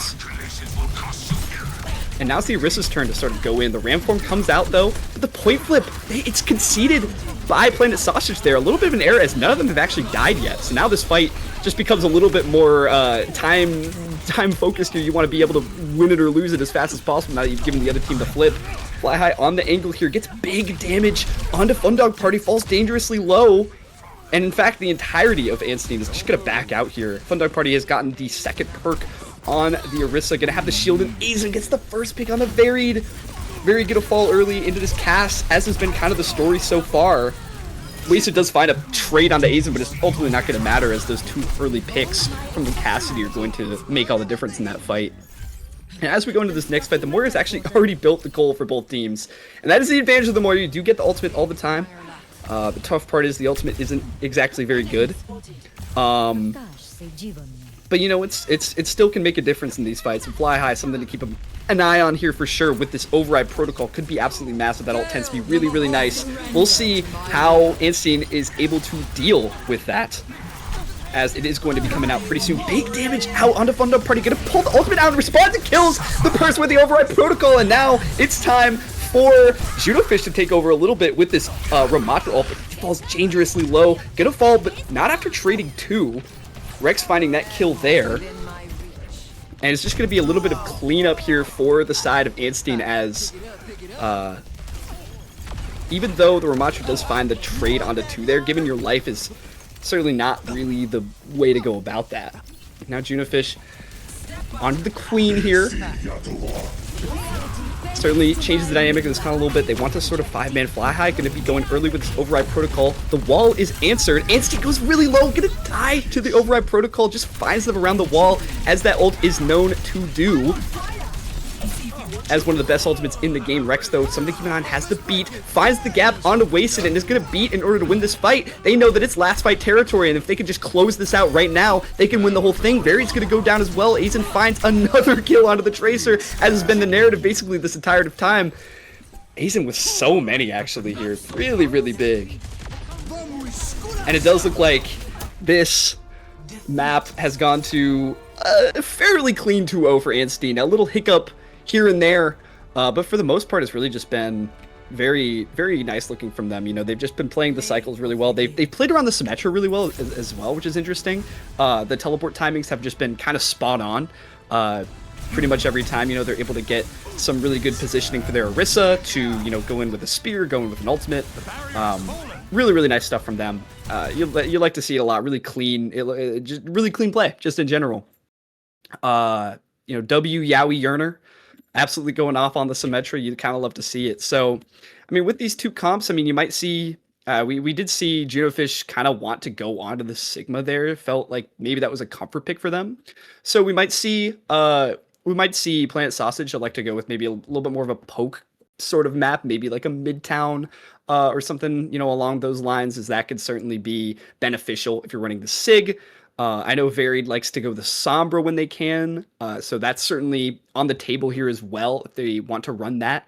It's not too terrible into the Orisa if you're able to get it off before, you can cancel like an ultimate with it or something like that.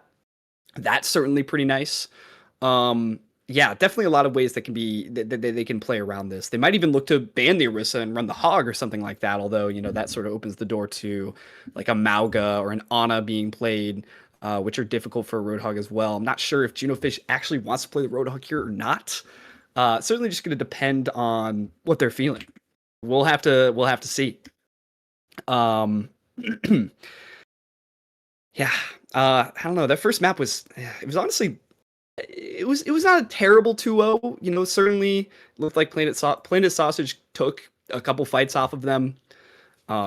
But the tempo with the Symmetra just makes it really difficult to deal with the Orisa that's able to constantly sort of go in on you and constantly able to reposition both in and out of the fight.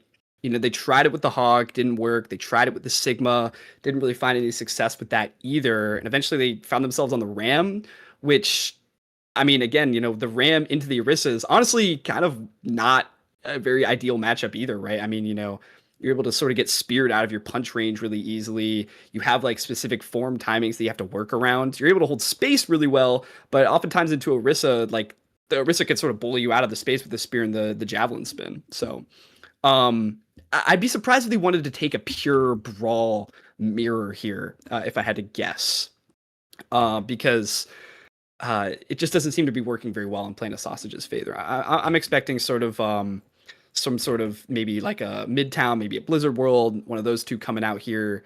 As you know, you can get away with playing these more like poke oriented comps here. So we'll have to see for sure. The band stage is also potentially important, and it does look like Planet Sausage has elected to go with the Blizzard World here. And yeah, I could absolutely see why. You can, I mean, it's just like I was saying, you can get away with a lot more of the poke comps. I think the SIG like certainly can fare really well on this map if you're able to play it right. You can punish, honestly, a lot of like the Symmetra rotations. The teleport, the TP range isn't necessarily long enough to get from that choke into the point. So it can be really difficult to sort of make it there with that sim comp if that's what Anstein really does want to run here. So we could see a little bit of a mix up in the strategy for that. You know, it's not like they're a one trick team or anything. You know, they certainly might have other comps other than the Symmetra in the bag here. It might force them to adapt just a little bit here. Yeah, curious to see what the bans are going to be. It looks like Team Antstein is going to be banning the Winston, and Planet Sausage is going to be banning the Tracer. So, yeah, I mean, the Winston bans... Oh, sorry. Actually, it looks like they're going to be banning the Cass. Yeah, so definitely interesting bans coming out here. Planet Sausage with the Cass ban makes perfect sense. Varied was kind of just not able to get as much value as they probably would have wanted on the Tracer because Aizen on the Cass was really just looking deadly out there, just kind of hitting everything, doing what they needed to do out there, punishing the Tracer whenever she wanted to, you know, go in on the back line, and just made it really inaccessible there. So the Cass ban certainly makes a lot of sense. The Winston ban is interesting. I'm assuming Junofish maybe has a profile open, and we can see that they play some Winston. Didn't see any Winston like on the last map at all, but also to be fair, Winston isn't nearly as good on Lijiang Tower, and definitely has a better place on Blizzard World where there is a lot more of that high ground, a lot more of that, you know, a lot more of that vertical space that the Winston jump can take advantage of. So definitely a good solid ban there. I'd expect to see some Sigma, some Diva stuff here. If I had to guess, you know, those are the sort of dominant characters here. Especially since Junofish seemed to want to go the Sigma on that last map.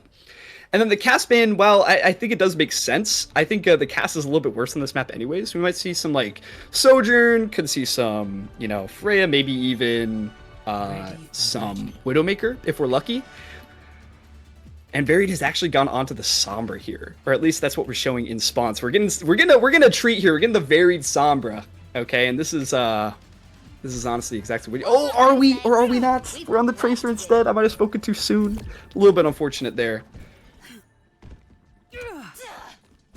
And anyways, here, it looks like on the defense here, we're actually just running the Symmetra on the defense here. So Yaoi Yerner does seem to really, really want to run this Symmetra comp kind of no matter what.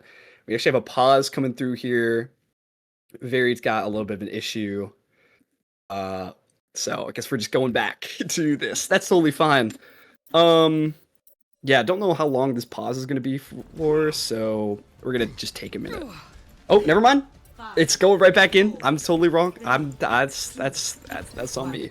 Okay, so anyways, yeah, we have Yaoi Yerner on the Symmetra here, and we have a Mercy also on the defense to pocket the Sojourn here. Makes sense. I mean, Aizen was absolutely popping off on that last map, so we're just gonna have to see what goes on here. The Mercy, although, you know, is really good at making the Sojourn really powerful, a little bit fragile herself, so we'll have to see how Planet Sausage takes advantage of that. This first teleport here is not particularly good. A big punch here. Junofish going on the Doomfist here, wants to run this dive, wants to disrupt this high ground here, and is actually going to start forcing the point early. It's going to force Fundog Party to kind of drop down, use the form to kind of contest this a little bit. Going to just land down some punches, lands a form. Aristophane's going really, really low. Actually has to use the Suzu and back out, but gets hit by a well-placed rail from Aizen. And Aizen's actually going to find 2 on this angle with the Mercy Pocket. You have to force out the Sojourn from the high ground before you can go. Unfortunately, though, it is really difficult to force out the Sojourn when you have this... Oh, Junofish finds 2 trades! One of them is rezzed, but Junofish finding 2 there is absolutely incredible. And, you know, an underlooked fact here as well is that they actually got a tick on the point. Planet Sausage did, so that's pretty nice there as well. Not a terrible fight. Fly High getting early pick, though. That's really bad. You can't just be standing in main like that. Anyways, it is really hard to... Oh, Varied! With an early pick on a Yaoi Yurner, Varied getting a lot of value here. Ainsley is going to fall dangerously low here as well. Junofish just terrorizing the backline. Varied going to find that onto Aizen. Does eventually get traded out, but got 2. Ainsley falling dangerously low, but they're able to turn onto the Doomfist. I believe they went a little bit early there. They get another tick, and Wasted gets the kill onto the Mercy, but this is not a winning fight for them. They don't have their tank alive. Rex finding that kill onto Fly High there as well. And yeah, that early pick from Fly High actually just really brutal there because they just didn't really have the damage to follow up on the really good engagement that Junofish and Varied had. And they're going in here again really early. Feels like they're kind of disconnected from their backline. Junofish finds the early pick on the Yaoi Yurner, though.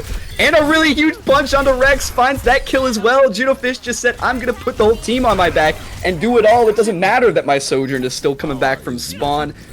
Gets 2 really early picks there. And, I mean, that's the benefit of the Doomfist, right? Sometimes... you could just absolutely take over the entire match with that character. It is very, very nice. Junofish going for another punch into spawn here, looks like. And Varied and Junofish really deadly on this, like, 2-man here. Absolutely tearing up the backline once again. Nancy's actually switched back onto the Moira to just get a little bit more survivability here. Does lower the power level of Aizen slightly here. But the Sojourn is still perfectly viable, of course, without the Mercy Pocket. So looking at the ult situation here, we just have like a really big ult turn here. Waste is going to go with the early Wuyang ult onto Junofish, and that is going to find Aizen in the backline. It's also going to find Yaoi Yurner as well. And that's just this fight blown wide open here. This Doomfist paying so many dividends already. And they're trying to turn? They use the Ram ult here. I don't know if that was a good idea at all, as Wasted finds 2 more for them. Ace is going to use the overclock from spawn. They're like 3 down. This is absolutely crazy. They find the kill on the Fly High, but your tank is dead. These ultimates being used maybe a little bit nervously. They feel like that was not the time to pull out the Ram ult or the Soj ult there. Now they just don't even get a contest. They're just dead. They stagger themselves out too hard. And now, I mean, the ultimate advantage is pretty firmly in favor of... Planet Sausage here, as they have the Curie ult come online here. I mean, Yaoi Yurner does have... Actually, no, now that the Boom ult's been used, it's actually pretty clearly in the other direction. Yaoi Yurner does die, though. Aizen switched onto the Widow, gets an early pick onto Aristophanes. This fight is still very even. And Yaoi Yurner does have the wall coming back from spawn here, but... looks like, you know, both teams are just sort of posturing on this corner for right now. Rock hits Junofish, gonna give them the punch, even though it does knock them over. So now Junofish has become extra dangerous here. Gonna look for an engagement onto Yaoi Yurner from the spawn, it looks like. Gets the punch. Yaoi Yurner falling dangerously low and dies again before this wall can come out. Rex is dead as well, and again, Varied and Junofish playing the heroes here for Planet Sausage. They find these picks so effortlessly in the backline. Looks really, really good from them. And even though Varied does end up going down, it's big damage onto Fundog Party that can't be recuperated. Actually, maybe it can. The Cole comes out. It doesn't do enough, though. Fundog Party still falls, and now it's a Cole doing absolutely nothing. Varied's going to hop onto the cart here just to get a little bit of point pressure going, as the rest of Planet Sausage is going to position themselves for this next fight here. Aristophanes with this rush still. We have a pulse. We have a very deadly Wuyang ult here that can be put onto the Tracer or the Doomfist. Wall does come out here, so we have an early engagement. Wall and rush actually stacked on top of each other. And unfortunately, this looks like the most kiteable Russian wall of all time. both of these ultimates just easily walked back. I say easily. Barry did die, though. They're going for a re-engagement here. Both support ults being popped by Planet Sausage. And Junofish finds a pick onto A's in there, so both teams are even. They both used 2 ultimates for 1 kill each, but Junofish has found another. Anstein is down. Junofish is still wreaking havoc in the backline. Azen's complaining about ping. Unfortunately, that's just not going to save you. Junofish is doing so much. The Flux comes out, but Junofish avoids it with a well-timed Meteor Strike as well. And now this is looking really rough. The Sigma might get staggered out here a little bit. There's no one to heal him. Suzu comes out. Recall as well. Potential? No, absolutely nothing. Anstein is dead as well. And now this Tracer has to try and stall as long as they can on the point without the recall. Rex is going to go down. The overclock comes out from Fly High just to clean up the few remaining members on the point here. Yaoi Yerner doesn't even make it there on the man. That's a 2-minute cap for Planet Sausage there. I have to say, I really like what I'm seeing here. The Doomfist is so nice. Junofish is kind of just doing whatever they want right now. It's kind of just wonderful to see Junofish and Varied making so much of a distraction to the backline. And I like the Wuyong Kiri comp here as well. You know, it affords a lot of the, you know, the bubble onto the Doomfist and the bubble onto the Tracer are both like really nice engagement tools every single time. So it's they always have a really solid ult timing with that. Plus, it's a fairly survivable backline, especially when the enemy team is playing a SIG and not really looking to go onto you. You can play sort of a greedier backline like that. So yeah, absolutely. I mean, I think seeing this sort of comp come out from Planet Sausage is a really good change of pace. The Doomfist looks incredible. The mechanics are just kind of they're really present for Junofish. They're looking really good.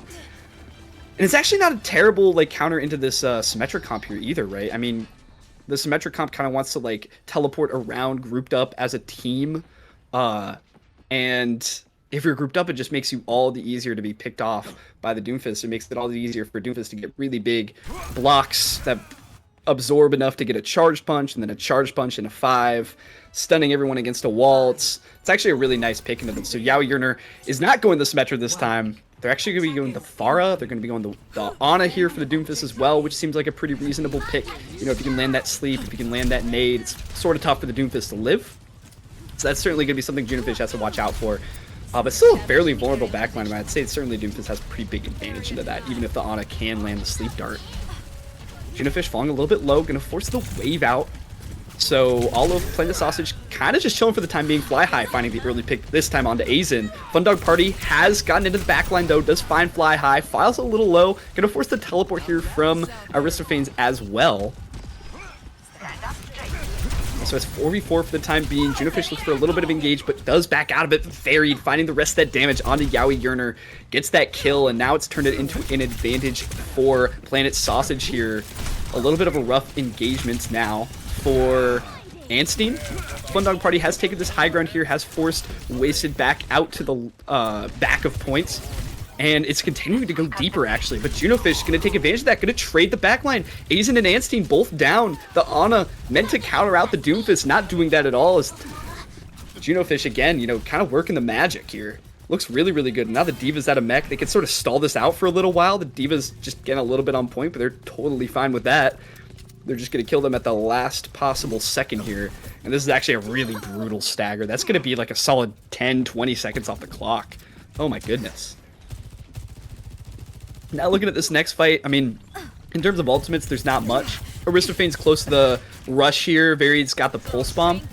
Certainly something to look for here, especially now that we're on the Brig, right? Brig and Ana, sort of pulsable here, even with the shield. There's no Suzu to speak of. So, definitely something to look for with Varied on this pulse. No other Eagles to speak of, and Varied does find it onto the Ana in the back line. That's going to cut off a major source of healing, and Fundog Party is going to be feeling that one. No healing form on the D.Va there, without the Ana there, and then now the D.Va gets cut. Rex is soon to follow, and yeah, it's just really tough.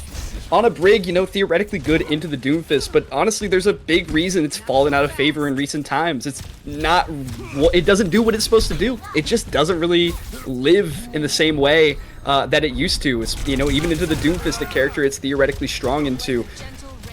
The Doomfist Tracer still able to kind of take advantage of that backline there.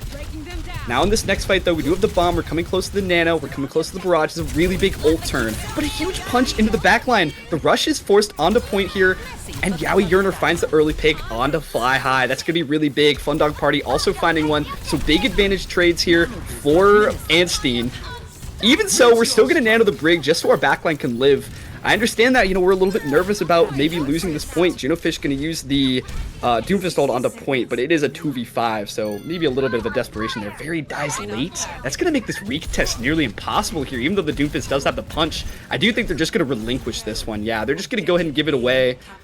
And yeah, they just staggered out their death there a little bit. They could have potentially had a recontest on this, but it simply was not to be.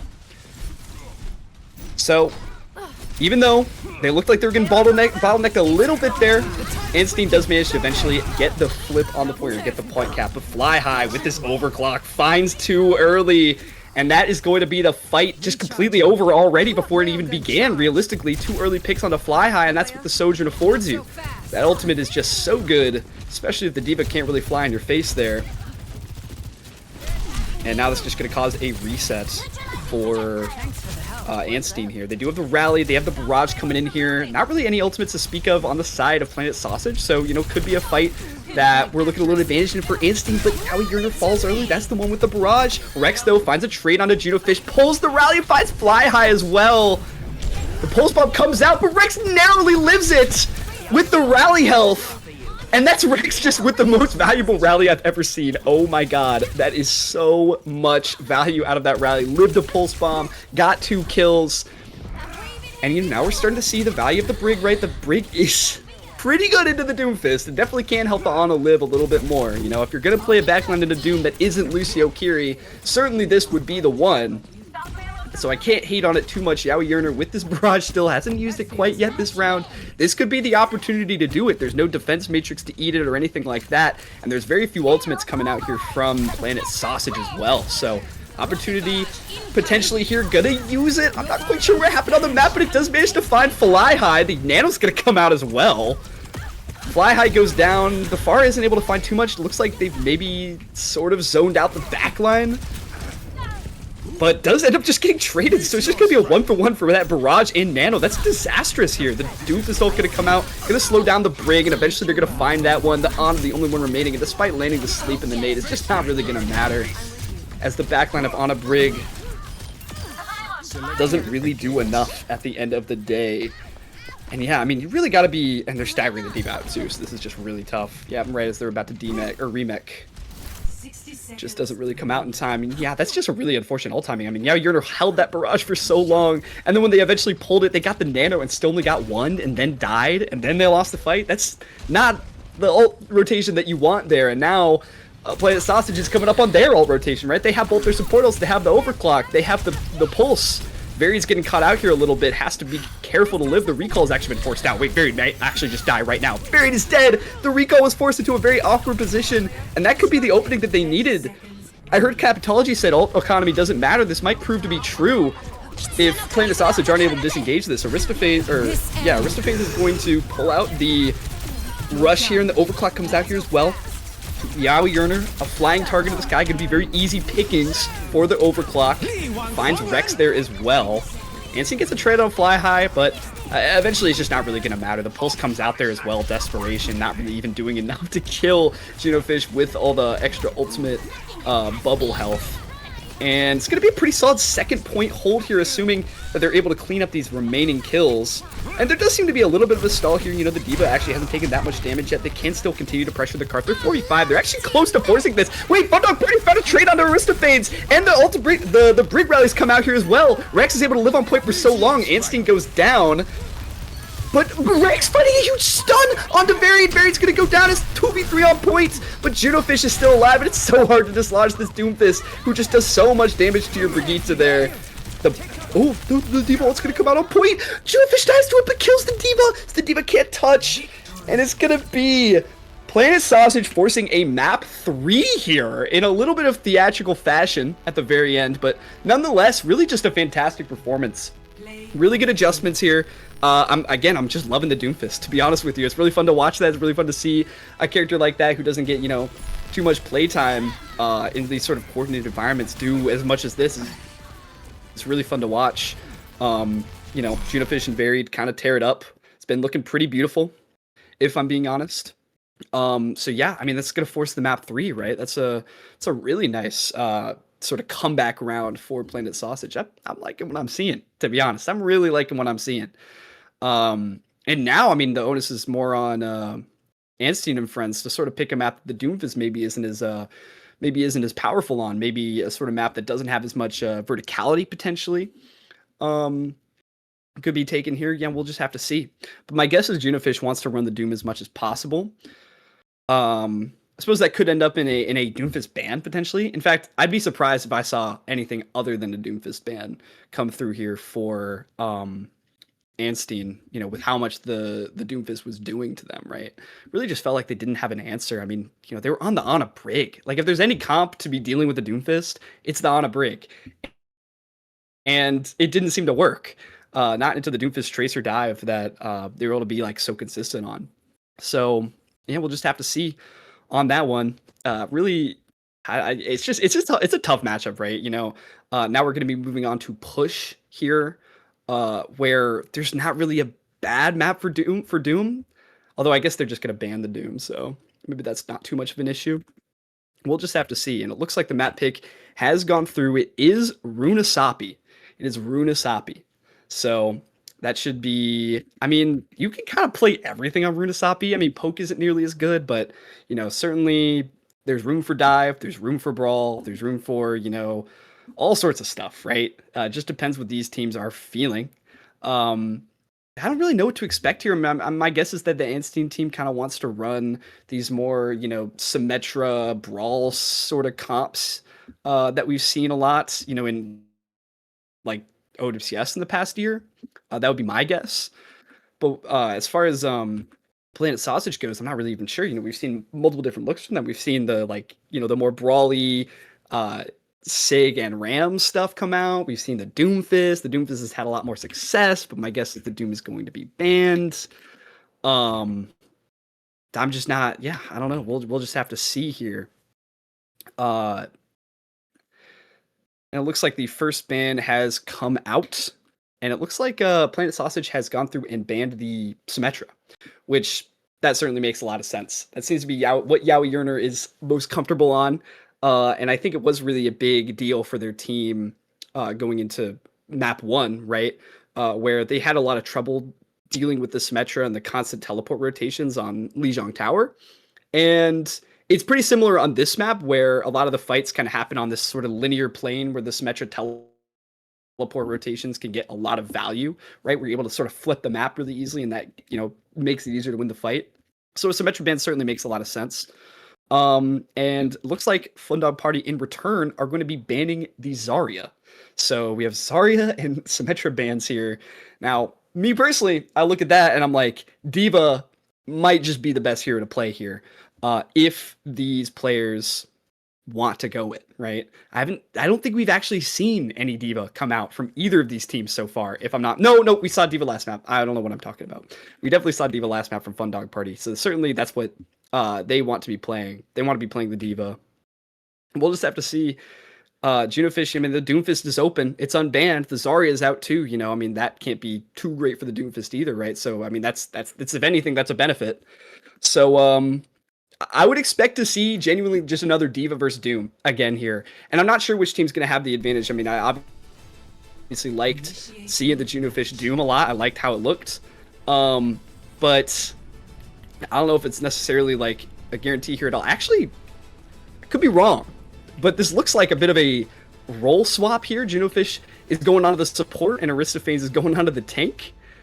I do believe Aristophanes is typically a tank player, if I'm not mistaken, so I think this does make a lot of sense, but I don't know. We'll just have to see.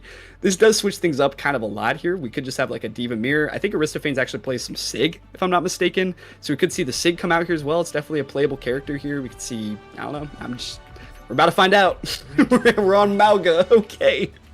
That's not really, that wasn't on the table for me, to be honest. We're on Mauga Zen Kiri. This can't be what we're rolling out on. Okay, we're at least on Lucio. Now this actually is pretty interesting. Because we don't see Mauga too much with how dominant D.Va has been. But it certainly is like pretty good. It's a good comp for like if you just want a 5-man in, which is pretty much exactly what they're looking for here, right? I mean, they're on the Sombra, they're on the Tracer. They basically just want to dive with Mauga, right? They're just going to be all in on these fights. Meanwhile, Anstein and friends, they're on the Orisa, they're on the Mei, they're on a bit of a slower combat. Fairy gets picked early! Aizen with a well-placed shot just does all of it instantly. The engagement still comes through from Afterphase. Oh my god, Orisa just died instantly. Got melted so quickly. And that is why you don't see nearly as much Mauga, because although the engagement is really nice, it's sort of tough into some of these comps that are able to sort of avoid the engagement and then just burn the Mauga right after, which is exactly what happened there. You know, they sort of engaged on the Mei used cooldowns to live, and then they were just able to melt the Mauga, especially with that early pick brought to them by Aizen. So really tough to do anything there. They're electing to stay on the Mauga though. They have faith in the comp, and I think that's fair enough. You know, don't be a one-fight Andy. Wait to see if your comp's a little bit better. Fly High putting a little bit of pressure on them from the backline. They actually have a kind of beautiful split here. Aristophanes rather, going in from main. The wall comes out. Aristophanes is able to live this initial engagement here, but Fairy's TP has been forced out. And Aristophanes' E has also been forced. So they're not going to be able to live much longer. They go down to 1 HP. They die. Fairy does find a trade on the Rex, but I mean, this fight is very much in Anstein's favor, and that's 2 early fights. I mean, we're going to get this checkpoint within the next, like, 30 seconds here. So that is going to be 2 minutes for the checkpoint for Anstein and friends, which is really, really nice. It's going to cause Aristophanes to finally swap off of that Mauga onto the Domina, which I think I do prefer. It does just have a little bit better matchup into that Orisa. You're able to stable a little bit more. You don't have to be as like engaged, which is just really tough into the comp where the Orisa can try to sort of just punish you for ever going in. The Maywall comes out though. The spear in the Maywall. Aristophanes is in a lot of trouble.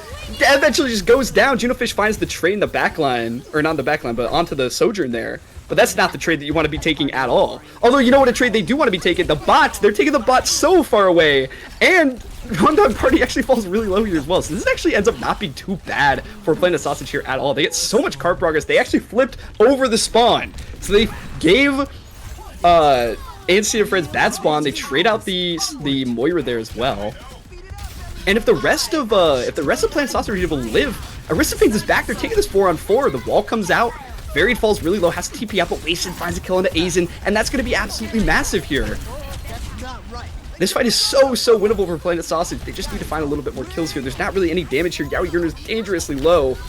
Eventually, Varied's going to finish that kill off. Junofish finds Fun Dog Party as well. Rex is going to be the last to fall, and that's just unbelievable how that happened. Are we serious? The bot was stolen, and it got stolen with enough time for Aristophanes to make it back in the 4v4, and then they eventually turned the fight. That was crazy, and especially because Anstein has 5 ultimates, and they didn't use a single one there. However, that is going to make this next fight a little bit more difficult for Planet Sausage, as they're at a significant ultimate disadvantage. The beat comes out early, they want to make a play early, and I can definitely respect that, but Rex has the beat to answer, so net nothing here, and in fact it's a net loss. The EMP comes out, Wasted is already down though, Fairies falls to 1 HP, no one to really heal them. So they are exiting the premises here. Anstein with a big value coalescence. D-Mex the Diva finds the kill onto Junofish there as well. And it's just going to be Fly High left on the cart. Does eventually fall. And I mean, that's a really, really good fight for Anstein and friends, right? Because, I mean, they used the coal and the beat. But they got the EMP out as well. And they got their own beat. And Varied, oh, a staggered death. That's going to be even worse. Oh, yeah! Oh my god! Okay, well, that raises a little bit of their ultimate advantage. The rush comes out. This is just such a mess here. But it's a mess that Anstein and friends are still winning because Fairy got so staggered out. Well, that's not ideal. The male is pretty good for the amount of zone that you get off. So, although they don't win that fight, they could still win the next one. Potentially, but they did use the rush, they used the bind. This is just so rough now. Junofish is switching out of the Zen. They're done with the Lucio. And yeah, don't hate the Zen too much, right? I mean, you know, because at this point, at least, there's no, like, flanker characters that can go on the Zen, so the Zen is not too terrible. But, I mean, it's also just, like, Zen's just not a very good character in general. I mean, Zen's on the angle here. We got the Sojourn. We got, like, an awkward map flip going on. Aizen just finds Fly High out of nothing, but Varied also finds the trade, so we're just down Sojourns on both sides. Junofish falling dangerously low. Doesn't end up getting found, though. Actually does eventually end up getting found because Junofish is literally playing in the backline. Anseen, though, uses the Fade to get to Junofish, so is going to die for their troubles. But this whole time, they've been getting cart push. I mean, the cart's almost at the spawn. Rex finds Fly Eye. We might be looking at a full cap here, potentially. Yaoi Yerner goes low, forces the Cryo out. And we do have Varied on the Sombra on the high ground. It gets a really crucial hack and kill onto Fundog Party. And that's actually a really great play. Finding that high ground spot in order to kill the Orisa and turning this fight from what might have been an unmitigated disaster into a fight win for Planet Sausage. So certainly not too terrible. But, you know, they are down 100 meters, so you kind of take what you can get there if you're Ansteen and friends. You also have both support ults coming online. You have another Blizzard. Hopefully this one does not go the same as the last one. Varied has the EMP, though, and the thing with the EMP is that if you go early with it, and if you have the right timing with it, you can basically overcome any ultimate advantage, and that's exactly what they're going to do. Early EMP on the Azen and Fundog Party both get found. Junofish on the Zen taking names. The Coalescence comes out, but there's no tank. It's really hard for Ansteen and friends to at all win this. Rex goes down. And yeah, I mean, they played that perfectly, right? They understood the ult situation perfectly. They understood that they were at a significant disadvantage, and they knew if they hit the EMP early, that they could still win the fight. And that's exactly what happened. They overcame their ultimate disadvantage. Really, really well played from them. And now they're coming into this fight. They probably have the ult advantage at this point, right? I mean, they have both support ults pretty close. They're close to this high noon. They're close to the bomb. They just have to be careful about this, the two DPS ults on the side of Ansteen and friends here. But they do get the point cap, which is really crucial.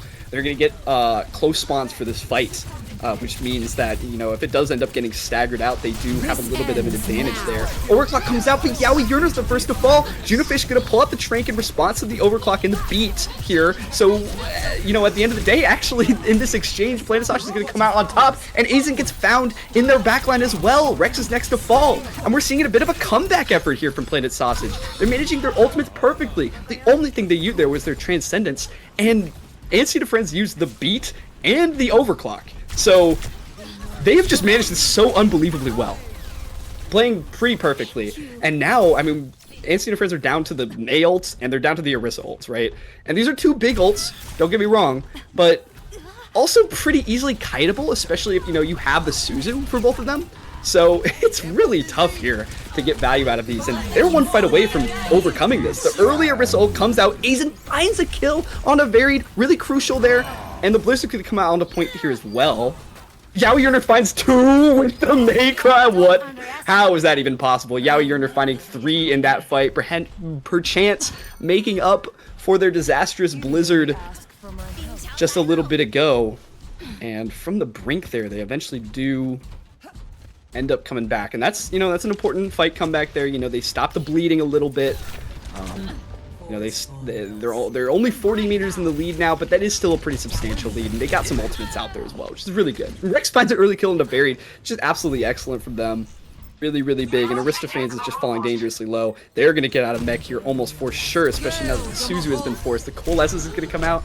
Probably didn't need that. I mean, you were like 2 people down, but I also don't hate using the Coalescence as just an ability, so I think that's pretty fair. I mean, you get that ultimate pretty frequently. Fly High is going to stagger a little bit, trying to find a pick, or a trade rather, but doesn't end up finding anything. Varied in the backline here as well. Gets a little bit of a virus action going, but Anseen's chasing this down. Varied 1 HP. Manages to escape. Barely. Oh my goodness. That's really big here because Varied is very close to this EMP, and this could again be the fight winner, right? It's sort of the great equalizer. It makes all the ultimate advantage sort of disappear. Aristophane's gonna go early with this bomb here. Doesn't really find it. That kill onto Fundog Party. Varied is traded, so there's no EMP here for Planet Sausage. But that mech kill is insane! That just is a huge take advantage for them. Azen finds another one. I mean, Azen's just found a random pick onto the Curie because they're just crawling up in the backline. That is just unbelievable. And that is a pretty nice pick, but I mean, you could just sort of stay back and get the Curie TP, so it's not too bad. And again, this fight, you have the EMP, so you're looking for the early EMP time. You don't want this beat to come out if you can help it. You really don't want to. But they just aren't in a position to take it yet. They've got too many down. They actually have to chill for a second. They're looking for another engagement here. Varied isn't quite back. Here it is. Here's the EMP. And it's big damage onto Rex, who had the beat. And that is exactly the fight you wanted there. A quick, clean, you're not losing anybody. That's exactly what you wanted to see there. I mean, the Varied played that EMP perfectly, as they kind of have this entire time, right? Rex still has the beat, though. Yaoi Yerner has the the male here as well. But we do have the Trank to kind of live through these ultimates. So Overtime. could go either way here. And this last fight will basically decide the winner. It's possible that it's possible that Anstine gets another fight if they do end up losing. But we will see. Oh, the Trank comes out so early. The Trank comes out really, really early, and Fun Dog Party finds Wasted somehow. Oh no! That's 2 members down for Planet Sausage. This could be the end of their Cinderella run back through here. And their whistle is going to absolutely close it out, and that is going to be game. Eventually, the overwhelming ultimate advantage is going to be the death of them. It's just a little bit unfortunate. That comeback was really nice. That comeback effort to almost bring it back, but the problem is he just gave 130 meters at the beginning of the game, and it's just not what you want to see. It's just certainly not what you want to see there at all. It's just a little bit unfortunate, but hey, overall good effort for both teams. I mean, you know, we got another map 3 banger. You know, I've been lucky enough to have 2 in a row that have just been really, really close. Both teams, you know, very firmly in contention with one another. So yeah, can't hate what I saw at all, you know, other than the males. I can hate that a little bit, but other than that, you know, I'm pretty happy. We're seeing some good Overwatch right now. We have one more game to go, so excited to get into that one, but we're going to take a little bit of a break before we get there. Stay tuned.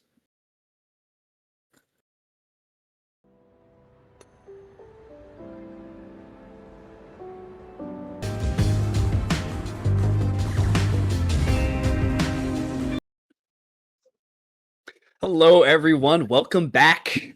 We are on, I believe, our final match of the day here. Should be a banger. Should be an absolute banger. And this time, this match, I'm actually not alone. I'm joined by Ella. Hello, Ella. How are you doing? Hey, I'm chilling. I'm ready to watch this. This match is gonna be Yeah, crazy. these should be, yeah, absolutely. These should be just bangers, to be honest with you. Or this should be a banger.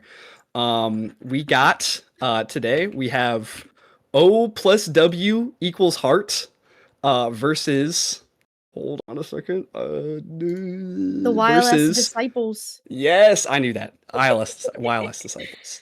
So yeah, you know, both of these teams coming in here. I mean, I know I've seen that O plus W has been, you know, they've been scrimming, they've been practicing, they want it this tournament. Okay, they're here to compete. All right, and I love that from them, and I'm ready to see some. I'm ready to see some good work from them here. That's all I'm gonna say. So for the map here, it looks like we've gone with Oasis, and our hero bands are, it looks to be Something. Domina and Vendetta. So certainly not going to be seeing the Zarya Vendetta stuff that, you know, we've seen a little bit of in this tournament so far. And the Domina ban as well is kind of interesting because I don't know if Domina is necessarily like the first thing that some people like to pick. But, you know, if it's a counter to the comp that O plus W want to run, then, you know, fair enough. Seems like a pretty reasonable ban there. Oh, we're going. And we are getting into this. I am excited. We got I don't know, some banger teams here, some banger Twitter people on both of these, to be honest. We've got 7 Damage Widow on the side of O plus W. We have Nuclear. We have Riaz or Riddy.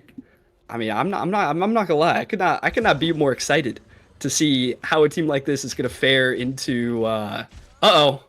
And okay, what's going on? And wow.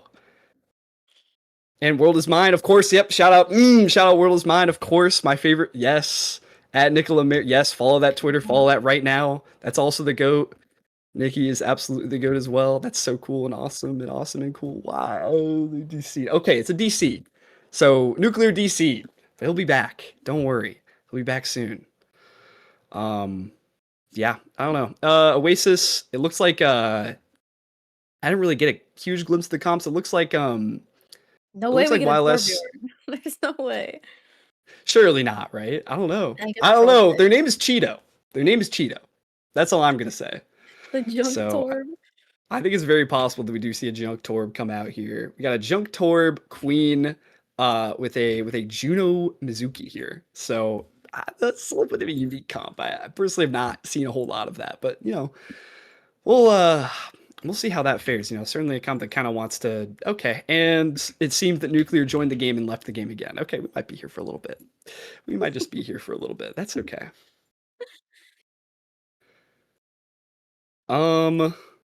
Yeah, I think we're just gonna go to like a quick little break here, just while they figure out their like tech issues. But we'll be back as soon as the game starts. Sorry about that.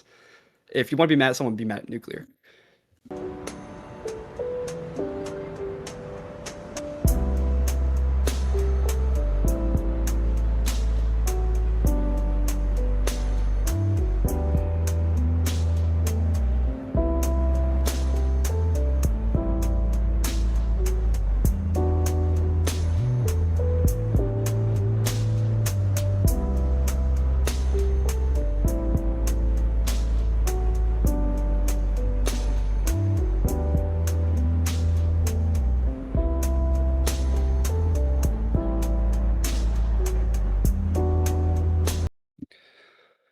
All right, and we are back. Nuclear successfully made it into the lobby, and we're gonna see if YLS was serious with the Torb junk stuff.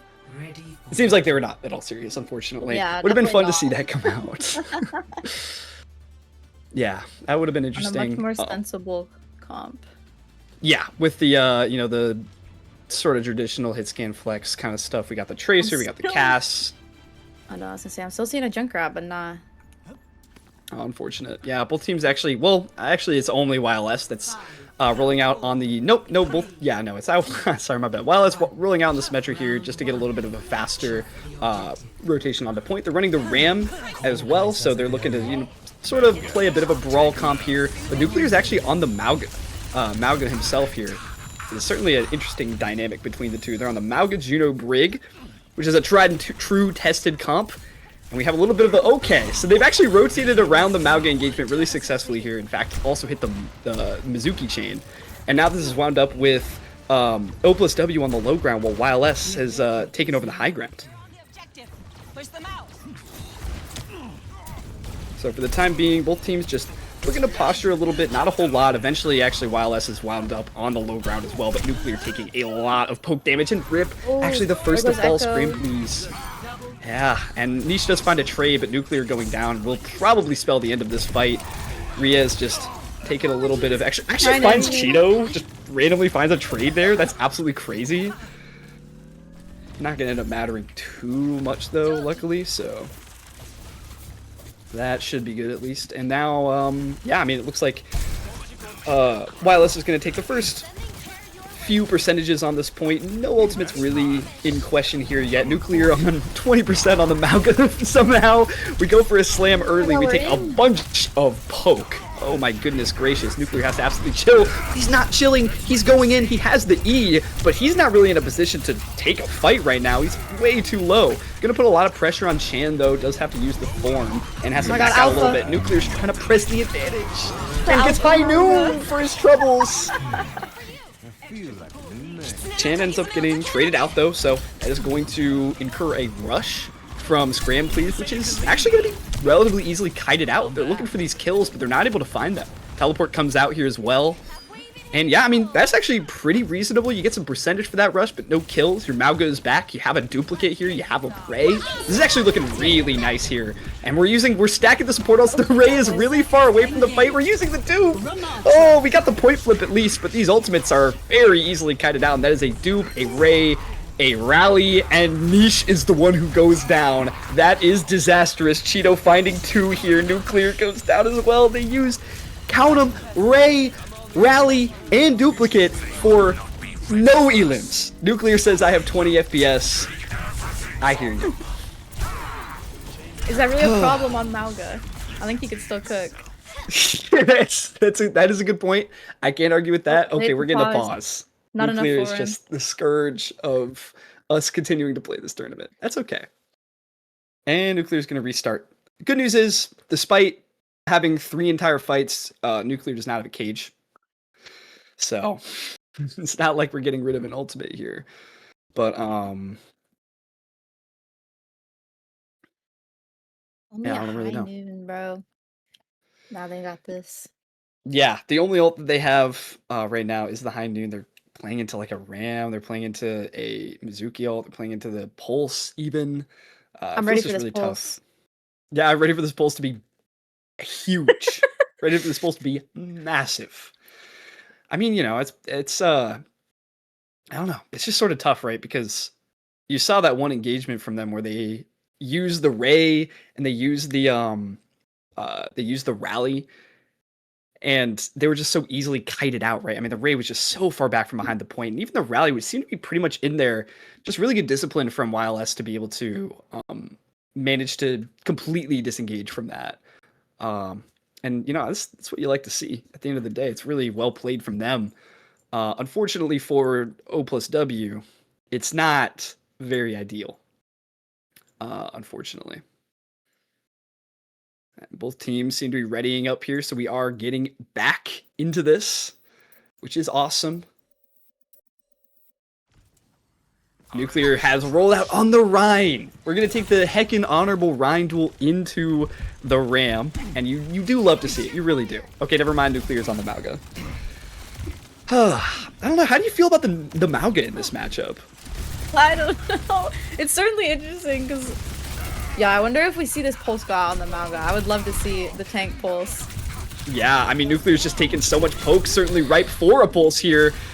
Takes a lot of damage on the walk-up, but they do end up getting the high ground here, which is pretty nice. The High Noon comes out, the Mizuki ult's gonna be, oh, Nuclear, you're putting it to the place where they can't heal you! The pulse comes out onto the Mauga as predicted by my co-caster. There we and that is go. just going to be a complete fight win for YLS, just not even dropping a single member. I would like a tab press to see how many deaths the team of YLS has. Just a couple. 1-0. It is.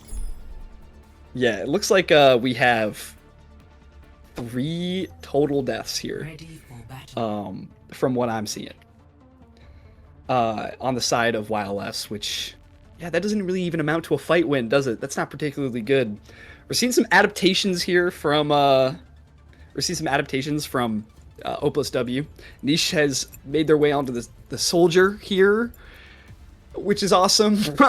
We're onto the Diva here as well. I like the Diva for sure. You know, this is a map with some high ground on it. The Diva can certainly take advantage of that. We're on the Curie Brig instead of the Juno because we don't need the speed as much on the Diva, so we're going a little bit more of a survivable comp, which is certainly reasonable. And of course, if it ain't broke, don't fix it. YLS has not changed a single thing about what they're running. They're just looking to take the high ground early with this Ram. And Chan is just primary fired twist to death, which is unbelievable. And now they're just going to form in. It is just so cooked. And that is just, I don't know, that's really not what you want to see from your main support Brig player with a shield. You don't want to see them get first picked by Ram primary fire. That's not supposed to be on the table. Anyways, here both teams kind of Nuclear's just taking so much poke. Has to live here. Does not. Gets demeched. The support's just not enough. And, oh wait, no, wait. This is absolutely huge. These trades are gigantic. They all fought in the room, and the Scramblies and Shan just both got caught out. And now they're actually going to have to concede a point flip. This might be historic. This is a fight win. Niche finding a cleanup kill as well on a Cheeto. The Soldier. Maybe this was the method. The Soldier juicing in big damage onto the side of YLS there. That's really good.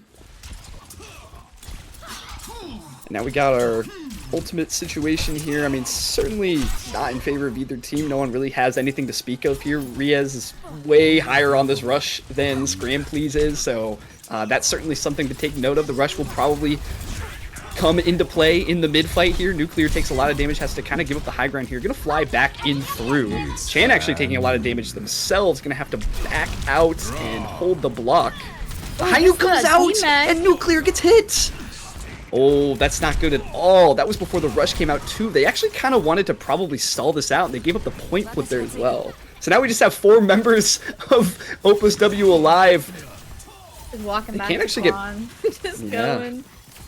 They can't do anything other than just walk back into spawn. They're gonna pull out the rally really aggressively. The rush here too. Niche finds World is Mine in the backline there as well. A great soldier angle. And this time the spoils were not so easily kited out. Chan's gonna fall. Scram please as well. Hey, I like what I'm seeing here. That was nice. That was a good engagement from them. I'm not so sure if they had to stack their support ultimates there. That might not have had to happen, but They got everything else for next round. They have the blade. they do. They have the blade. They have the visor. They have the bomb, right? Unfortunately, we're coming in close on this Mizuki ult, which is gonna be it's gonna spell disaster for the tac visor if I had to guess. But you know, the blade can still get plenty of value here if you force out cooldowns first. So we'll see what we find here. We're starting off with the rush. We're gonna blade instantly, and we're going to die. Oh, we actually find the kill. Underworld is mine. Does go down, but Nuclear finds a trade in turn. So fight currently in favor of O plus W. Niche finds another one on the swing wide. Is gonna fall for it though, but it's 3v2 right now. Chain doesn't have form. Chain's gonna pop the ult, trying to punish Riaz here. Riaz is actually gonna go down. So that's a really big ult, really big ram ult here. And now we just have Chain just going to town. Lands the slow on the twist there as well, so that's just gonna be a done deal. Rip does find World is Mine again. Nikki having some trouble here on the Mizuki into the Genji.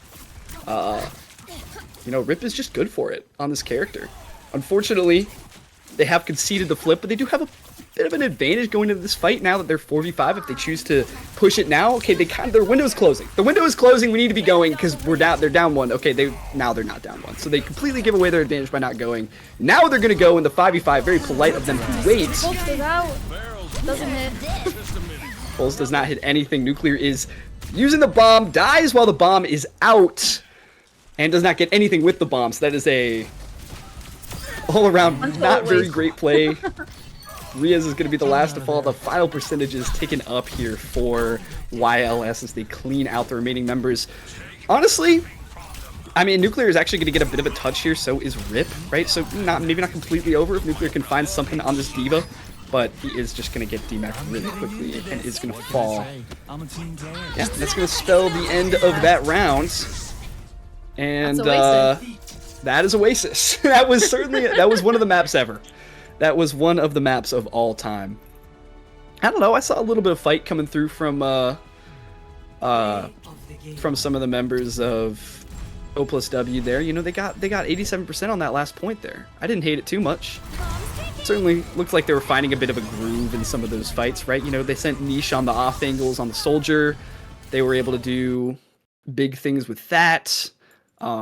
They had an engagement that they couldn't kite out with the rush and the rally. You know, that's nice. You like to see that. It's the little things, right? We gotta, you know, it's baby steps. We can't do the hard stuff if we can't do the easy stuff. So, you know, I don't hate it. We'll see if those adaptations sort of carry into this next game. They're able to make it a little bit close here as well. Yeah, I guess like in terms of comp, it really felt like you know, YLS did not change at all. They were just running the Ram the entire time, the entire way through. They're running the rush comp. They had no speed, but they had the Mizuki. Which, you know, the Mizuki is kind of just like a little bit more survivable, especially like into like flanker characters like the Tracer or the Genji. And the O plus W kind of wanted to run the more like D.Va comps. They also didn't really want to run the speed. So they might want to be taking us to a map with like a little bit more high ground. Like, they went with Oasis for this one. Maybe they'll go with, I don't know, something like a Blizzard World or something like that, potentially. We'll have to see what they end up going with here. Trying to predict. I don't know about What are you Blizzard thinking? World. Nah, I think they What are might. you thinking? They have the A Blizzard World? genome. And Rise was cooking. Oh! Yeah, no, Riaz was, I could see the Juno there. I remember on First Point, after that first fight, it was like literally only Riaz alive. He picks up And Cheeto. somehow he gets Cheeto like out of nothing. That was just unbelievable. This is genuinely just crazy. Looks like we have gone with Midtown though. So no Blizzard World. We're going with Midtown instead. I don't hate it. I mean, you know, certainly a little bit slightly more difficult to run the Ram Rush stuff because, you know, you can get poked on the walk up a little bit more easily. You know, this is a map with some really long sight lines. It's hard to get through that initial choke. And in fact, actually, it looks like we're gonna have a Ram ban coming in from O plus W. So that's actually, so they're going to take out the Ram option from them entirely. In turn, we are going to have a Lucio ban from YLS. So no rush comms, no brawling allowed unless we want to go like some, Mauga bullshit instead. But I expect to see, yeah, I mean, I guess Nuclear did run it. So maybe that's like on the table. We'll just have to see. I'm not really sure. I don't know. Midtown Mauga. The Midtown Mauga. Oh, wow. The Midtown Mauga coming out from Nuclear. I mean, I've heard stories. I've actually heard stories. Honestly, I hear the term Midtown Mauga and I do just get a little shiver up my spine. Like, I mean, it's just not chill. It does give me a little chill. I got goosebumps on my arm. Like, it's unbelievable. If we do see a Midtown Mauga, I don't want to see a Midtown Mauga. I'll be honest. I don't want to see a Midtown Mauga. I want to see it. I don't want to see it. I want to see Nuclear on the D.Va. Nuclear looked better on the D.Va. The D.Va's a better character. I think Mauga gets poked out too easily on a map like this. I don't know if I like it. Yeah, I don't know. We'll see. And then I have NJ Brav in the chat talking about some one too many septum piercings on my screen right now. I'd actually pee. I don't really know what's up with that. Oh my gosh. Whatever. Septum piercings are awesome. Nathan, you should get a septum piercing. That's my personal opinion. I wonder how many septums are in this lobby. Yeah, I'm actually kind of curious. I'm not gonna ask, but I am curious. Anyways, getting into this here, Nuclear showing the Orisa early, and Eva voted I play Illari this game. Shout out. Okay, W Eva. Thank you, Eva, for voting for an awesome character. I love Illari. Oh my god, excuse me. I love Illari so much. So I'm actually very happy with that. In fact, we're actually seeing some... These are some backlines I like to see. We're getting some Bat Brig going. We're getting some Kiri Illari. Like, this is what we like to see. All right, this is some good stuff. Nuclear is on the horse. And, yeah, I mean, in terms of these comps, it does look like YLS is looking for a little bit more of like a poke angle kind of thing here. We got the Sigma, we got the Illari, we got, the Soj. Meanwhile, O plus W, we're on Orisa. We kind of want to, like, be pushing into them a little bit more. Nuclear is on the horse. And I'm excited to see what comes out here, because the Orisa does have the potential to sort of bully this Sigma out of some of the positions here with the spear and with the javelin spin. So, we'll see if Nuclear is able to do that. That's kind of, the onus is sort of on him, right? Because he doesn't have a backline that's going to be able to really push in for him or walk with him. Yeah, so, yeah, and unfortunately, it looks like he's kind of getting cooked in this poke mirror. He's just taking a lot of damage, doesn't land the spear, and got the rock landed onto him. Not ideal for this first bit here, if I'm being honest, but they have made a push towards this left hotel room here, so this is really, really nice, but Rias gets caught out in the rotation, which is not what you want to have happen. That's your main source of healing. And now it's a 4v5. They're sort of just caught up in this little room. Nuclear is taking massive damage with nothing really here to heal him. He just steps outside of the room with the fortify. Ooh.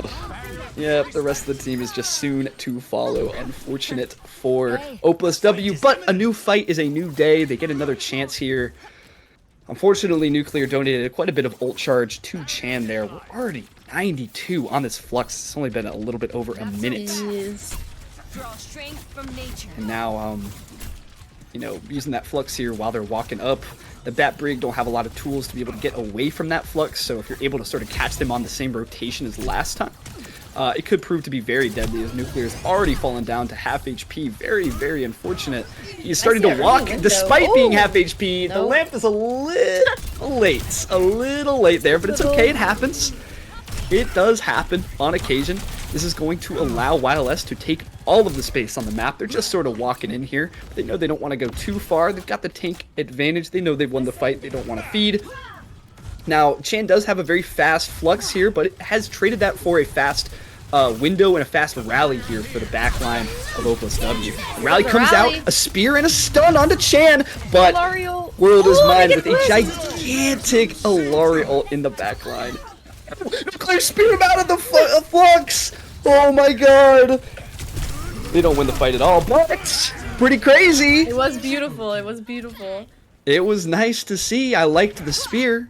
That was cool. Sometimes you gotta give a little glaze where it's due. You know, Chan thought he had a nice little flux there, didn't end up coming through there. It's a little bit unfortunate. Looking at the ult situation, though, certainly more in favor of the defending team. We have the rush, we have the overclock. It's a tough one to They're overcome, gonna but Rip try does the get a high dupe. ground. Yeah, it looks like they're going in through the train The Pulse on this one. gets nobody.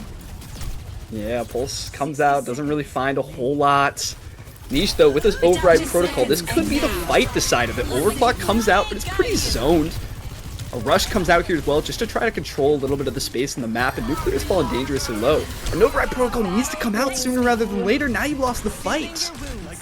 Ooh, this makes things a little bit rough here as well, because Niche gets staggered out, does not have the same wave respawn timing as the rest of their team. Do we see any swaps here? Let's see. I'm not really seeing too much Nope. here. I mean, at this point, right, I mean, you have the override protocol, you have the Orisa ult, you have to use these here, or else why did you pick these characters? I mean, we gotta get something going here. This is the fight to win. YLS have no ults to speak of. I'd like to see an opening with the override protocol here. I'd like to see something happen. We need to walk. Nuclear's going in, half HP. He's struggling a little bit. The override protocol comes through, and the Horse ult catches the Sigma, but the Sigma just waltzes out of it, and he falls to the Illari. Ooh, the override protocol just finding absolutely nothing as they struggle to push in through this first point. A Pulse comes out for good measure, just for fun.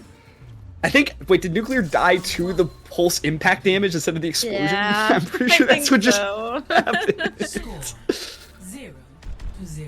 Wow, that's just so crazy. Sides. And just taking a little bit of a look at the statistics here. We got Initiate. literally one death the entire time from World is Mine on the Illari. That is the only elim for the entire round for O plus W. So it's a little one-sided, but sometimes that's just how it is. That's just how it is, That's how right? it goes. Sometimes it's hydrogen bomb versus coughing baby, and sometimes you're the coughing baby. You ever hear the phrase, there's always a bigger fish? Ready for battle. Sometimes the bigger fish wants to win the OOL game more than you do. And The bigger fish is Chan on Sig. sometimes the bigger fish is Chan on Sig, bro. Sometimes the bigger fish is World is Mine on the Illari. You know, it certainly can happen here. So we've got some, and in response to getting full held, we've just got an absolutely ridiculous comp coming out here. From O plus W, we've got the Cat Bastion coming out. I don't really know exactly what the strategy is. The Labubu comp. They have the cat and the wrecking ball. Oh, the Labu. I actually haven't heard that one. I'm not actually familiar. The Labubu comp. We actually are seeing The Labubu some flank. ridiculous hiding spots here from Twist and Nuclear here. And yeah, it is what this comp affords you, some just unbelievable mobility. And Nuclear's just fed his fucking And it brains goes. out. And it goes. Unbelievable, dude. How is he just first dead? We find the trade onto World is Mine, but it's just not gonna matter. They're just not gonna even walk there on a to point. defend the They're point. not even They gonna just- touch. They just go. Here comes the Cat Bastion. Oh my god, that's just egregious. They just weren't even trying. They wanted to go home. They wanted to go home. They didn't want it, and that's fair enough. I don't know if I would have wanted it at that point either, to be honest. Play of the game. Wow. Well, if we learned anything from that, we learned that YLS Disciples is certainly a team to look out for, as pretty much all the members of that team just looked really strong. They all had their own standout performances. I had O plus W. I don't know. What were you seeing from O plus W? Who's your standout performer from that team? I think Ria's was doing good. I truly do. But Yeah. I mean, I don't know. They tough were to just pick another getting one. Punished. They couldn't do much.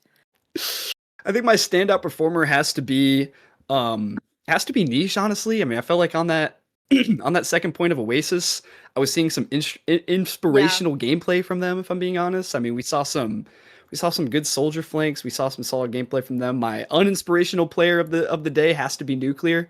God bless you. Love you, Nuclear. You're my goat. He Let's put in tried. some He more. really Let's did. try and put in some more hours. Here, let's get a VOD review going. You and me. I'm serious. I will do it. I will make it happen. Okay, you just gotta give me the word. All right, I can help you out. We can hit GM. We can do it. Okay. Anyways, that's gonna be the last map of the day, last game of the day. Yeah. For us here at OOL. So yeah, I think that's it. That's all we have. Day 2 starts at 1 p.m. Eastern Standard for a wonderful game that we're gonna have between Ska and Illusion from the looks of things. Ooh. So it should be a great matchup there. Thank you all so That'll be much exciting. for watching. Yes, absolutely. Thank you all so much for watching. And yeah. That's it. That's all I gotta say. Come back next time. Come back tomorrow. We have more awesome games. It'll be awesome. Peace Yeah. out.